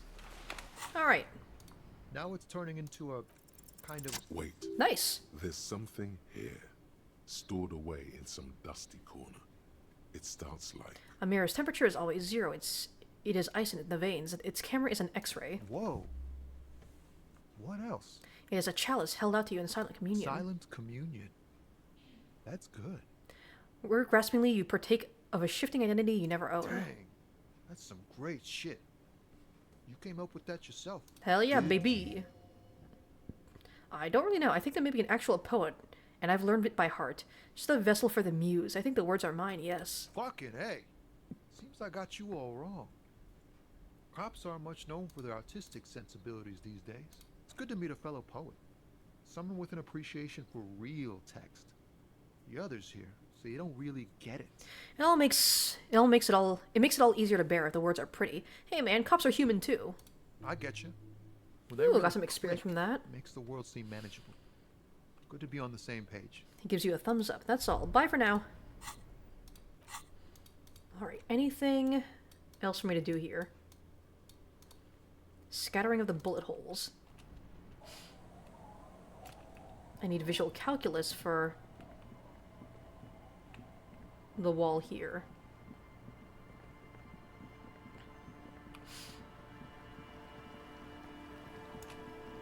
Winter, slow to let go of Rivershell. Flecks some more wet snow from above. Look around the snow you. falls lazily, making the beach sand paler still, mixing with the rust-colored sewage runoff. And to think, it seemed as though it were already spring. How does it feel? The melting snow seeps through your thin clothes.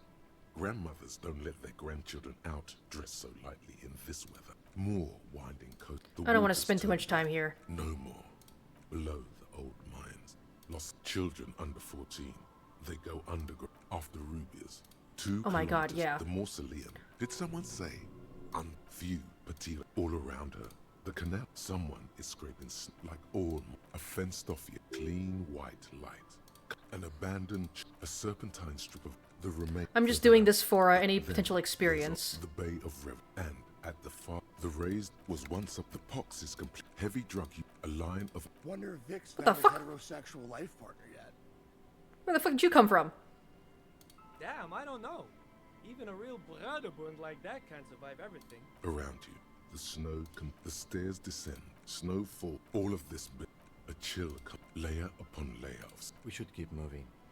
Who knows when the snow will let up. Okay, yeah, it's just a lot of describing the area around me, and while it's cool to listen to all that, I'm kind of short on time here, so...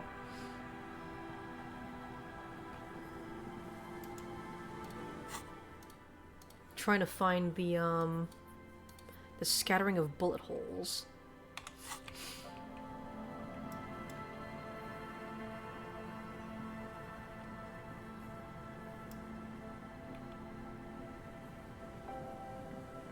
Oh, okay. This is no longer interactable.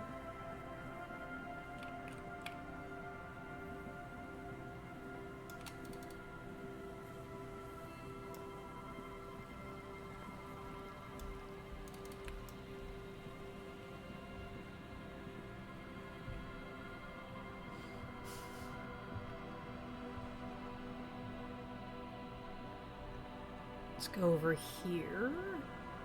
There we go, yeah. Right here.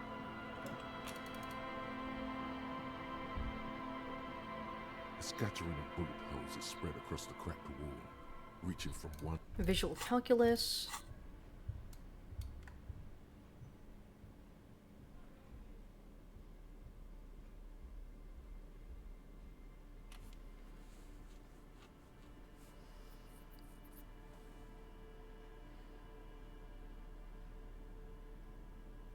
+1 visual calculus there.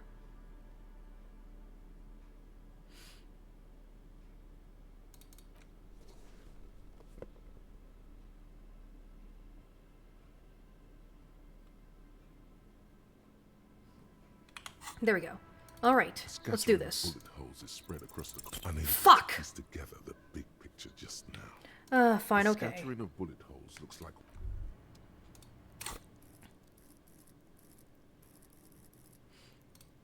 Let's put one into logic as well. Might as well, alright? These are all my worst stats, so I might as well just pour into it.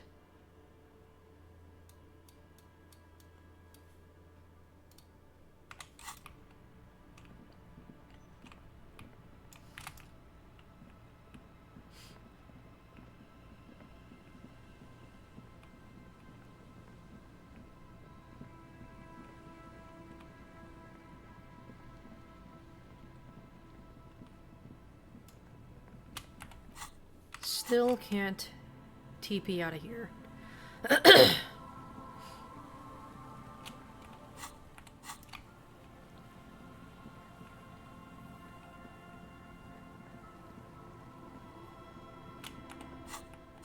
There we go, I can go to the...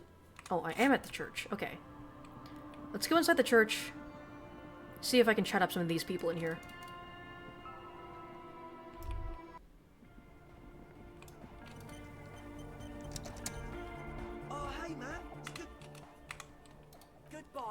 Don't have anything for that.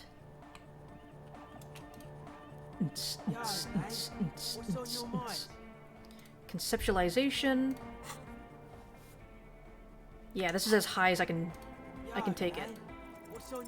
Dedicated, Ooh, nice. hyperactive, unified.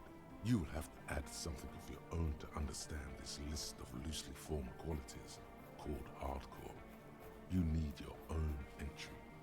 Make it. Test your limits. Surpass them. Dance till you drop. Dance till you die. If you must. You forgot to mention if I have Prime, there's like Wolfenstein the Old Blood on there. Oh, nice. I think I already do have the game on Steam. So it doesn't benefit me, but that is good to know for if any of my friends might want to get it. So yeah, thanks for letting me know. This is for your Oh my posse. god, They got to keep there's it a lot up. of options. They got to move. You are the major might enforcer. Hard people, hard republic, hard cell, hard party, hard riot, hard government, core membership, core secretary, core teaching, core fighters.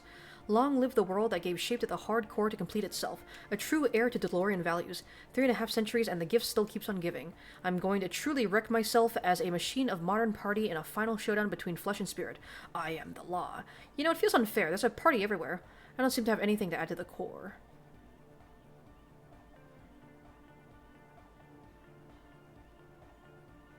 Predictable, but solid.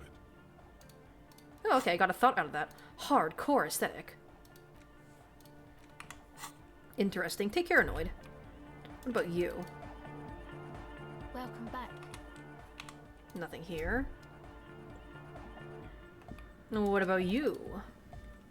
Yes, what is it? I need more logic.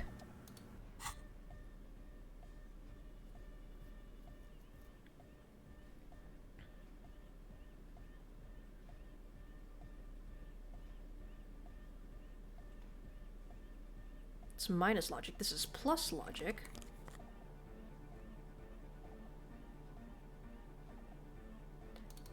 I'll take that one as well. Anything else?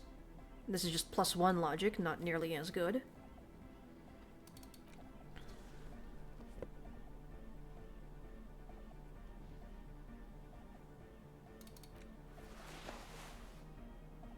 I'm getting a lot of logic boosts. Yes, what is it? Alright. Shit! Silence in your head. Come on. I feel like I have a really good chance of actually succeeding that one, so fuck it. Let's do it. Yes, what is it? You don't. Yeah! You already have. A long time ago. Wait, how? Suna, it's the origin point of the pail. What? The swallow, that's how it starts. It's the baby pail. But Pale isn't here. We're thousands of kilometers from the edge. That comforts her. No, look up first. We are 20 meters from the very edge. The pail is only an effect, a transition between the world and that. Then, what is that? It's nothing. No, it's less than nothing. No. It's less than nothing, the final rest state for reality. Imagine if all this never was. Then the Pale is... Simply a gradient, simply curdling milk. But the gradient, it clearly hasn't started yet. We're here, and the Pale is not. One day when it's larger, it will be. I understand. A theory of the Pale where instead of an outer ocean, it metastasizes. Like a cancer or a mold. Erupting in points inside the world. This is one of those places. According to this, how long? Until it starts swallowing. It's already started. It started with sound. And information. Causing data losses in the East Insulindian front. Have you considered why it's formed in a church? And also when or how it might start growing? Or if it has other effects in addition to sound and data? An intellectual hunger fills her now, casting fear aside. I also have a question, since we are piling them up. How do you know this? I'm not doubting you. I'm simply curious as to how a detective of the RCM knows how to think this. It didn't form in a church, the church formed around it. All the failed businesses in the Dune commercial area, all the failure in Martinez. Think if I had this thought before, that's how I know. One day the world will be like that 2mm hole. I have no idea what the fuck this is talking about right now. Of course. To be completely honest. A pine wood sarcophagus. Or a containment facility of some kind. Built by the first settlers. Yes, acting on an instinctual level, or religious practices we've forgotten. Or it can be a coincidence. I have considered the same. The bad news is, there were 7 pinewood churches built in the first decade of provincial settlement. Most of them were burnt down during the revolution, or repurposed before, during the suzerain. I'm not saying all of them have one in them, but... Some of them might. A black grain hanging in the air. +1 brains. I don't know if that's gonna help me understand this shit. All the failed businesses in the Doom commercial area, all the failure in Martinez. The presence of that puncture has somehow influenced the outcome of events here? Even say software development? She already made up her mind when she heard it. Some kind of great and uncaring force had to play a part. It wasn't only them. Yes, even the revolution was defeated here. I mean, a kind of intraplanetic history. All the failed businesses and ideologies. There's something wrong here. Nowhere reaching. People fail on their own. I told the producers we need to go and move to a normal office building. With amenities. But no, the artists like the milieu, the writers like the history. I told them. I should let people still working in there know about this. They might be affected. No, it's better they don't know. You mean Plaisance and the Dice Maker? There was almost no one left when we packed up.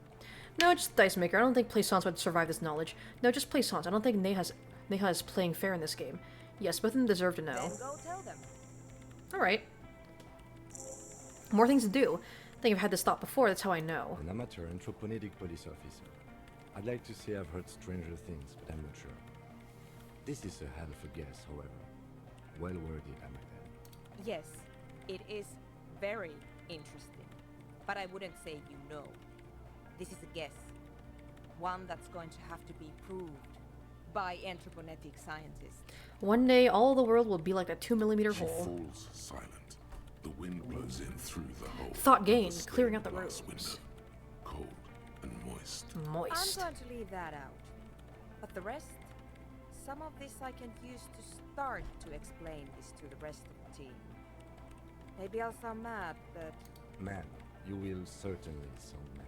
one more thing. You already sound fucking crazy. Maybe a club for anodic music isn't the worst thing you can find around this particular point in space. Perhaps not. This is still insane, but then again, so am I. The club is the only thing keeping this place and the rest of reality together. Actually, now that I think about it, maybe it is dangerous. I wouldn't go so far as to... Fucking egghead. I love this guy.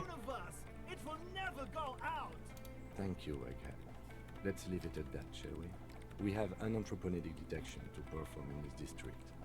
I do have one mystery that still needs solving. The radio ghost in the Doom commercial area's electronic doorbell. The creepy woman!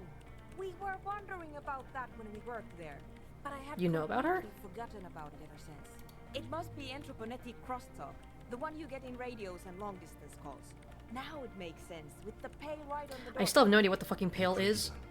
I know they explained it to me before, but I kind of zoned out during that explanation.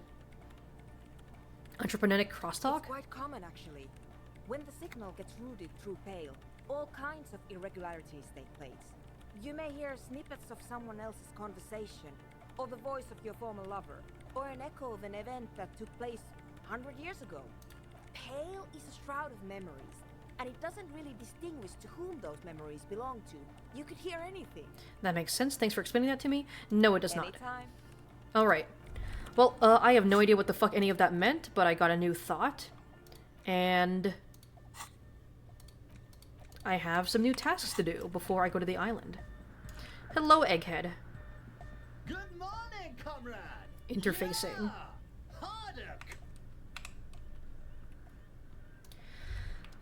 Alright, goodbye, Egghead. Alright. Well,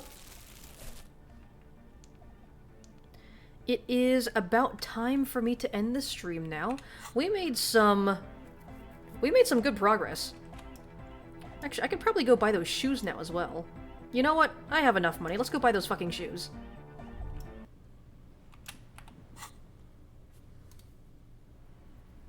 I could probably pawn off the filament, right?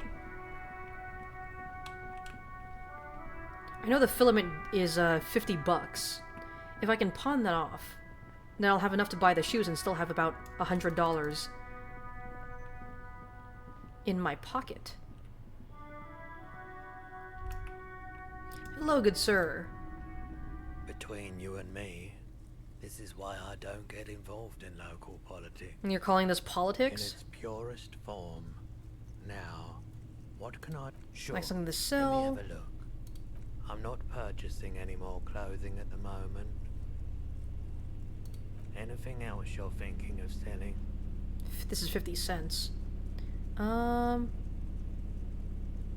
Here it is. This is 50 bucks. Hell yeah. Alright. Another time.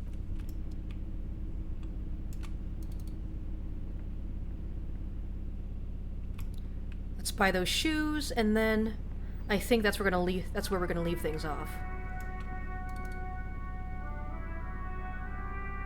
The speakers below. Give me them sneakers. Super cool. Now the premium lifestyle is yours, officer.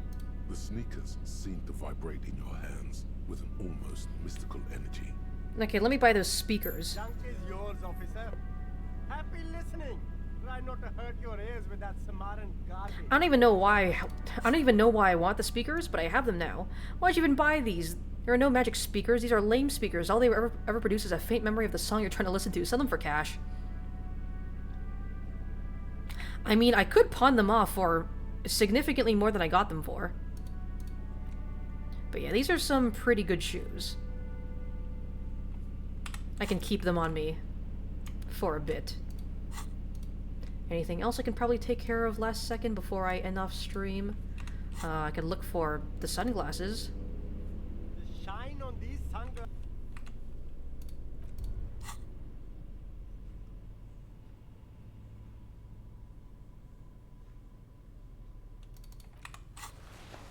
Let's give it another go. Oh, nice. Fucking double sixes, I'll take it.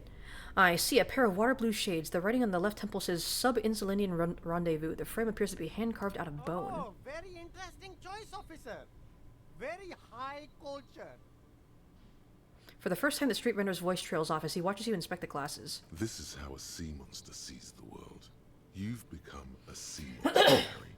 Giant, hidden, and strangely tender at heart. All is blue. Blue. All right, but these actually make your vision worse. It's like literally being underwater. Okay, Yes, so why did I they dig also these make up? Your soul quiver like jello, so deep. Wow, officer. Wow! The street render has picked up his pace again as you observe the world through his deep sea-tinted lenses. They can be yours for a mere 3 real. My regular customers have passed them all up because they've got no taste. But you found them. Okay, and what about these? The lieutenant tilts his head and steps back, eyes narrowed in a thorough examination. It's a case to him. You look like a musician. Like a blind musician. But you could do worse. Take them if you want. -1 perception, +1 inland empire. That kind of sucks, actually. I really don't want to decrease my perception. Well, shit. I don't really think there's anything left for me. Well, rhetoric? Maybe I can ask him for some money?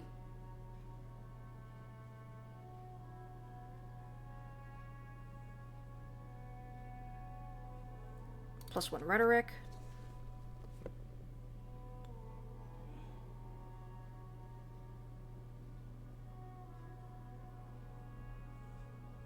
That's -1 rhetoric. It's -1 rhetoric again.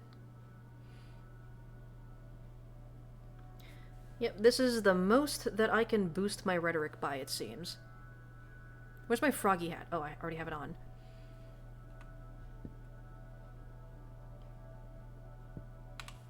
Yep. Wow. Wow, what? Cop limping down the street, bleeding from the shoulder, face bruised, looking like hell.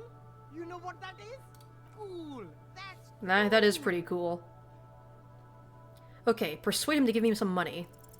Start Yeah. with a compliment, then work your way up. Give me your fucking money. This is about business. Remember. Hey, you seem like a really successful entrepreneur. Would you like to support a member of the local police force? Oh, okay. But why, officer? Because I'm broke and I need the Because money. you need to solve the biggest case in the history of criminal sciences. See this island over there? Point at the sea. I need money to fund an expedition there. It's important for the case. Oh, I like expeditions. Yeah, 10 I bucks. like you. I can give you 10 real. Corruption. Thank you. Corruption. It's just like Kim does Buzz not like this. Or Seagull. A kid watching out of a window describing things going by. He doesn't like it too much, but what do you do? Alright, okay, I think that is finally everything that I can do at the moment. So, next time I stream this, I'm gonna probably continue trying to at least take care of everything that I can here first. And then we are gonna make our way towards that island. Because I feel like we are starting to approach the end of this game, I feel. The end is coming. I feel like the end is getting very close, so let's go ahead and save here. And yeah, that is going to be it for today's stream. Big thank you to everyone who showed up here today. The plan for next week is, of course, on Friday, I'm going to be playing more Splatoon.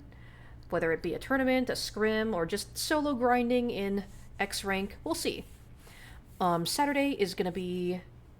Let me see. Yeah. Doesn't seem like I have any plans that day. So yeah, it's going to be the usual. Saturday is going to be more Monster Hunter, and then Sunday is, of course, going to be more Disco Elysium. So yeah, that's going to be it today. I don't think I have any friends who are streaming right now. I checked earlier. I don't think anyone I know is live. Yeah. So we're just going to go ahead and end things here, and I will see you guys next week. Later. Yippee, yippee, bye, bye, bye, goodbye.